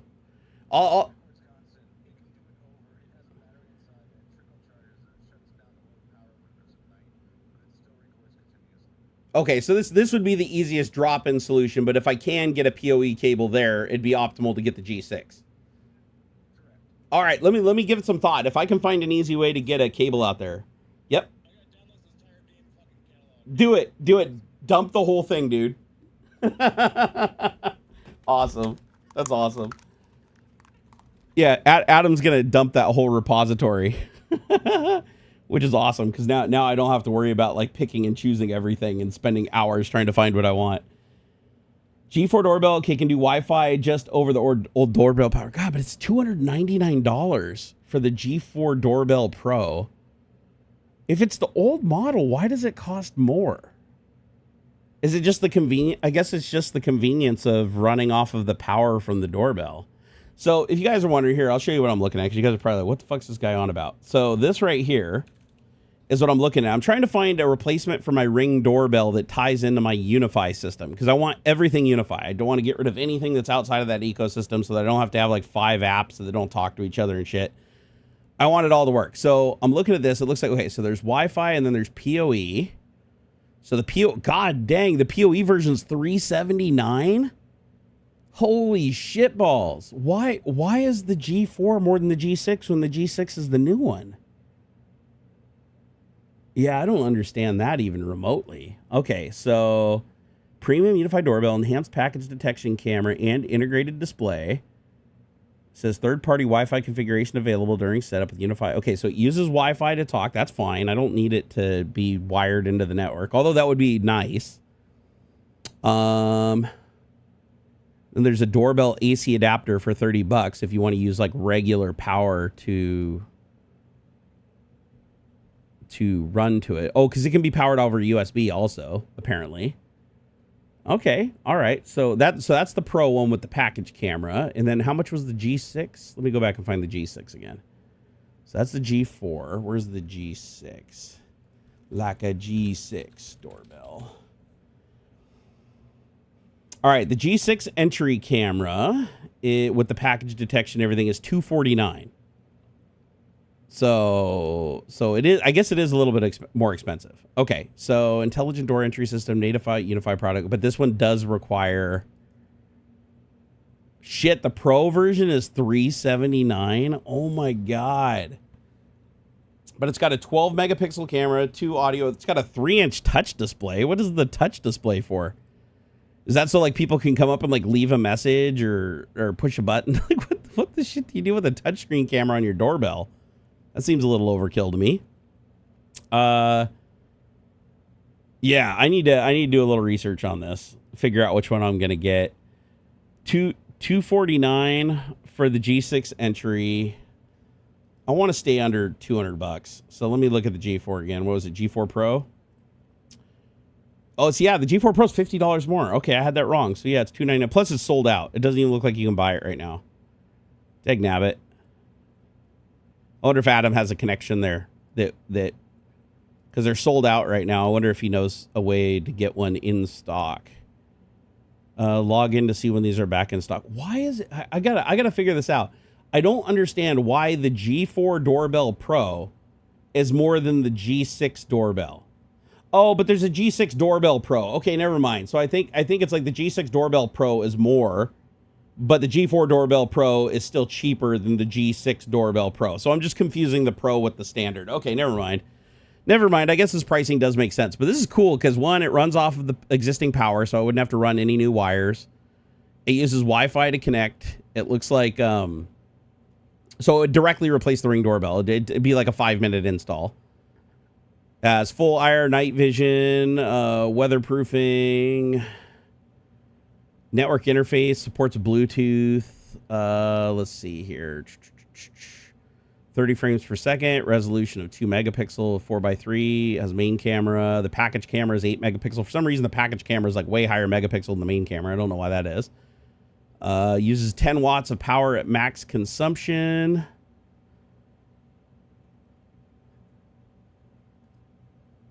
Yeah, honestly, if I was going to spend the money, I'd probably want to get the G6.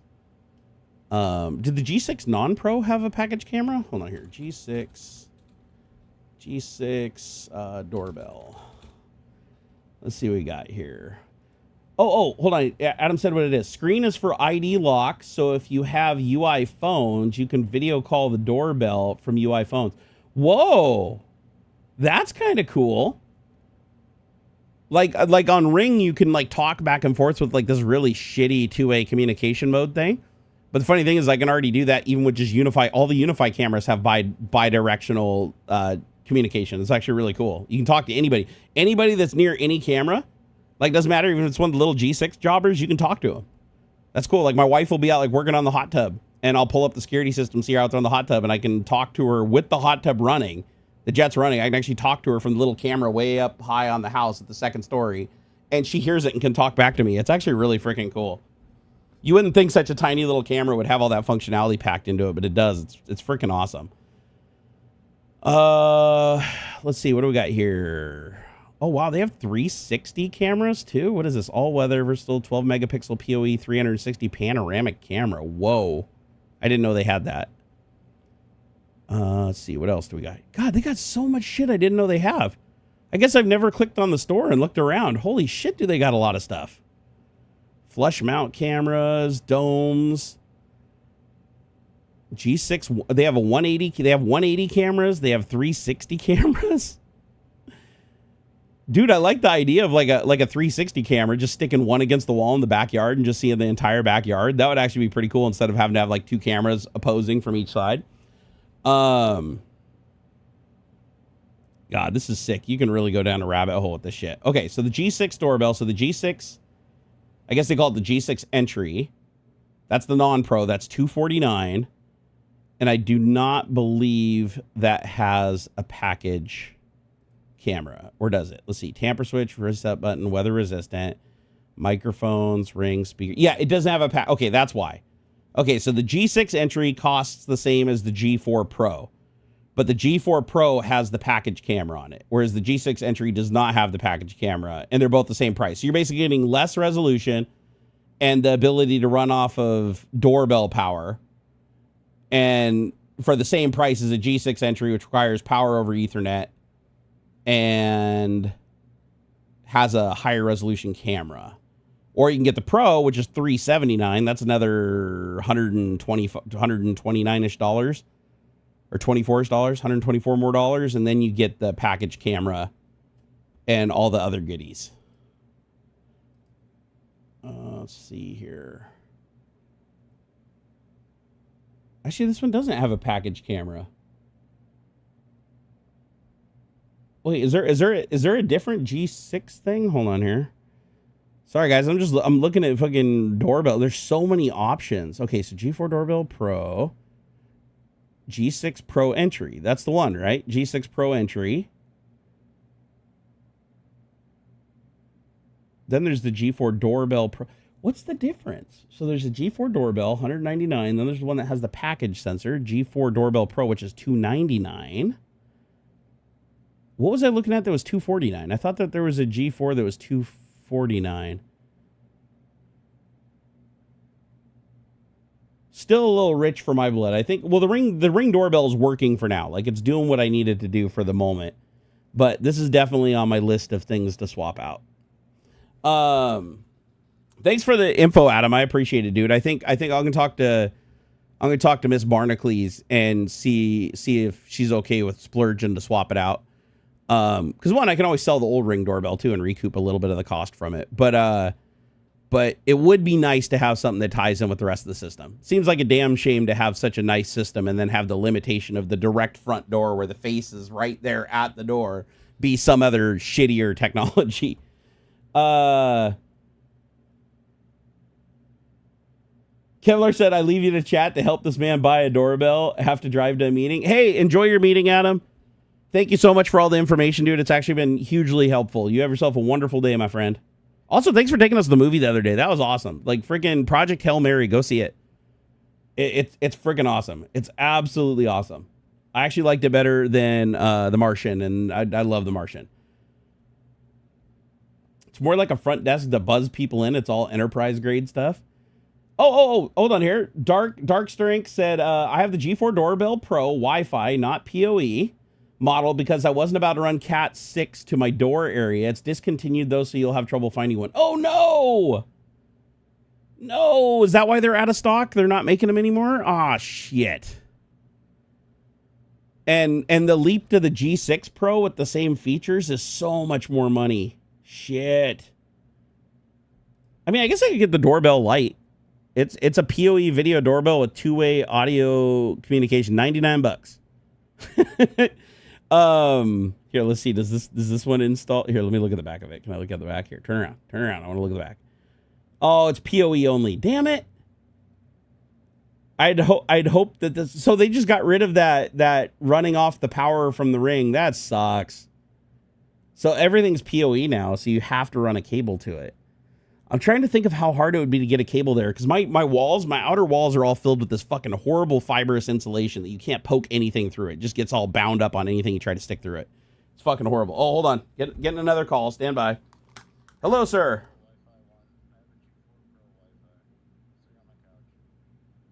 Wait, you have one?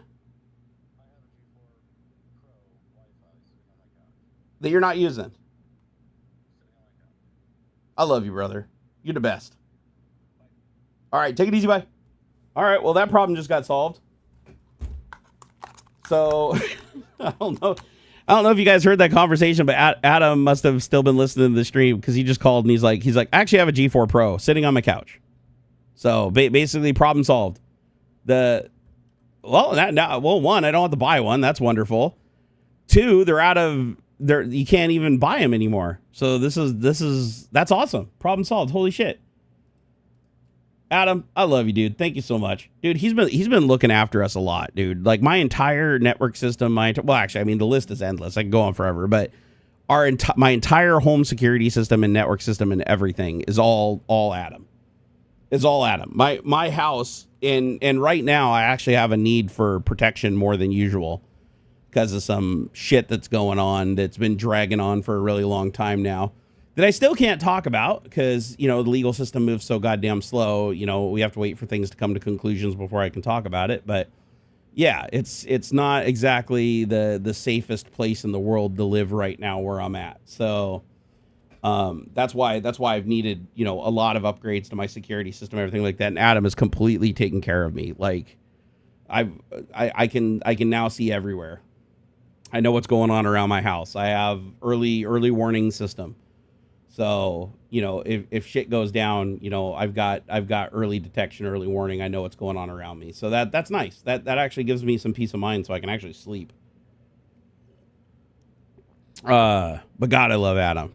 Dude, seriously, best family ever. Dude always has my back, always. Oh, that's going to be so helpful, that G4 Pro, because it's a direct swap out. It's a direct swap out for the Ring doorbell, so I don't have to run PoE. The cameras that I do have, though, the G6. Wait a second. No, those are power over Ethernet. So why are those connected over Wi-Fi? I'm confused by that. So, oh, they're not. No, that's right. No, they got a converter on them. They're USB powered. Never mind. I was trying to figure out why, like, some of my cameras are Wi-Fi, some of my cameras are hardwired. And I was like, why do I still have to run a cable to it? And I was like, oh no, I have to run an adapter for power from USB. So the end game is right now I'm running power in like a really rinky-dink way to some of these cameras because I had to bring them online really quick. Like, I didn't really have the option to wait any longer for like professional installs. So I did what I could with my back all janked up. Oh, hold on. Hello, sir.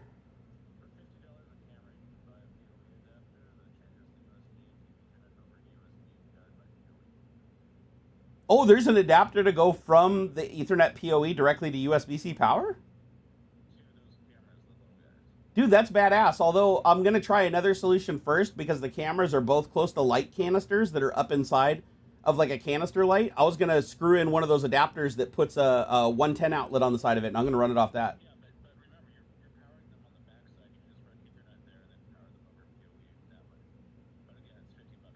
Yeah, if option one doesn't work out, then I'll definitely do that option two, because that's the way to go. All right, later, man. Enjoy your meeting. Bye. I love how Adam's like, fuck, I ain't typing in chat. Fuck that shit. I'll just call him. Fun fact, Adam is one of the only people. There's only there are only 3 people that can call my phone that can get through Do Not Disturb. So like when because my phone is usually in do not disturb mode, so everything just goes to voicemail. There's only 3 numbers that call that blast through that like show on the screen that you have an incoming call and makes noise and then triggers my computer to say that I have an incoming call with a phone link. And Adam is one of them. So that goes to show how much trust I have in Adam. Like Adam's literally like if I get locked up in jail, my first phone call is to my wife, my second phone call is to Adam. It's that simple. If I'm in a hospital and I'm all fucked up and I need somebody to represent me, again, call my wife, call Adam. They're the two people I know that will find a way to keep me alive as long as humanly possible, or make the executive decision to kill me because it's not worth being alive anymore. Heaven forbid something bad like that happens, but if it did, right, it's good to have people around that can make those decisions. I don't have a lot of family, you know, like I choose my family, right?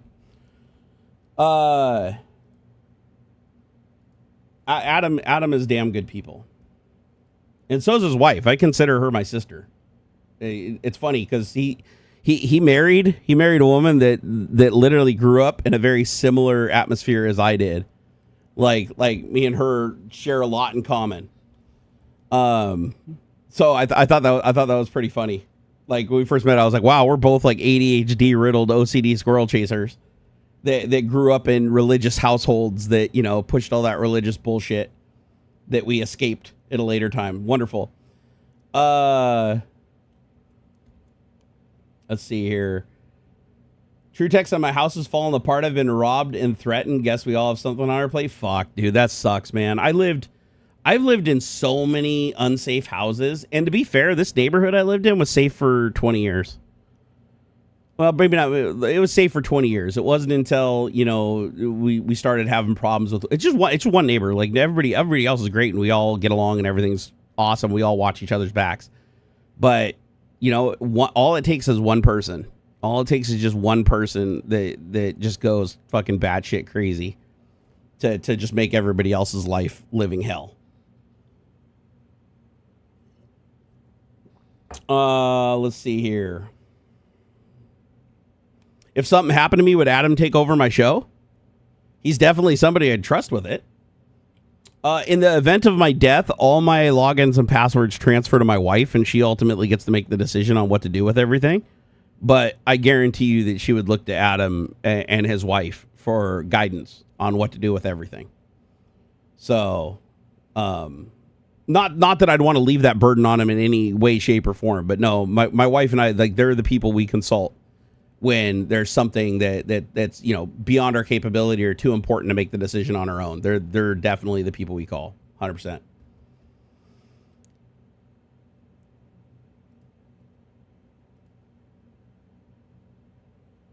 Wait, what? My older brother is a right-winger. It's been mind games to the point I moved away because of that. Oh, that sucks, dude. And being as if Michael J. Fox's second cousin? Wait, and being as if.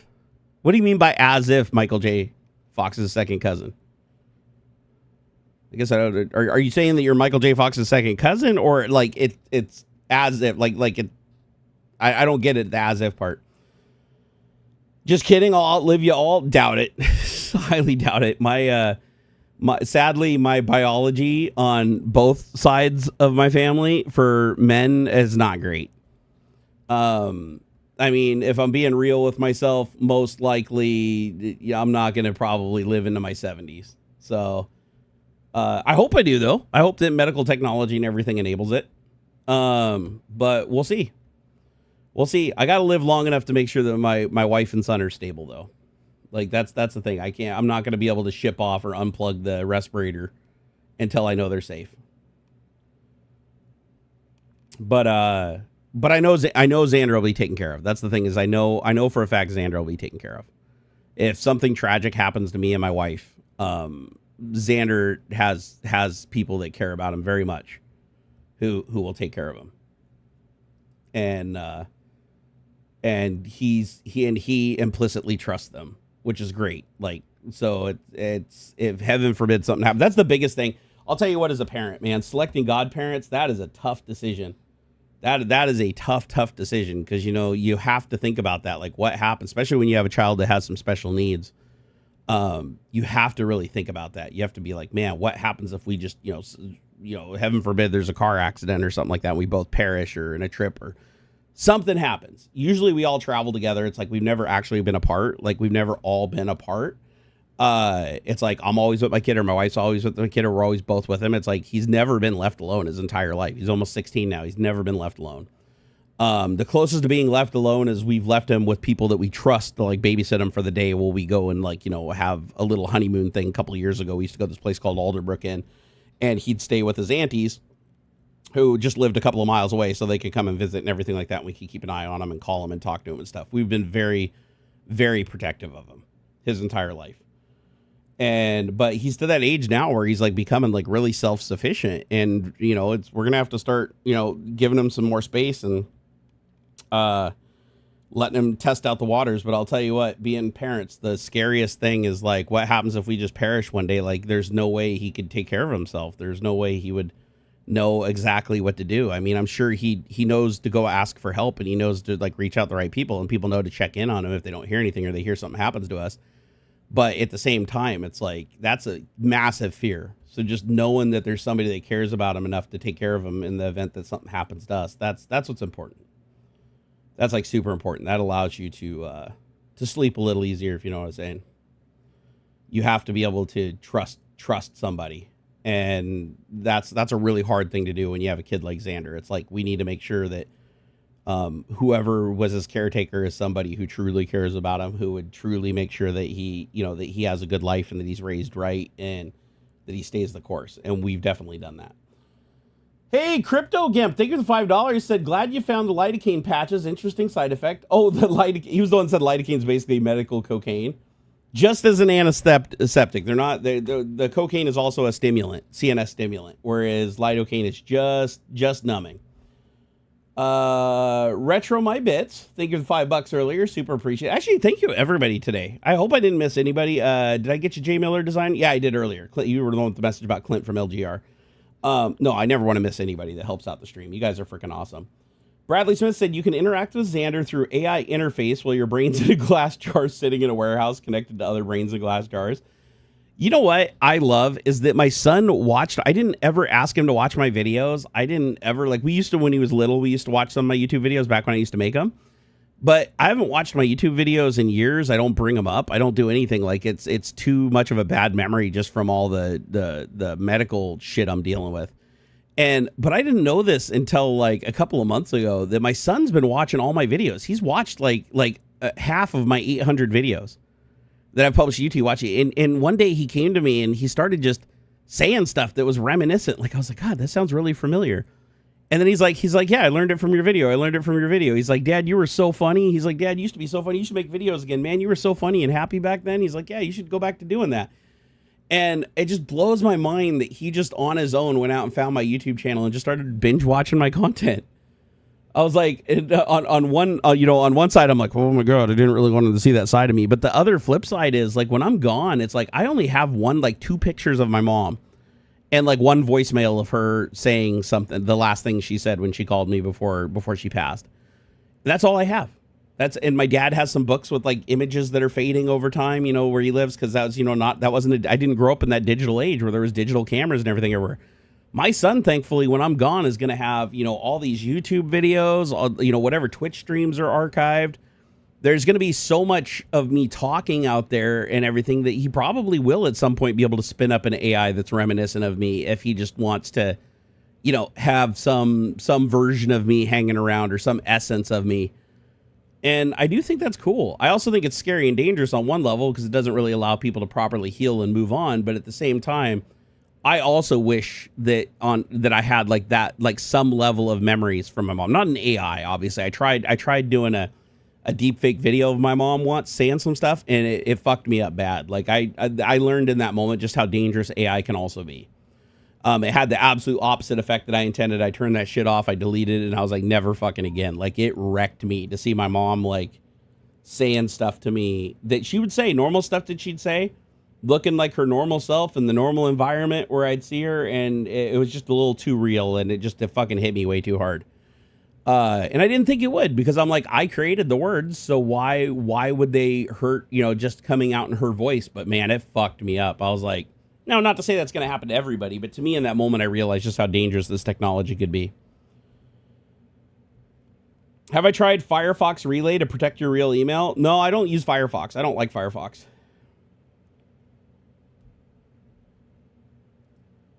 Hey, Francisco. You haven't seen me in a long time?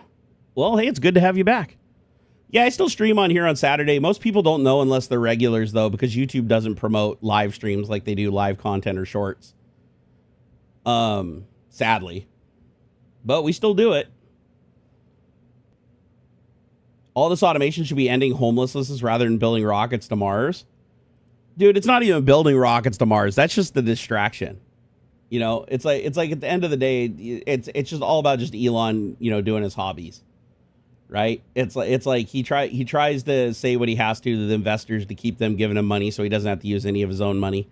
But at the end of the day, it's just him, living his best life without spending a single dime of his money. He's like Scrooge McDuck, right? He just keeps getting wealthier while everybody else gets poorer. He doesn't solve any fucking problems. He just creates new ones. But that's how he do. Hey, Kai, like you said, stepped away, just catching up. If security is the goal, remember that Wi-Fi can be jammed or fucked with. Yeah, that's why my main cameras are all PoE. They're all run over wired. Only the ancillary cameras are Wi-Fi, and they're only Wi-Fi because getting an Ethernet cable there would be really difficult. So yeah, I trust me. I know Wi-Fi can be jammed. I've actually built a Wi-Fi jammer before. As a matter of fact, this guy right here can also jam Wi-Fi networks if you install the right firmware on it. Yeah, Wi-Fi isn't too hard to jam. However, you do need a significant amount of power and to sweep an entire range, because like some of the new Wi-Fi protocols, they can sweep such a large range of frequencies and varying powers and channels. It makes them a little bit more difficult to jam, but still, if you're close enough, you can jam it, with fairly low power. Further away you get, though, the more power you need. It's what is it, inverse square law? But yeah, the cameras that are critical, the speaker that's critical, all the security stuff that's critical isn't wireless. However, this is the neat thing, is my security system set up that if somebody does jam the cameras, it immediately notifies me. So if somebody did try to jam the cameras, I would get an immediate notification, and I would know to look at the wired cameras, which is kind of cool. The Unify has some really cool stuff. Like, for instance, if a camera goes offline on Unify, like if it's suddenly broadcasting and it just instantly stops broadcasting and disappears, you immediately get a critical alert that's like camera's offline. So if you don't put it in a good place where it gets a really good Wi-Fi signal and it like figures out all the side channels and does like the quick switching where it can like jump between the channels and everything to fill in the gaps, in case your neighbor decides to like throw up a bunch of Wi-Fi access points and flip them through the channels so it doesn't interfere. If they go offline, you immediately get a notification that the camera's being tampered with, which is pretty cool. Also, I have an access point upstairs that has a secondary radio built into it that's just dedicated for scanning Wi-Fi networks. And it can also report an alert if the dB level of like the networks drops out suddenly, like a bunch of networks drop out suddenly, it can also generate an alert. So, which is pretty cool. And so I could just create an alert called Wi-Fi jammer in effect and say that, if these networks in my house are out of these access points, if they all drop out suddenly or within the same margin of time, by a significant amount, like which they normally wouldn't do unless a jammer was obviously present or something was jamming the frequency, even if it wasn't intentional, I could have it immediately send me a thing saying, oh, your Wi-Fi network's being jammed. And that'd be pretty cool. And it would be sending to my phone over cellular. So unless they were also jamming cellular, I would get the notification. Adam said, at a coffee shop, installed wget. You downloading it 8,423 megabit per second. So 842 megs. So you're basically downloading a gigabyte a second. That's awesome. So at a gigabyte a second, how long would that take? So it's 391 terabytes. So 1,024 gigabytes. So let's see. So wait, what is that? So about a gigabit a minute. So 391. So gigabytes, 391 terabytes divided by 1,024 would be, oh shit. No, I'm not doing that right. What am I thinking? God, I suck at math.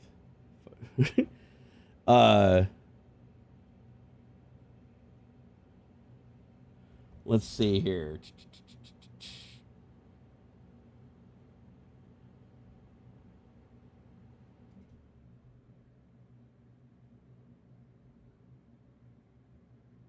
Can I get unblocked on Discord as well? Moth spammed me because I asked if I could be unbanned from YouTube in general a couple of weeks ago. Who would have thought?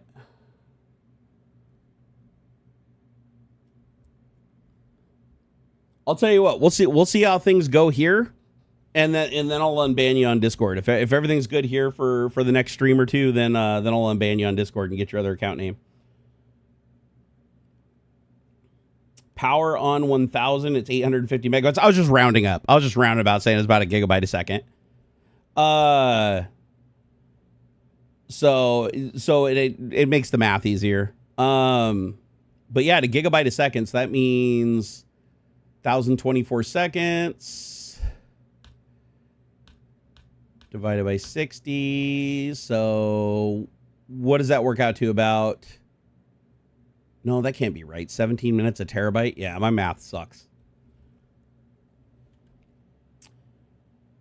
Just talking to my servers. This shop is on Comcast. So is that where your meeting was? Is it a coffee shop? You had to drive to a coffee shop to have a meeting? Well, I hope everything went well. Or has your meeting even started? Or are you just sitting there waiting for the meeting to start? Or is your meeting already over? My OCD needs to know. Let's see here. Actually, what am I doing? I can just use AI. That's what AI is for. You don't have to worry about it being bad at math anymore because now they just use external apps to do the math. That's one of the most powerful things that happened with AI is when they integrated AI with the web and integrated AI with external applications.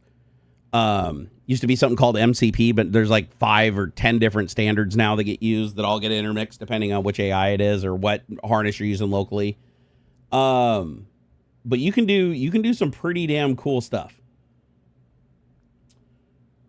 So, well, yeah. So if you download, so okay, here, we'll just do the real math. We'll say, okay, so at 850 megabytes per second, how long will it take to download? What was it? 391 terabytes? How many terabytes was it again? Okay, let's say 300 terabytes of data.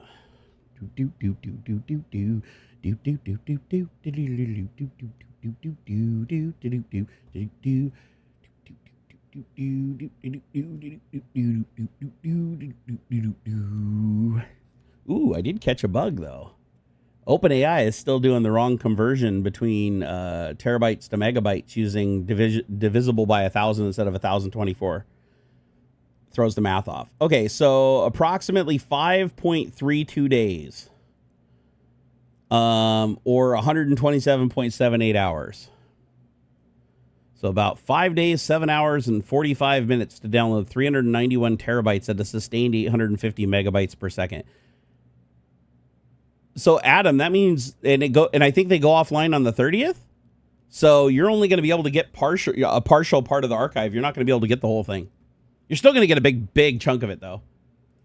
But it might also speed up too. It's entirely possible that, you've got so much more bandwidth. It might just be it's saturated right now from other people backing it up. You might find like little stints where it goes way above that. Let's see here. The only reason I want to be unbanned from Discord is because that's the only line of communication I have to you, and I thought that it would keep you updated on some of the ROM stuff. Well, we know when it's going down. I don't know if it's box or mods, but when I post links in YouTube chat, they get deleted. Yeah, we get rid of links because a lot of trolls and stuff try to post links to lead people to bad content or viruses or even worse. I'll just let it run. It's pulling full files. Dude, that's awesome. That's awesome. Enjoy your meeting, dude. I hope it's something good. I hope it's not something bad. You deserve a break just as much as I do from all the bullshit. How is bathroom for Xander going? Oh, he loves it. He absolutely loves it, man. Like for the first day, he didn't really use it. And then the second day he didn't use it. I'm like, what's up? I was like, dude, get your ass up there and take a shower. Cause he's starting to stink. He doesn't like, it's weird. He doesn't like taking showers. You have to kind of tell him when to take a shower. But then when he takes a shower, he enjoys it. It's weird. So told him to take a shower. He went upstairs, took a shower, came down. He's like, oh my God, that was awesome. He absolutely loves the upstairs shower. It's actually better than our shower that we have in our master bathroom. It's like bigger. It's like a giant bathtub. It's got a big rainwater thing. It's like better in almost every way. So he loved it. And then I installed his new bidet upstairs. So now he started going upstairs to take shits and blast his ass. And he's like, oh my God, I love this bidet. It's so much better than the other bidets. And so he now goes up bathroom every time he needs to take a dump or take a shower. Now he just goes upstairs by himself. You don't have to do anything. Even if we go out in the hot tub, he comes in and goes upstairs to shower instead of our master bathroom. So he's officially claimed it as his own. I even go in there now to take a shit. Why go downstairs? I used to go downstairs because you couldn't even get in the bathroom. It was so packed full of shit. Now I go in there and it's the cleanest and most organized room in the house. It's like I want to go in there and take a shit just because it's so nice. It's just a nice place to be. Okay, meeting dude is parking, AFK probably 30, 45 minutes, real estate stuff. All right, man, get after it. Get after it. I'm sure I'll be done streaming before that. I'm gonna, because I still need to get some rest. I didn't sleep very well last night. I've been having these really fucking crazy nightmares that I can't figure out. Like, I don't know if it's because the lidocaine patches have actually been making it easier for me to get to sleep, because that pain that keeps me from ever getting to sleep, like it just keeps me on the edge no matter how exhausted I am. I have to get like so exhausted I pass out. Now I can actually lay down and get comfortable and go to sleep with the lidocaine patch on. But man, I'm still having these fucking horrific dreams. I think it's just a lot of stress with everything going on. Just everything in the world, financial situation, future, Xander's birthday coming up, turning 16. It's just a lot in everything going on with my neighborhood and the legal stuff going on, the police shit going on. It's compounding. And I think it's just making my brain, with my OCD and my ADHD, it just will not disengage. It just I can't just disengage and relax. Like the closest I can get to it isn't trying to sleep. It's getting on the racing simulator and focusing 100% on like driving a car at the highest speed I can in VR in Gran Turismo. And that's about the only time that I can decouple my mind from everything. But then the second I stop doing it, everything just floods back in. But at least I have an outlet where I can put that, where I can set it up and get in there and just zone. I fucking love it. I don't know what I'd do without Gran Turismo. Honestly, Gran Turismo and PSVR 2, the best VR experience you could. If you love cars and driving, it's the best you can do.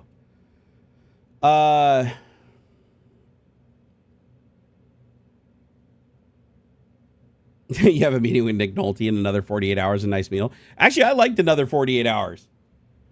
Like that's a good movie. All the 48-hour movies are pretty good. Even the last one they did was really good.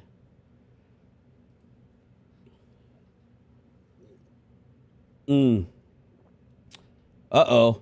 TMRW Gaming must have did something to piss off Adam. Damn it. Oh no, what did he do? Let me see here. Let me go. What is it? Channel activity.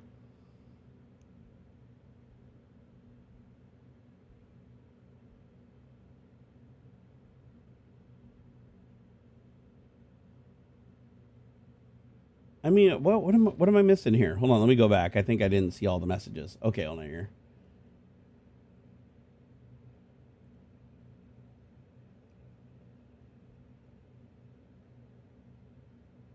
Oh, okay. It's because you kept repeating yourself after I said we were going to give it a little more time. You said I'm not trying to be annoying again, even after I said what I said. Okay. No, that's why he timed you out. Yeah, no, leave it be, man. If it's meant to be, it'll happen. But definitely pushing and spamming to get like unbanned. Who knows? Maybe the stream was delayed. Just let us know if the stream was delayed, and that's the reason. That's fine too. All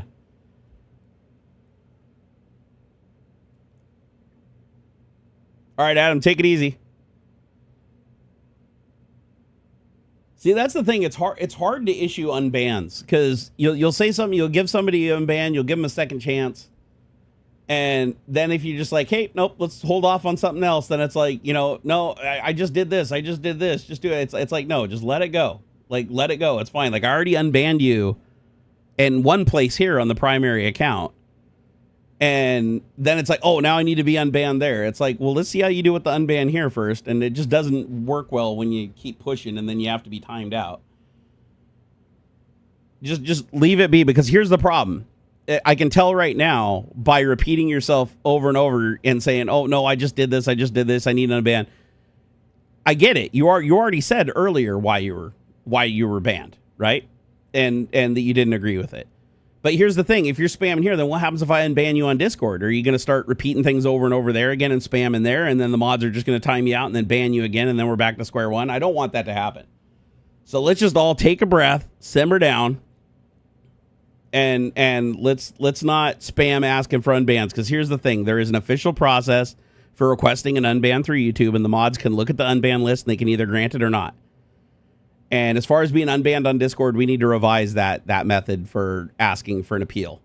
That clearly needs... We have a problem with the bot over there. We're working on it. One of the old mods that ran the old bot, he doesn't have a lot of time to dedicate to the old bot, so we're going to bring a new bot online. We're just doing a whole bunch of transitional stuff right now. And we'll get there. We'll get there.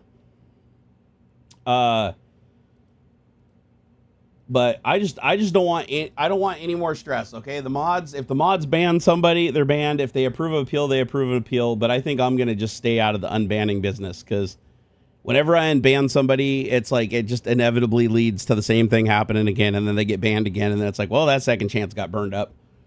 I'm not saying that's the case. You just got timed out. You're gonna be untimed out. I think it was it 10 seconds or 10 minutes? I don't know. How long was the timeout? For 10 seconds. Oh, okay. So you're already untimed out. TMRW. But let's just keep it cool, okay?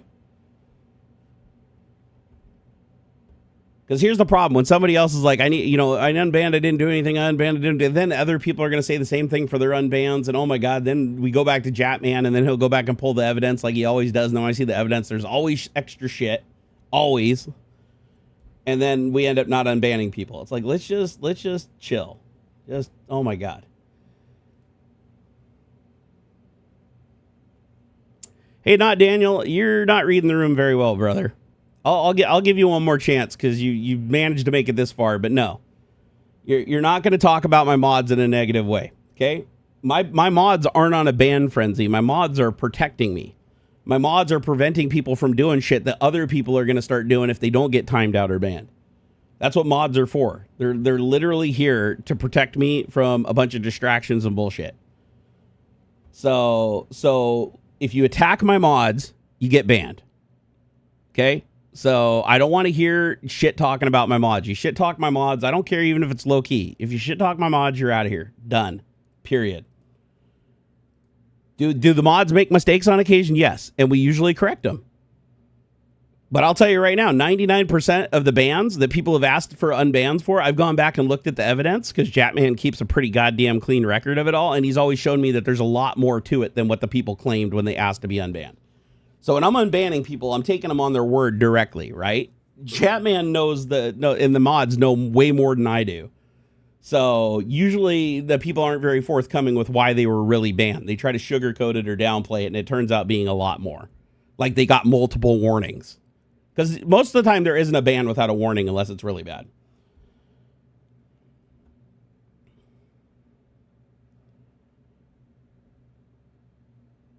Not Daniel, you said, have I said anything wrong? Yeah, no, that's what I was just warning you for. You said that my mods are ban happy. They're not. That's a judgment of my mods. You're like, see, dude, I told you your mods are ban happy. No, they're doing what they're supposed to do. They're doing what I asked them to do. So let's leave it alone. It's like, God, this isn't why I do this. I'm kind of resonating with what AuxxZillary said earlier about all the negativity and shit. The mods are protecting me from the negativity. You know, it's like, because shit gets out of hand. It's like you give an inch, everybody takes a mile. And if one person gets away with shit and then the other person doesn't have any consequences for it, then that creates a new problem. It's like the whole reason that I have mods is to keep down the noise and to keep people from breaking the rules.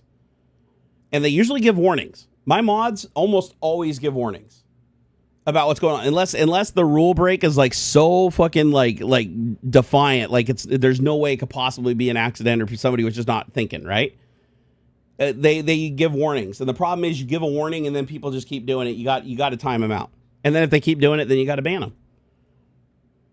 That's how it works. Daniel, yeah, he isn't getting it. All right, I mean he made it what, 3 streams? I want to say he made it 3 streams. So he'll have to go create the new accounts to come back like he did before. But that's the single longest time he's made it on a single account. So, and I don't know. Let's go see when that account was created because that'll tell us. Let's see here. When was that account originally created? This will tell us how long he made it before Daniel relapsed.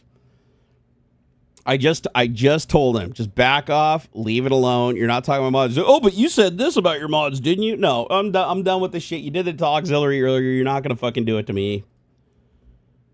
Daniel, you don't know when to shut the fuck up, dude. Seriously. That's your biggest fault. And now, yeah, you guys notice how there haven't been any other Daniel accounts in here? Now you're going to see new Daniel accounts come in. That is this person, just so you know.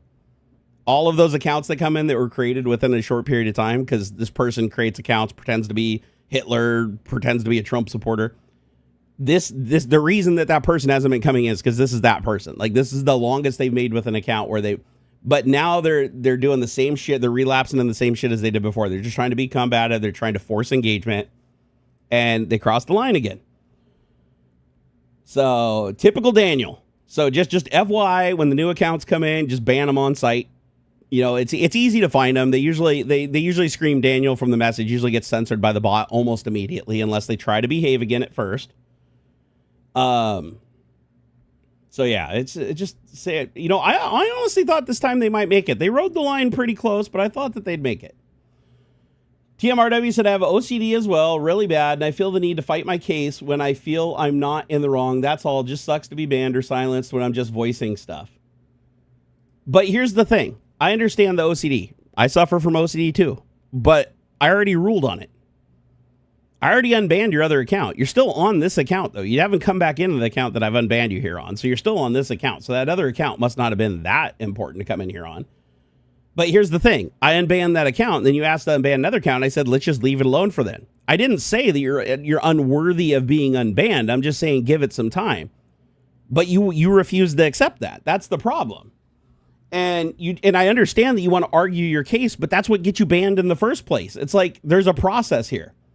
If you get banned, appeal it, let the process take its place. Don't keep saying over and over and over until you just get timed out again or banned. Like that doesn't do any good. All that does is just waste everybody's time.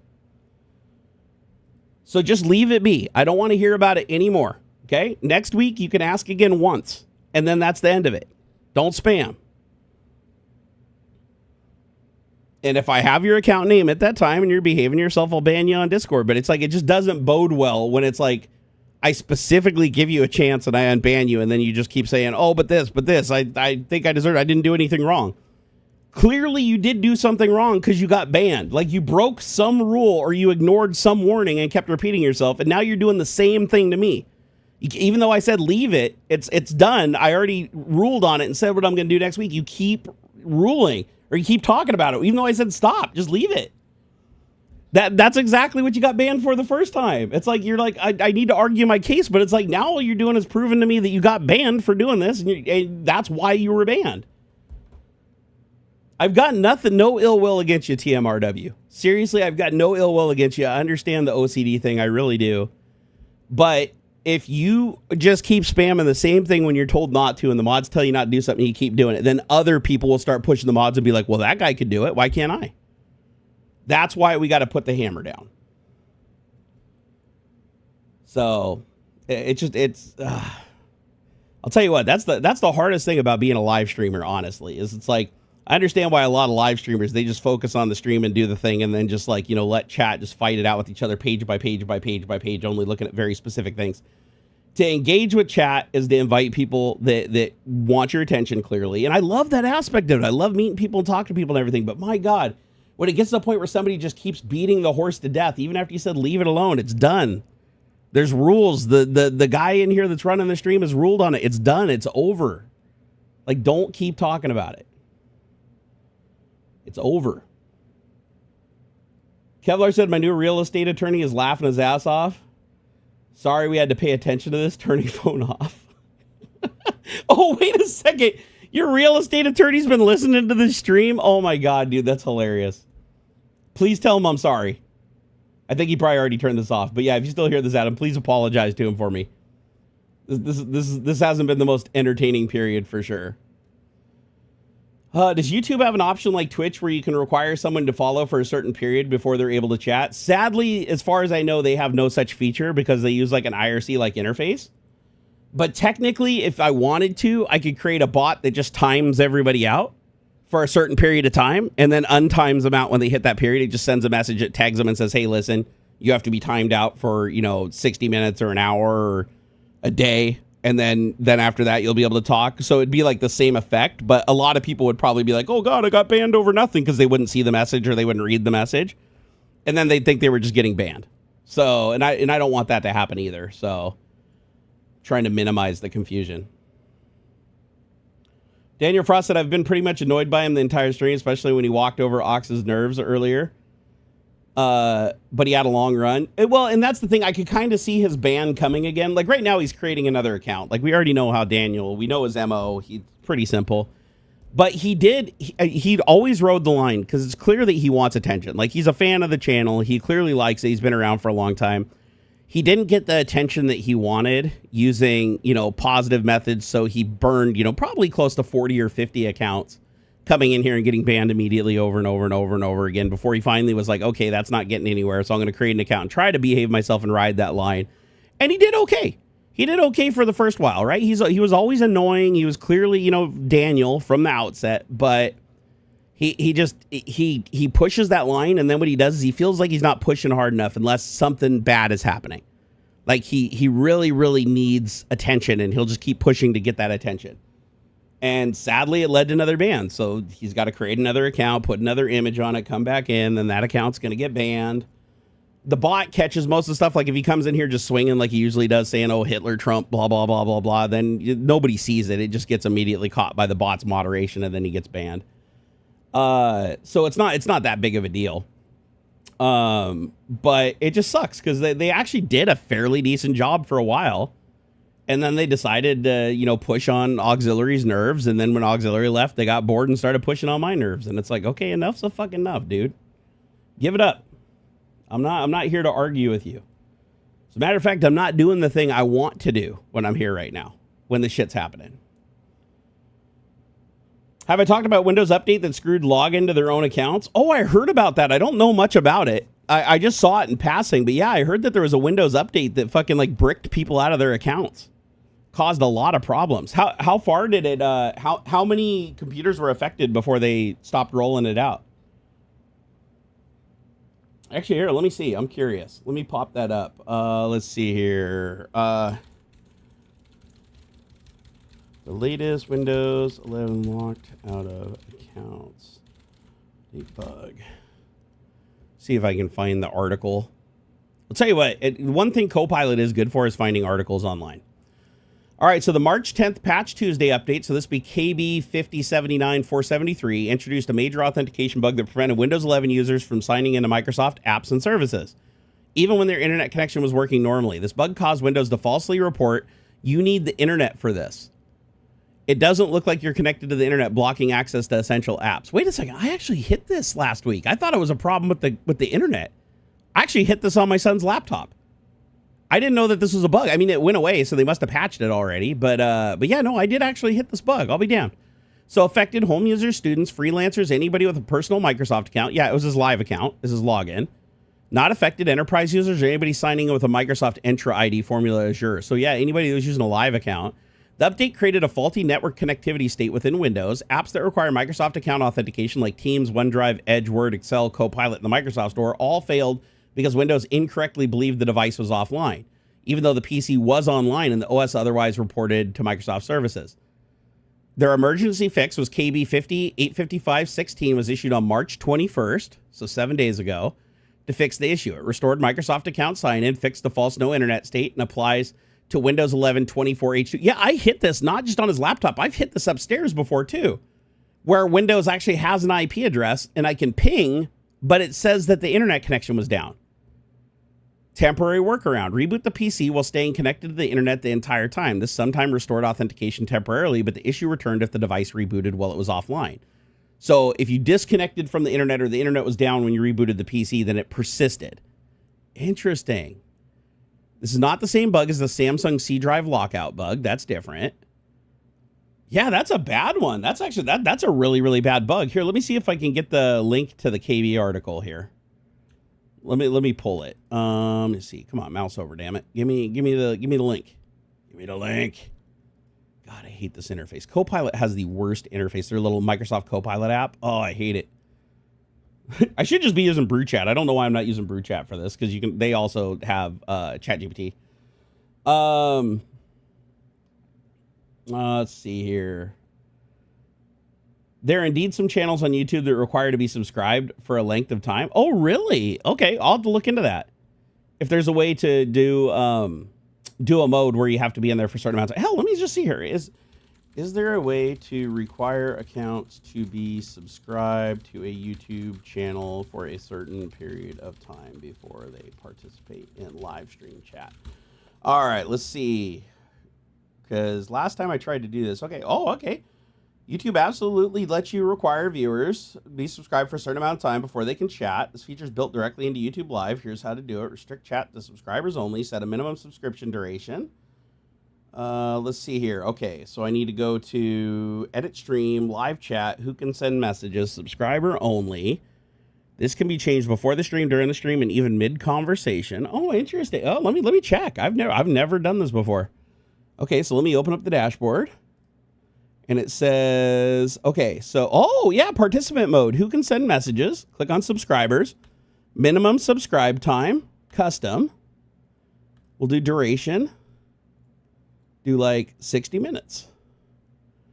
And then hit save. I've never seen that feature before. Yeah, I just did it. Yeah, changes saved. Barnacules turned on subscriber only mode. Only channel subscribers of 1 hour or longer can send messages. That's awesome.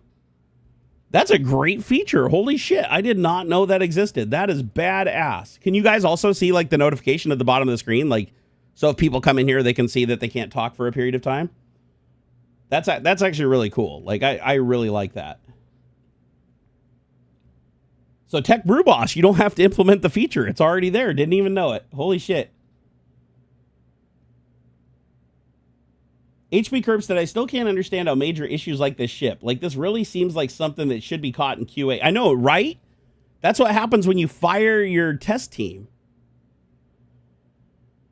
TMRW said, I'm going to bite my tongue. I do respect you, Barn. Been a fan since the dual TV set. We're both fighters. Dude, I appreciate it.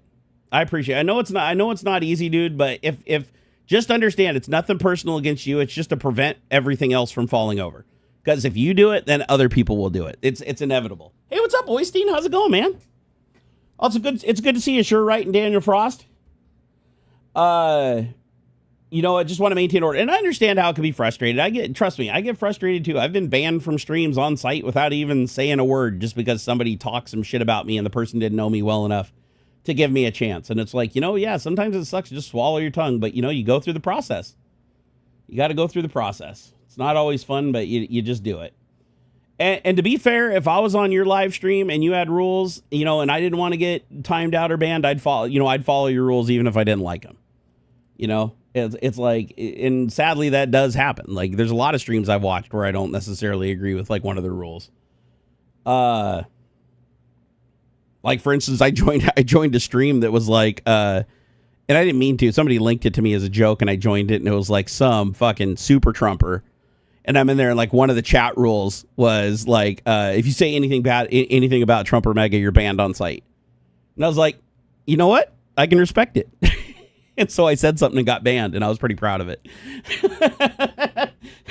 So again, it's like, but I expected to get banned. You know, I broke the rule. I expected to get banned, and you know, that's great. Like, I was fine with that. That was you know, that's the outcome I expected. Hey, Corey Gamble, how's it going, man? Doing good and enjoying 8 days off work for Easter. Wait, is Easter coming up? Fucking man, I don't know when holidays are. My brain, I don't like holidays, and me have my childhood kind of fucking made holidays hard for me. So, but my son loves Easter. It's like particularly one of his favorite holidays. So I gotta get my shit together. You know what I mean? Am I tripping, or does the audio quality sound better on my premium account? I mean, I wouldn't put it past YouTube, honestly. It should always sound crispy, though. This microphone's amazing, man. This Earthworks audio microphone. This is like literally like the best microphone in the world. Look at that thing. This thing's built like a brick shit house. It actually even sounds more like better without this on it, but then spit gets all over the little thing sensor, makes it hard to clean. But so I keep that on there. It also makes the voice a little deeper when you put it on there, just a little. It's not a major difference. Oh my gosh. It now says chat as a subscriber in the field. That's actually cool. You know what? That'll be nice, because what that does, that forces people like Daniel to have to create a bunch of accounts and let them idle for an hour before they can do anything with them. And then once those accounts get knocked out, they have to create another batch of accounts, and then those have to sit in here for an hour and subscribe to get over it. So it's like, but each one of those accounts has to subscribe. So it actually, at least they're pushing up metrics faster, doing what they do. You know what I mean? versus just being able to create an account and just come in here and fly off the handle immediately. TrueTech said, oh, yeah, I think TrueTech already just saw that. However, they could make another 50 accounts and pre-register. Yeah, I mean, that's what they do. But keep in mind the amount of time they have to spend to create those 50 accounts, because I know for a fact they don't have the ability to script the account creation. They're literally doing it manually. And it takes them probably a good 7 to 10 minutes per account to create the Gmail, verify it with the other email or whatever to create the account, and then log in, get the thing, and then set up their account. Then they have to put an image on there. In a bio. Usually they don't even bother, though. A good telltale sign is when they come in here and they have no image and it's just a really, really weird name. So, but this at least makes it a little bit more difficult, right? You have to create a lot more accounts. You have to grandfather them in. And then it makes it easier for the mods too, because the mods can just pop them a lot faster too and take care of them in groups. And then it takes longer for them to create a bunch more groups. And then you got an hour apiece. It's nice.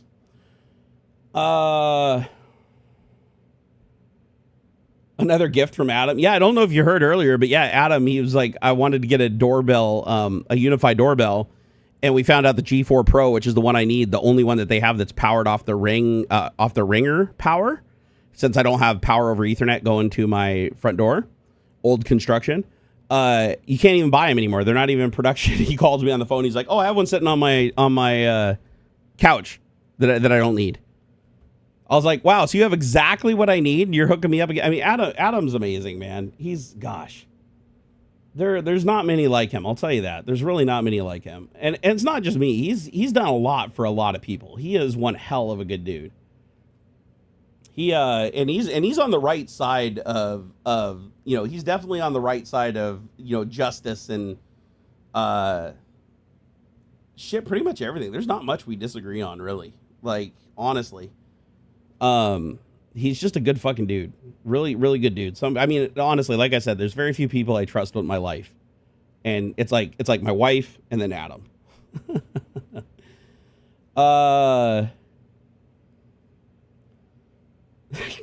Corey Gamble over there pushing buttons. Come on, don't be getting TMRW all revved up again, okay? We just got him to let it go. Let's not push buttons. Let's be done. I probably should start winding now, though. It's 4:25. I'm actually starting to feel a little bit sick. I need to go get some food in me, and take my other dose of pain medication. But I will tell you that lidocaine patch, God, that's amazing. If you guys suffer from like chronic back pain, even if it's nerve related, if you have nerve related pain, like your upper back, your arms, chest, knees, lower back, 4% lidocaine patches. I got mine from Amazon. Their brand is like 15 patches for $11. I go through about 2 patches a day, 3 on a really bad day, but 2 patches usually gets me through the whole day. And I'll tell you what, man, it's the difference between having that burning sensation down your leg constantly, it just makes you flop sweat the whole time, and actually being comfortable. I put this patch on at 10 a.m. and it's just now the pain is coming back and I'm starting to flop sweat from the pain. But through the majority of the stream, I was very, very comfortable. Adam said, real estate dude is in the bathroom. I just sent Ms. Barnacules Xander's gift. I'll show up tomorrow. Oh, dude, thank you so much. Thank you so much. God, I can't believe my kid's going to be 16 tomorrow. Oh, my gosh. That's insane. 16 years old. I still see him. He's still my little toddler. You know what I mean? It's like my 16-year-old boy last night. It's like I was sitting in the room and he came in before he's going to bed and he's like, hey, you want to watch a daily dose of internet? I was like, sure. His mom was already sleeping. So, he crawls up in the bed and we cuddle up, grab some blankets and watch our daily dose of internet. It's like our tribal thing we do every night. And if there's not a new daily dose of internet, we watch Daily Dose of Pets or some other random collage of Fail Army, whatever it is. Doesn't matter what it is. Just a collection of just random, really fast-paced, funny internet poop. And, it's our thing we do before we go to bed every night. It's just amazing. It's like he's ageless. I love it. I love that he doesn't, he's not like other teenagers. It's like, oh, I don't like my parents. My parents aren't cool. I don't want to be friends with my parents. That's not trendy. No, he absolutely is like, he's both our kid and our best friend at the same time. And I absolutely love it. I wouldn't change a thing. My son is the most amazing thing that's ever happened in my life. 2 best things I ever did was marry his mama and create him. I'll tell you that. Adam said, I remember his 7th birthday. I know, dude. And he is growing so fast. I measured him the other day. He's taller than me now. My son, I looked him in the eyes and I was like, wait a second. I was like, he's a little bit taller than me now. What? And I put him against the wall and sure shit, he's taller than me now. I thought he had shoes on. Nope. Look down, barefoot. I was like, damn. So he's going through a massive growth spurt. Like he's getting the stretch marks in his joints and stuff because he's growing so fast. But holy shit, he's gonna be massive. I bet you he breaks 6 foot. He's gonna break 6 foot. But his growth spurts are like legendary. He'll just grow a tiny bit over a period of time, and then he just gets ravenous where he's just eating nonstop and he's always hungry, and then boom, he just goes through this massive growth spurt, and he does it all I want to say he's grown over an inch in the last 6 months. Hey, take it easy, Adam. Enjoy your weekend, man. I'll hit you up and either come pick up that doorbell or you can bring it over here. Whatever you want to do, whenever you want to do it, man. No rush on anything. Enjoy your weekend, though. Have some fun, dude. Definitely have some fun this weekend. For sure. Also, even if you have to play Gran Turismo with a controller, we need to play some Gran Turismo. Xander said he's going to spend today trying to finish out his licenses so he can finally race online. He keeps getting sidetracked and keeps doing the same licenses that he likes over and over again. So he gets diverted. So he's still working on trying to get his licenses to race online because every time he gets sidetracked, he just goes and does like the individual races he wants to do. But he said he's going to really hunker down and try to get his license because he really wants to race his dad. So once he does that, all three of us need to get in some races and start doing some team racing. It's going to be awesome.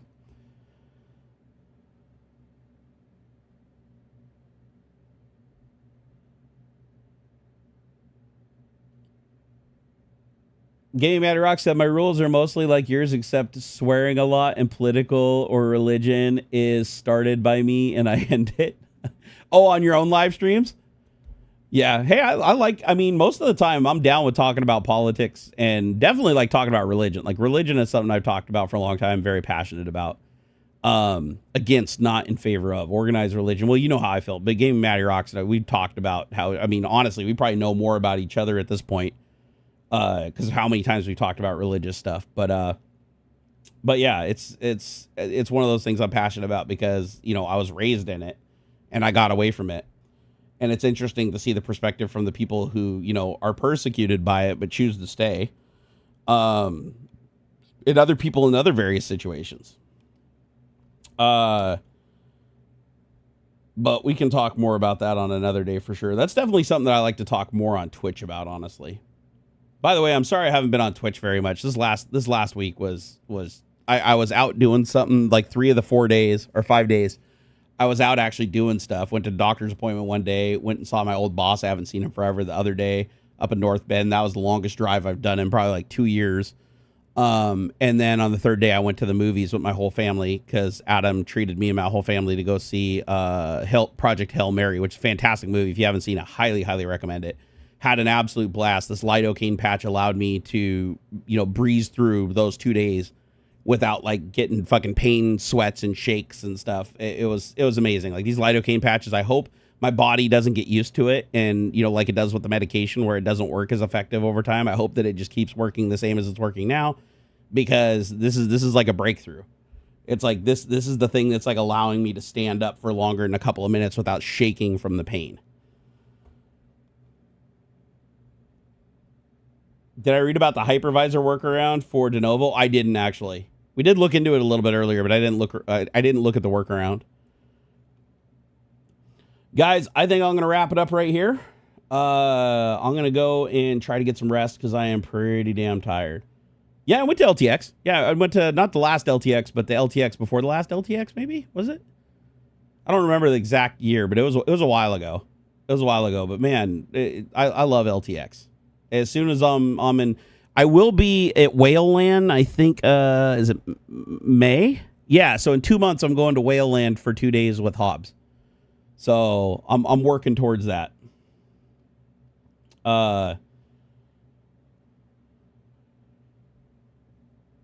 Wait, Lost in Space said, don't use those. Don't use what? IR the confused. Remember, there's a delay between what I say and what you respond. So if you guys want me to know about something, don't think that I just heard the same thing I said. Assume that there's like a 2-3 minute delay for you guys, because YouTube, it's like nobody's real time. Almost nobody's real time. So like include in what you're saying, like what the thing I said that you disagreed with or what the thing you want me to stop doing. Otherwise, I have no idea what you're talking about. Like, once I'm a minute ahead, I've already lost track of what I previously said that could align with that. I'm going to try to have a restful evening, but like I said, I got a lot on my mind. I gotta figure out how to reduce the mind workload. I'll probably jump on the sim later, stick on another lidocaine patch, jump on the sim and bang out some laps in Gran Turismo and try to clear my mind a little bit. Don't think I can enter Canada though. Oh, that sucks. Sorry to hear that. But yeah, I'll be up. I'll definitely be up there. Oh, hypervisor workaround. They disable security stuff. Oh, yeah. Okay, thank you, Lost in Space. Thanks. Yeah, I definitely wouldn't use hypervisor workarounds. Like, don't do anything that could allow the thing running under the hypervisor to gain any kind of control of the host. You watch Aussie Man reviews too? Oh yeah, I watch Aussie Man reviews. I watch a ton of reviews like that are completely against each other and from all different sides. Like I watch the what is it, the Cynical Drinker or whatever. I watch Aussie Man reviews. I watch Minty Comical Arts. I have a whole, like, I watch all the reviewers, the ones that hate the movies, the ones that like the movies. I like watching all the reviews. It's fun. It's fun, especially the ones that take it to just insane levels. Like, there's even a guy I watch. He's a Trumper, sadly, but he rails against Starfleet Academy, and he is so emotionally tied to it. Like, you can tell this guy sits there and watches every episode like 20 times over to take perfect, meticulous notes of everything he can possibly complain about. But it's like, it's entertaining. It's like he's so enraged by a TV show and the way he delivers it. It's just funny. I don't remember the name of the YouTube channel, but it's funny because of how invested he is in hating it. Like, when the show got canceled, he literally created like 3 videos in a row where he was like literally just like for 30 minutes just like jerking himself off for saying it was going to get canceled. And I was like, dude, it's just, I don't know. There's entertainment value in that. Like, that definitely has some entertainment value. Don't be a dollar bill, be the change. I love it, True Tech. Hey, Ron Gao, thank you so much, man. You have yourself a wonderful weekend too. And you guys will see me back on Twitch soon. I got to get back to Twitch. Now that I got the pain under control this week coming up, this should be a little bit of a smoother week where I should be able to get on, hopefully a little earlier too. I need to start streaming earlier. Now that I can actually get my pain under control a little bit earlier with these lidocaine patches. And I have some gel coming tomorrow. So I've got some 5% lidocaine gel. Again, for some reason, you can't get over 4% patch without prescription, but you can get gel up to 5%. That doesn't make sense to me. Gel like absorbs faster. So why can you only get a 4% pad, but you get a 5% gel? I don't know. It's really weird, but I'm going to try the gel. I've heard that the gels don't last nearly as long. They only last like an hour and a half, and you have to keep reapplying it. But if that extra percent makes a tangible difference, then I don't care if I have to reapply it every hour and a half. Like, I'll just fucking carry the bottle around me and slather that shit on me in an elevator. I don't care. As long as it allows me to get up and move around and walk without feeling like my legs are on fire or I'm going to just collapse and smack the ground, I'm all for it, man. 100%. All right, guys, you take it easy. Have yourself a wonderful weekend. Thank you again for everybody that super chatted. You guys are absolute legends. Dav 264 said round up that total again this week. Great show as always. Oh, thank you so much, man. This is $12.70 super chat. That was absolutely amazing of you, Dav. You're an absolute legend, man. But yeah, these lidocaine patches, dude, game changer. If you have nerve pain anywhere on your body, try that. I haven't tried the gel yet, so I can't speak for it, or the creams or whatever, but 4% lidocaine patches. This thing right here. I mean, it's worn off now, so I got to get a new one. But this guy right here, see that little pad? Goes down to about here, down to my butt crack. That little pad right there takes that sciatic burning sensation that's unfucking bearable that you cannot escape no matter what, and it numbs it down to where it's almost gone. It just becomes background noise while it's working. It's literally like slapping on 3.5 hours of pain relief. It is the most amazing thing ever. I wished I had found this thing years ago. I fucking love it. I've been going through 2 or 3 of these a day. And they're safe too. Like, they're reasonably safe. Like, I looked at it, it's like lidocaine patches have been around forever. Lidocaine's been used forever. There's not a lot of negative effects involved with it as long as you don't use like shitloads of it, like insane amounts. But yeah, 4% over the counter, perfectly safe to use. I mean, shit, the cream you can apply, I think they said it's up to 8 times a day. Like, before you even have to even worry about anything, you can apply it 8 times a day. Yeah, it's on Amazon. Here, I'll give you a link to the ones I got because they're on sale right now. They're super cheap. I'm going to buy a couple more boxes now that I know they're super effective, just in case the price goes up, because I'm a little bit worried that there's going to be a price hike. That's my fear. But and there is a downside to these patches. These ones specifically, and people complained about it in the comments too. They do only stay stuck on really well for about the first 2 hours. And then they start kind of pilling and rolling at the edges if you move around a lot. So I recommend like pulling your underwear like up over the patch if you can, or if it's in a place where you can't pull it up, put some Band-Aids on it or some medical tape. Get some medical tape or some, what do they call it, moleskin, and tape it down. Apparently there's other patches that cost more. Oh, fuck, it went up. No. Oh, why didn't I order more of them? God damn it. I paid $11 for 15. Now it's double the price. Fuck. Here's the link, guys. God damn it. Oh, wait. Is this... Wait, hold on here. 15 count box. Yeah, shit. Why did it go up so much? Here, let me look at the price history. Yeah, I paid $12.21, and now it's $20.31. Fuck, and that was just like 4 days ago. That's already gone up double. Thanks, Trump, you fucking dick.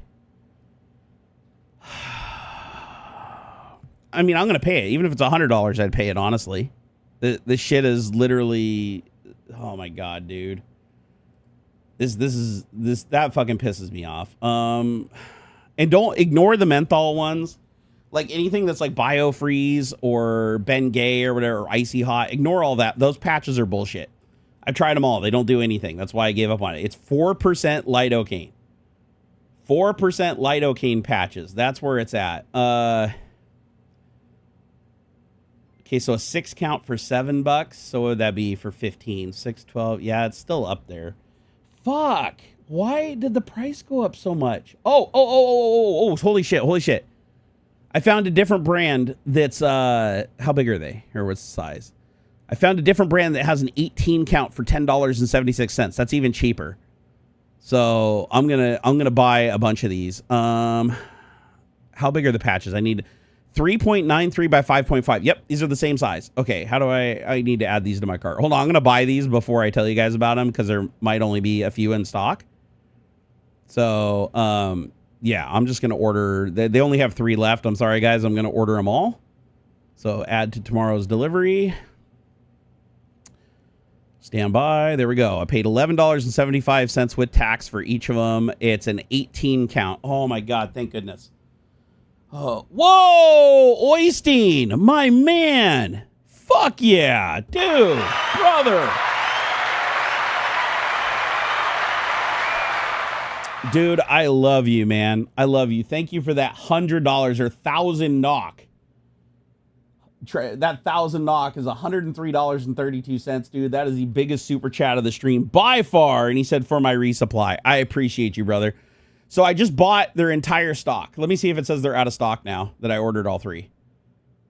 Oh, those slippery sons of bitches. Fuck you, Amazon. Okay, I just caught Amazon doing a naughty. Here, I'll give you guys the link. Since they're back in stock suddenly. So check this shit out. So this is what I just bought 3 of. I just bought because they're on deep sale right now. So 18 patches. So you get 18 patches for $10, whereas the ones I bought, the Amazon brand, went up to $20 after I ordered them. They probably saw that I ordered them and jacked the price. So I bought 3 of these. It said there was only 3 in stock. It said there's 3 in stock, order soon. So I added quantity 3 and I added to my order. I refreshed the page. It says only 5 left in stock. It should have said out of stock. So that's some bullshit right there. That's some bullshit. It literally, I just refreshed the page. It said order soon. There's only 3 left in stock. I selected 3, the max that it would let me, added it to my delivery. And then as soon as the page refreshes, like literally right after it refreshes, oh, only 5 left in stock. That's so fucked up. OixCog, you're the best, man. I fucking love you, OixCog. By the way, if you guys didn't know, OixCog, he's an international drug dealer. Or an assassin. We haven't quite figured it out yet, but it's one of the two. I'm just kidding, of course. Okay, so they doubled the price. Okay, so I'll be able to tell you guys if these ones stick better or not. So the Amazon ones, they start to pill up a little bit after about, an hour and a half, 2 hours, and you got to kind of like tape them down or pin them down with your waistband. But I'm curious to see what happens with this new brand, this HealthWise brand. They both have similar ratings. They both have similar sales. I think the Amazon had like 2,000. This one has 993. They both have like about 4.5 stars. But yeah, if these work just as good as the old ones, I mean, I probably burned through, let's see, there's 15 of them. I use 2 of them a day, 7 days. So I really need 4 boxes of these a month. So that's about $40 using 2 patches a day a month at this price. But at the $20 price, that'd be $80 a month. That's pushing it. That's too expensive. So I'd have to limit my use. But oh my gosh, these things are freaking amazing. I just hope that this works as good as the Amazon ones. Judging by the rating, though, I think they will. They order stuff by the supplier. The 3 you order was from one supplier, and the next supplier has 5 in stock. Oh, that actually makes sense. Okay, that makes sense. Hey, Irene, how's it going? Glad you're back home. Yeah, I didn't even think about that. But here's the thing: if they know that there's another supplier, and the price didn't change, so both suppliers must be selling them for the same sale of 1076. It still says 15% off of 1076. And it still says it's from the HealthWise store, whereas I ordered them from the HealthWise store, so it didn't change the vendor. It's still fishy, dude. That's still fishy they did it. It's the same price, the same store, and they just suddenly have 5 back in stock.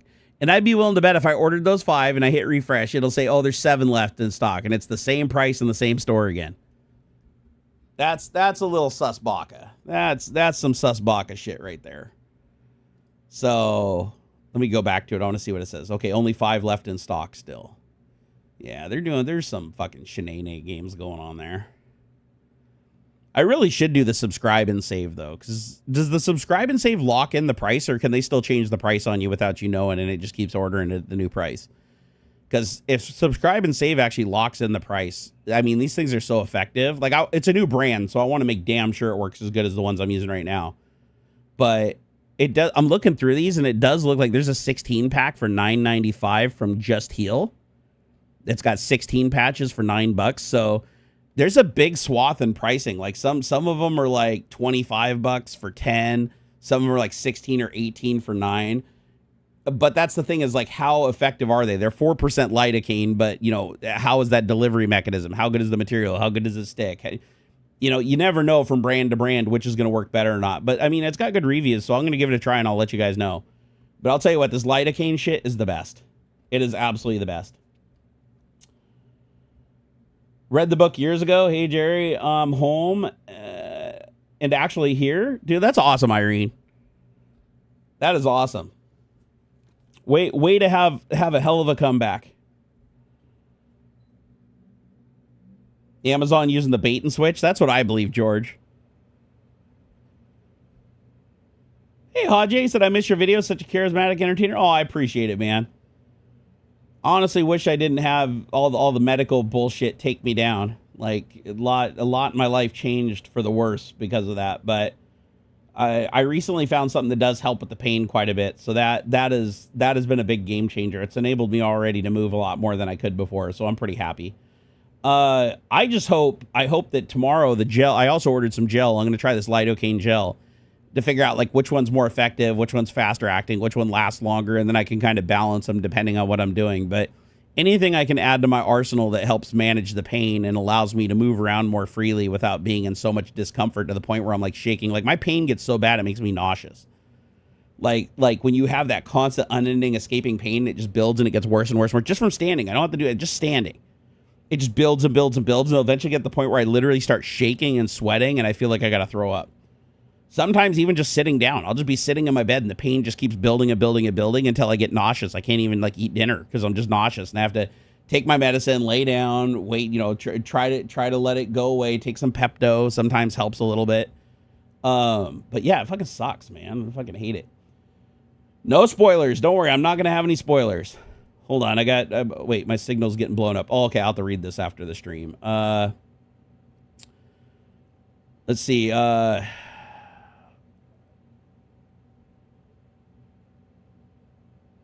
wait, what is that? Oh, that's what the chat, okay, wait, hold on here. That's what I believe. It's your video, so charismatic. That's actually cool. I like how it's the chat and it's got the video up in the corner. Adam showed me, I was seeing a screenshot that he had of how he sees the stream. Something censored me on stream, can't post. Oh, sorry about that. Probably the fucking bot. Shouldn't be censoring mods though. All right, guys. I do have to get off though. I need to go put another patch on because my back is actually getting to the point where it's starting to bug me. I'm starting to get the flop sweat. But just I'll leave you guys on this note. You need, if you have nerve pain, give lidocaine a try. I never in a million years, I thought lidocaine was something used to numb your teeth. I didn't know it could do anything for nerves under the skin. Like, I thought maybe, it'd numb your skin. This doesn't even feel like it really numbs my skin that much. I can't even feel the patch, though. So it numbs it enough that you don't even know you have a patch on. Like, it just disappears. But I'm shocked at how effective it is. Like, I don't know why my pain doctor never recommended lidocaine patches before. I randomly encountered this on Amazon. They were on deep sales, like 50% off. It was $10 for 15 patches. It said, indicated for lower back pain. And I saw the patch applied right where my L4 nerve problem is with my sciatic nerve. And I was like, fuck it, I'll give it a try. And not only did it help with the pain right under it with the sciatic nerve, it actually alleviated the pain on the two SI joints too, like all together. The only problem is I can't wear it in the hot tub. So if I'm going to do a hot tub, I have to time it so it's between patches. But totally worth it. This thing's amazing. Oh, now it's only 4 patches left? I wonder if somebody ordered one.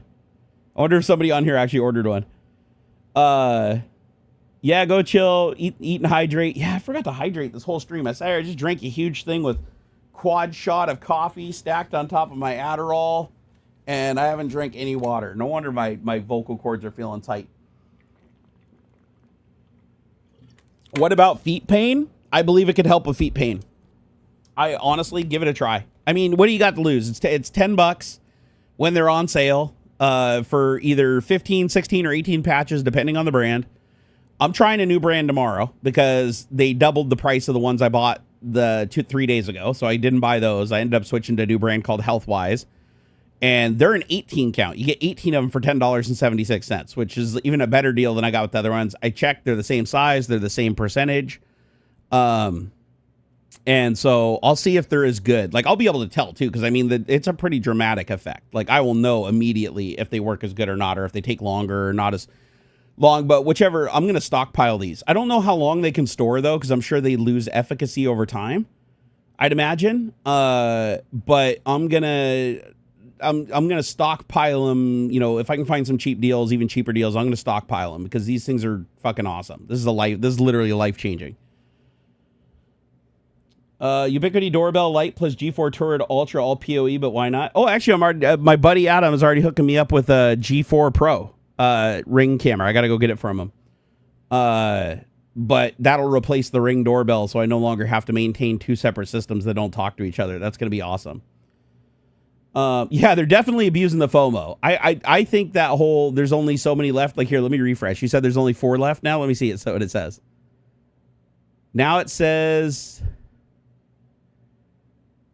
Now it doesn't say any, now it just says they're in stock. Like, it doesn't even have a thing that says there's only so many in stock. Oh, no. It says they're all, it says free delivery April 2 to 4. So yeah, it did switch. Still the same healthcare store, but now it just changed the date. So now it says they're in stock, but not for immediate delivery. Oh, so I wonder if they're showing how many are available to ship within that time period. That's what I didn't check. So I bet you the 3 that were in stock that I bought were available for tomorrow. The next 5 were available for the next day. And now they're backed up to where you have to wait April 2nd to 4th. Okay, no, that makes sense. This actually makes sense. It still feels a little bait and switchy, like a little FOMO bullshit, but no, that actually does make sense that it's showing you how many are in stock for that shipping on that day. And then when those run out, it goes to the next allotment for the next shipping date based on how fast they're coming in from the supplier. That actually makes sense. And I bet you the way it works is those 3 that I bought are from my local supplier. That's how they're able to get them to me the next day. And I bet you the next 5 that were in stock were at another warehouse that would have to ship them from that warehouse to this warehouse, then to me, which is 2 days.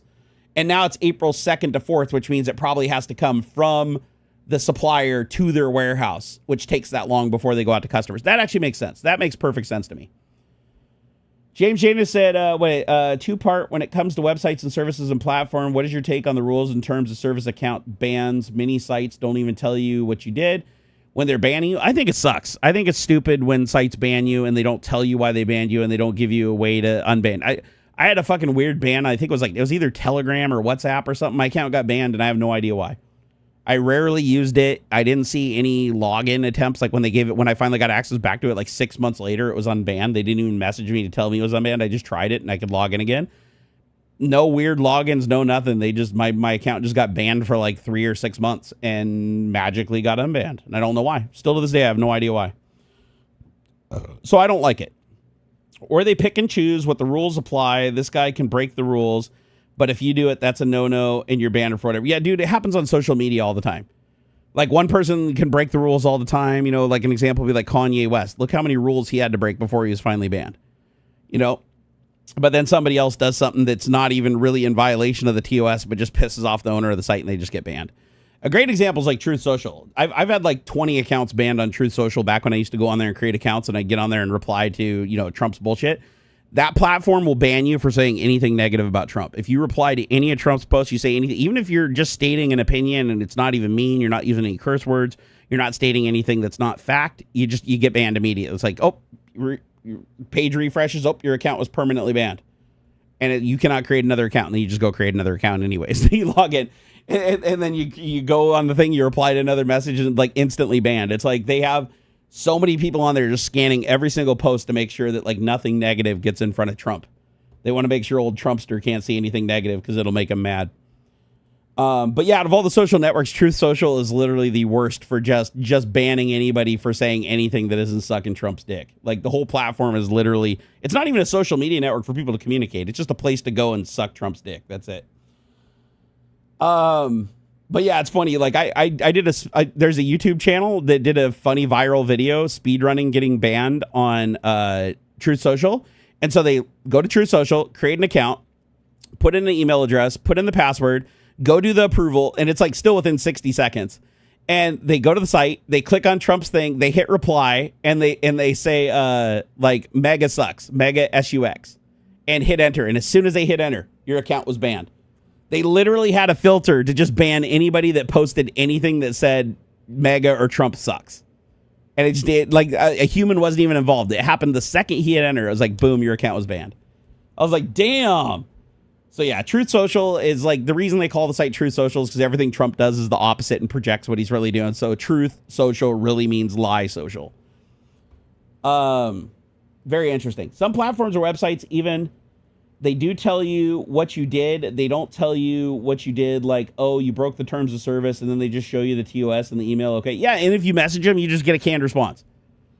No, it happens all the time. It's stupid. It pisses me off, too. I've literally been banned from games. Like, I got banned from GTA. The first time I ever played GTA Online, the game fucking crashed halfway through a mission. I log back into the game and it says, your account has been banned for 30 days and your character will be reset back to 0. And I was like, what the fuck? So I sent mail to Rockstar, got a canned response saying, oh, we've reviewed your, and it was like literally minutes after I posted, oh, we reviewed it and the ban stands. I was like, how could you review it? I just sent you a shitload of material. Like you didn't even have it. It wasn't even enough time for you to watch the video that I attached, like showing you all my binaries and everything. Then I messaged them again and I said, hey, I must insist. I didn't do anything. Here's the binary. Your game crashed. I reopened it up. And it's like, okay, a week later, humans, we went back and we reanalyzed for the final time, but the ban stands and you can no longer submit any more appeals. And then they shut down my ability to post appeals.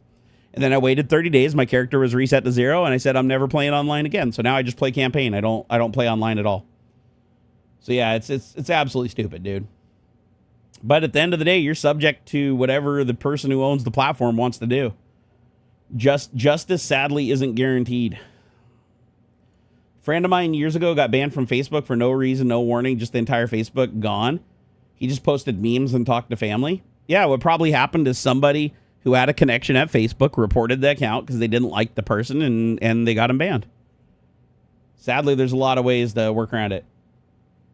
Irene said, I cannot see what I'm typing. Sorry. No, don't worry about it, Irene. It's all good.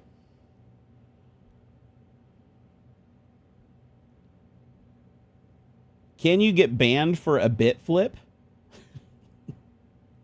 What, from like a cosmic ray? Oh, shit, I didn't have ECC RAM. Now I'm banned for life. No. Oh, my gosh, dude. So ridiculous. Oystein, I just have to say one more time, you're the best, brother. I got to give you one more of these. Oh my God, dude. Absolute legend. Absolute legend. All right, guys. I know I got to get out of here. Kylex like reminded me I got to get out of here. I'm like sitting here, I'm in so much pain, but you guys get me talking about shit and I can't shut up, even though I'm like sitting here hurting. I'm like, I gotta talk about it now. So before I get drug into yet another topic, let me get out of here. And for you guys that missed the beginning of the stream, go back and hit the VOD.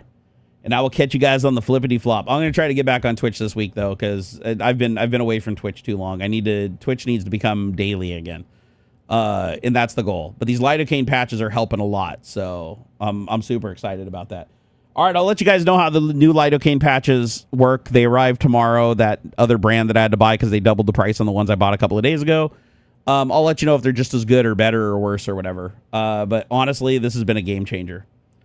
No, Kylek, I appreciate you saying it, man. I appreciate you saying it, because if you didn't, I'd just get stuck in this loop endlessly. All right, you guys are amazing. Okay, I got to figure out how to end the stream where it doesn't get cut off at the end, because every week I end the stream in OBS, and then YouTube like kills the stream before the final video buffer gets there, so I think I have to just sit here and look stupid for a little while, and then stop the stream, and then hopefully that'll stop it from just ending abruptly. So... yeah, I think that's what I have to do. So I'm just going to sit here and stare at the screen for a little while, and then I'll hit stop streaming, and hopefully that'll prevent the end of the VOD from getting cut. All right?